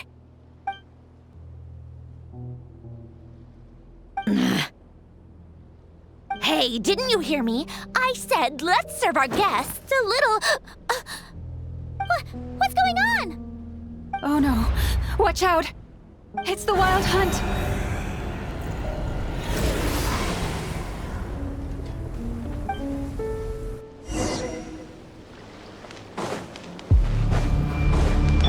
Up to the freezer!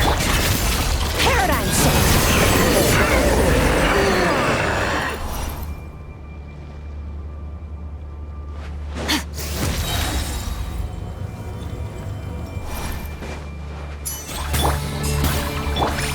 A dash of frosting!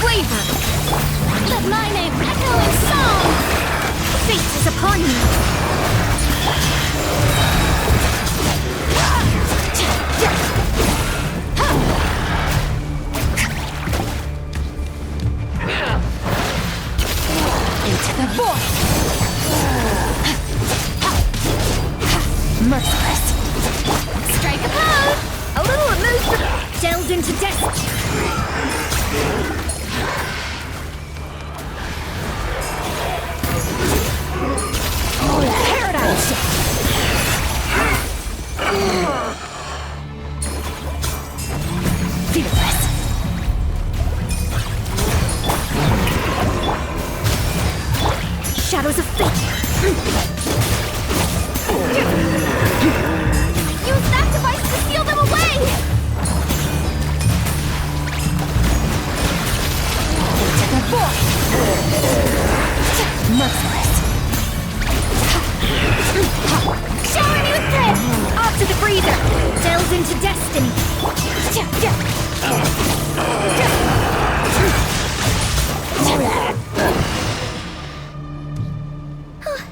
Is that it? Oh, at least that's what the Lightkeeper's Handbook says. Careful! It's not over yet!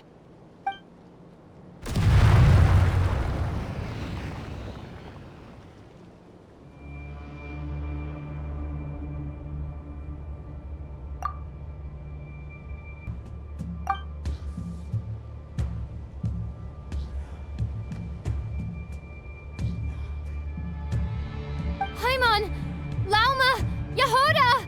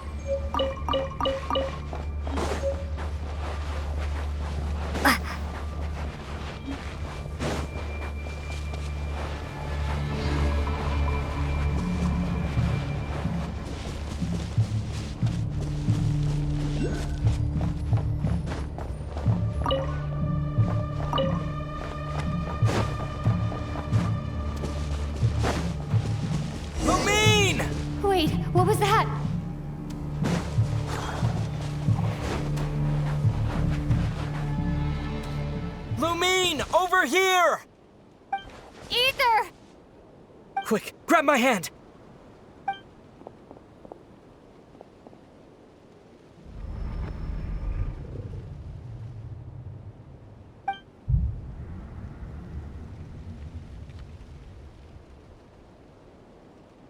Lumine, what's wrong?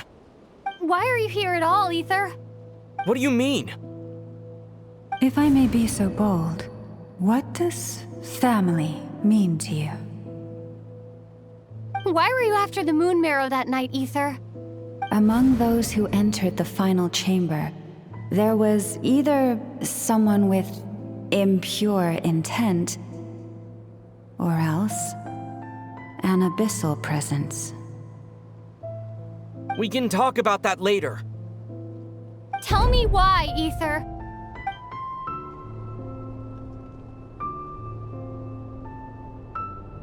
You know, this is only the second time we fought together since the day we both woke up in Teyvat.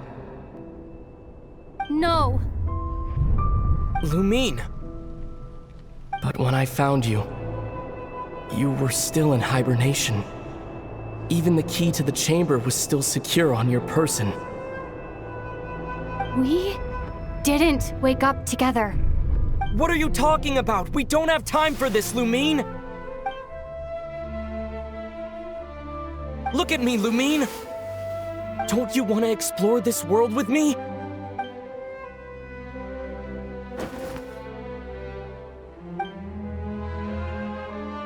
You think I'd lie to my little sis?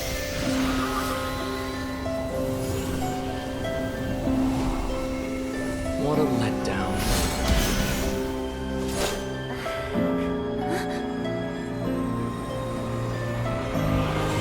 Go get it from me, Lumine! It belongs to me! I never believed it. I didn't want to believe it. That strange feeling that something was off. I wanted it to be real so badly. Even if it only lasted a moment. But you're not my brother.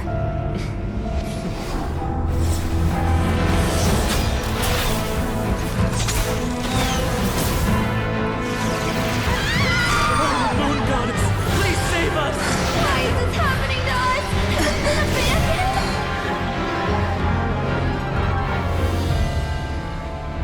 The cold night should be our blessing, yet only confusion and sorrow remain. The truth may yet lie beyond the sky, but must we become lost because of it?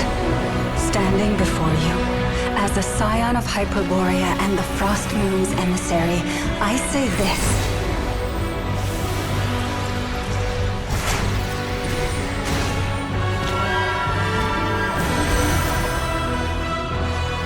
Should the false sky above dim the light of the moon, then from silver blood that flows as rivers, let us weave moonlight anew.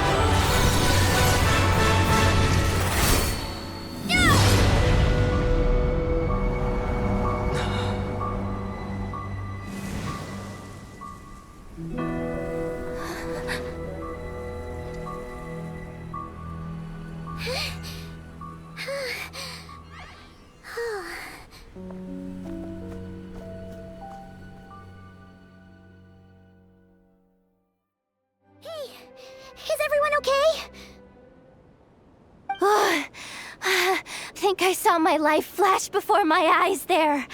Oh, good thing Laumado was there to save the day. Are you all right, traveler?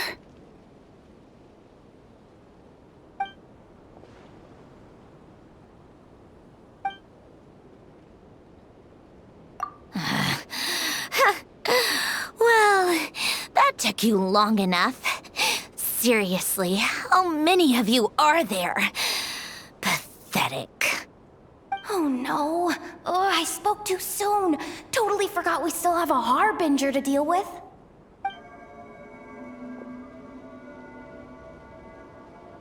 Hey, is that the moon marrow? It was hidden inside that big robot of hers all along!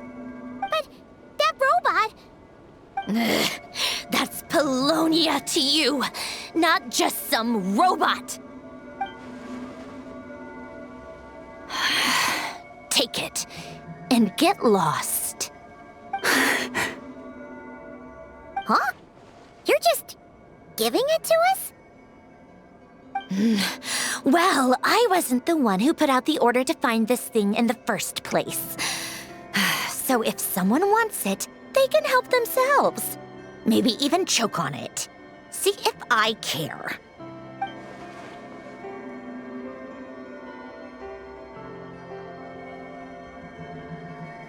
So, are you waiting for me to change my mind or what? I'd be more than happy to pick up where we just left off. But I should warn you, I'm in a bad mood right now. Let's go. Fine by me. Totally, completely, absolutely on board with that.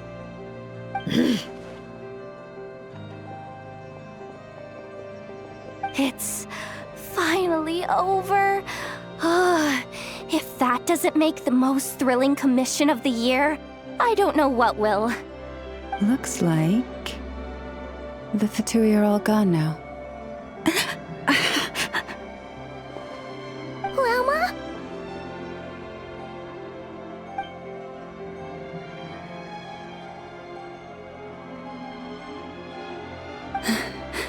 I'm all right. It's just been so long since I truly felt the power of the moon. I thought I sensed the wild hunt nearby. Don't tell me you've already taken care of it. Hey, it's Flynn's! Hey, he's that Ratnik. Unless I am mistaken, you are the Moonchanter of the Frost Moon Scions, are you not? May I ask, what is that in your hand? Please, don't get me wrong. I've been tracking the wild hunt lately, and I've come to suspect that its actions aren't as aimless as they might seem. When I saw what you were holding, I could not help but start connecting the dots.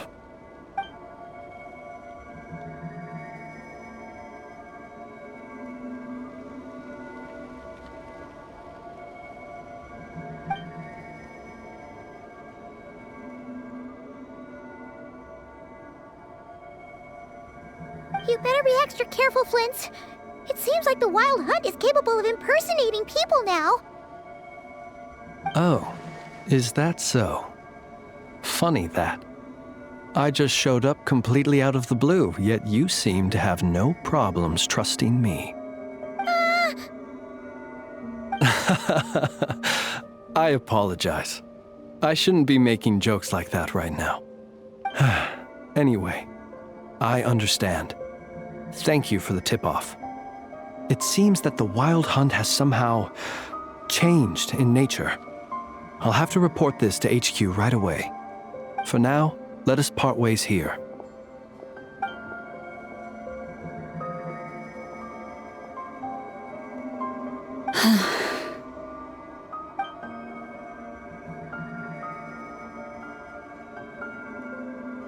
That little joke of his just now sure scared the bejeebies out of Paimon. Are all the Nod-Krai and Nod-Krai like that? They're usually stationed in remote areas and tend to keep to themselves. So, it's not surprising they end up a little eccentric? No, he's different. Really? How so? The animals. They've told me they're afraid to even go near him.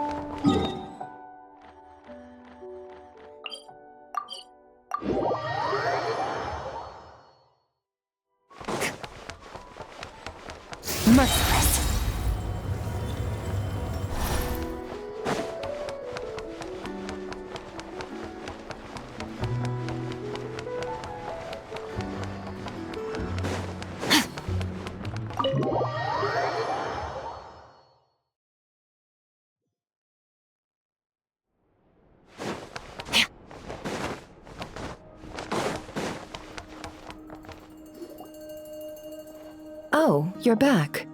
I just made you all a pot of tea. Better drink it while it's hot. Boss Neff, you wouldn't believe how scary our day has been! Seriously, I am never, ever taking random jobs like that ever again! You hear me? Oh, come on now. You even faced the wild hunt and lived to tell the tale. What's left to be afraid of? Wait a sec, how did you? Oh, right. Like you told us before, your business is dealing in information. Huh? Boss Neff?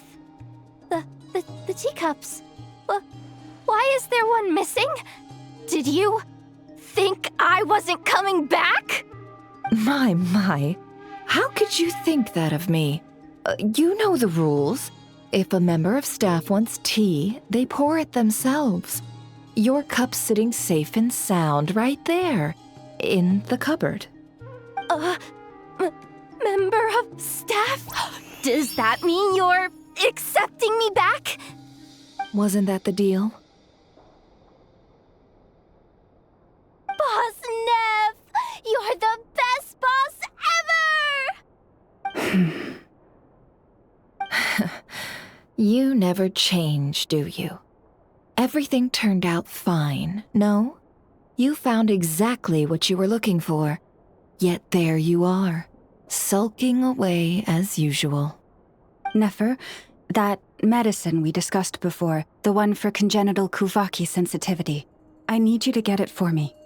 And how do you expect me to find something like that for you in the middle of the night? You'll have to wait till morning, at the very least. I need it right now. All right. I'll see what I can do. But you know urgent means extra charge, right? Thank you. You know what? You do seem a little different. In a good way? Or a bad way? Who can say? I'll take it either way, so long as you don't start making a habit of asking me for ridiculous favors.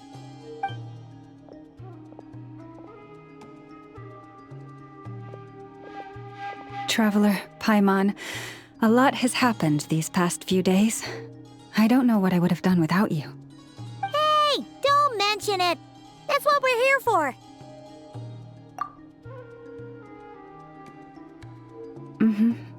You're right. And tonight, I'm planning on telling them everything. Tonight? Isn't it a bit late already? The moon shines brightly this night. What better time for the Frost Moon Scions to usher in a new dawn for truth? Thank you for your kind words. But before I do, there's one more thing we need to deal with. Oh yeah! Now that we have the moon marrow... You'll have to forgive me. I used too much of my strength in the battle earlier. I fear I won't be able to help you uncover the truth of the past. Not right away, at least. That's fine. We're gonna be in Nod-Krai for a while anyway, so there's no rush, right? Thank you. But there's another problem. How to keep the moon marrow safe now? Huh? Can't we just return it to your secret chamber? The seal has been broken. Even if it were restored, now that the wild hunt has gotten in once, there's no guarantee that it won't happen again. Oh, right.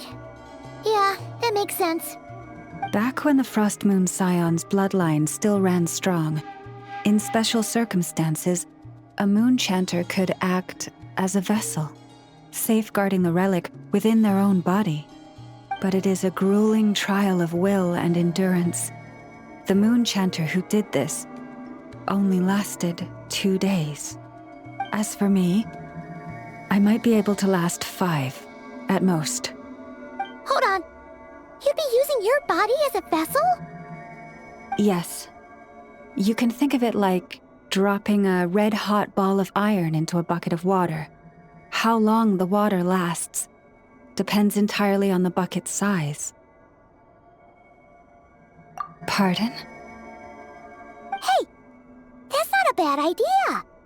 You've always held up pretty well against the abyss. Surely the moon mirror can't be any more dangerous than that. It's not at all that I don't trust you, but it's too risky. But we're out of options, aren't we? Might as well give it a shot.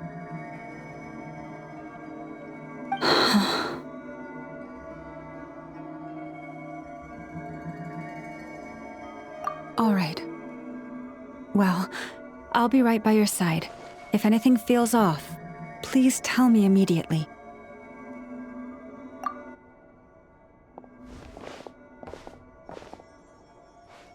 Here, hold it in your hands. Feel its power. Imagine you're a lake, a cluster of stars. Let the moon become a part of you. Whoa! It went into your body! How is that? Are you feeling any discomfort?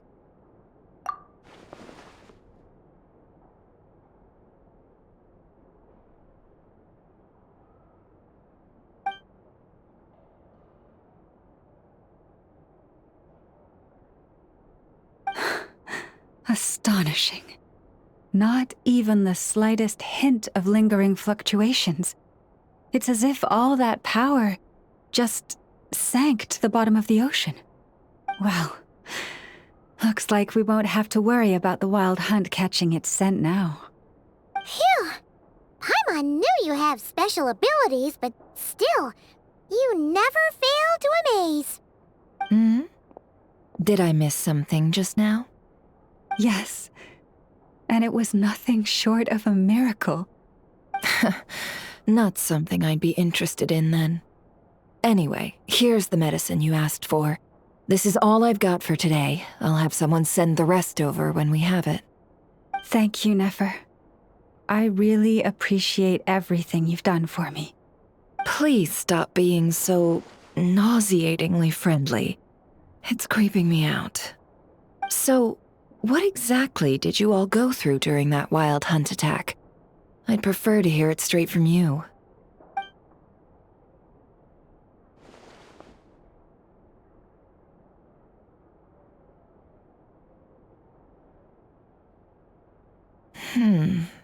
A phantom that can mimic the appearance of others. Quite different from what we've seen before. Yeah, and both times it appeared, its goal was pretty clear. It seems like it was after the moon marrow. And on both occasions, it was accompanied by the wild hunt, too. It appears there must be some close connection between the two. I must say, I don't often see you look this serious, Nefer. Too late in the day for thinking, that's all. We'll pick this up again later. You all feel free to keep chatting, though. Just don't forget to lock up when you leave. On that note, Traveler, please keep the moon marrow stored within your body for the time being. We'll take it back off your hands as soon as the wild hunt's been taken care of. Once and for all. Of course. Anyway, if the two of you will excuse me, I'm heading back to Hisi Island now. It's time I came clean with the Frost Moon Scions. Hey, we're coming with you! Though, guess we won't be able to do much more than cheer you on from the sidelines. That alone means more to me than you could ever know.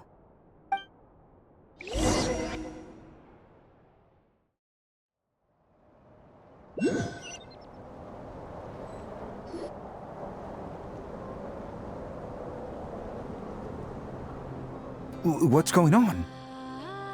I'm not sure. It seems like the Moon Chanter has something important to tell us. I heard the relic's already been retrieved. That's our Lady Lauma, all right.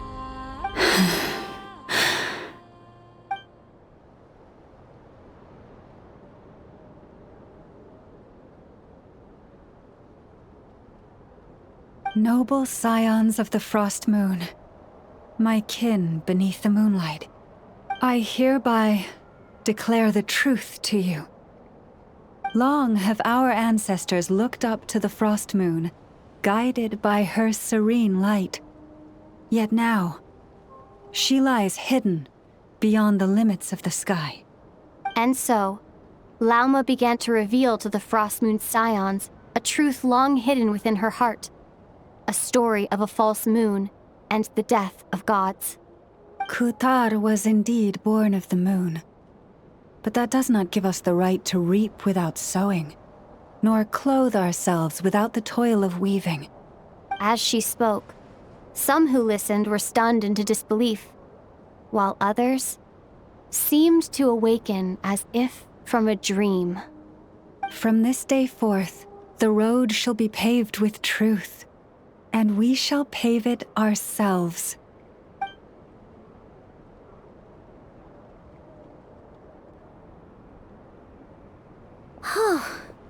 After everything Lauma said last night, Paimon wonders how everyone's adjusting. Still, judging by their reactions at the time, it didn't seem as intense as Paimon might have imagined. Says a lot about how much trust she commands, huh? Hey look! It's Lauma! Welcome, both of you. The animals were most lively this morning. They told me of your coming. Nothing too dramatic happened, did it? No one took it so hard that they went on a binge-eating rampage and ended up cleaning up the whole pantry? Or something? Hey! Paimon's just trying to lighten the mood. Thank you for your concern. Change doesn't happen overnight, and new ideas need time to take root. But nothing as extreme as that has happened, no. Although... Although what? Well, just as I thought might happen, some have chosen to leave the Frost Moon Scions for good. For them, losing their faith was like losing their home. Confusion, frustration, helplessness. I saw it all, reflected in their eyes. Oh. I respect their choice. May they carry the Frost Moon Scions' blessings far and wide, should they be willing to do so. If we meet again someday, perhaps we will be able to sit together and share stories once more. Others sought me out afterward, though, and thanked me profusely for sharing the truth with our people. They said they used to see me as distant, even somewhat unapproachable, whereas now I seemed much closer to them. Like a friend, or even a family member. Sounds like a win overall! Paimon thinks you did the right thing, Lauma. Thank you. Though, I wanted to ask, do I really come across as distant? Well, maybe just a little. To people who don't know you, you are kind of tall, especially if you consider the antlers. I see. That's a bit of a hard one. My antlers tend to grow under the moonlight, so I can't quite help it. It brings me comfort to hear you say that. By the way, how has your body been adjusting to the moon marrow? I'm glad to hear it. I've also suggested to Nefer that we meet within the next few days. We need to figure out how to counter this new manifestation of the Wild Hunt. But for now, let's just relax. I want to enjoy this feeling a little longer of finally living on the bright side of the moon.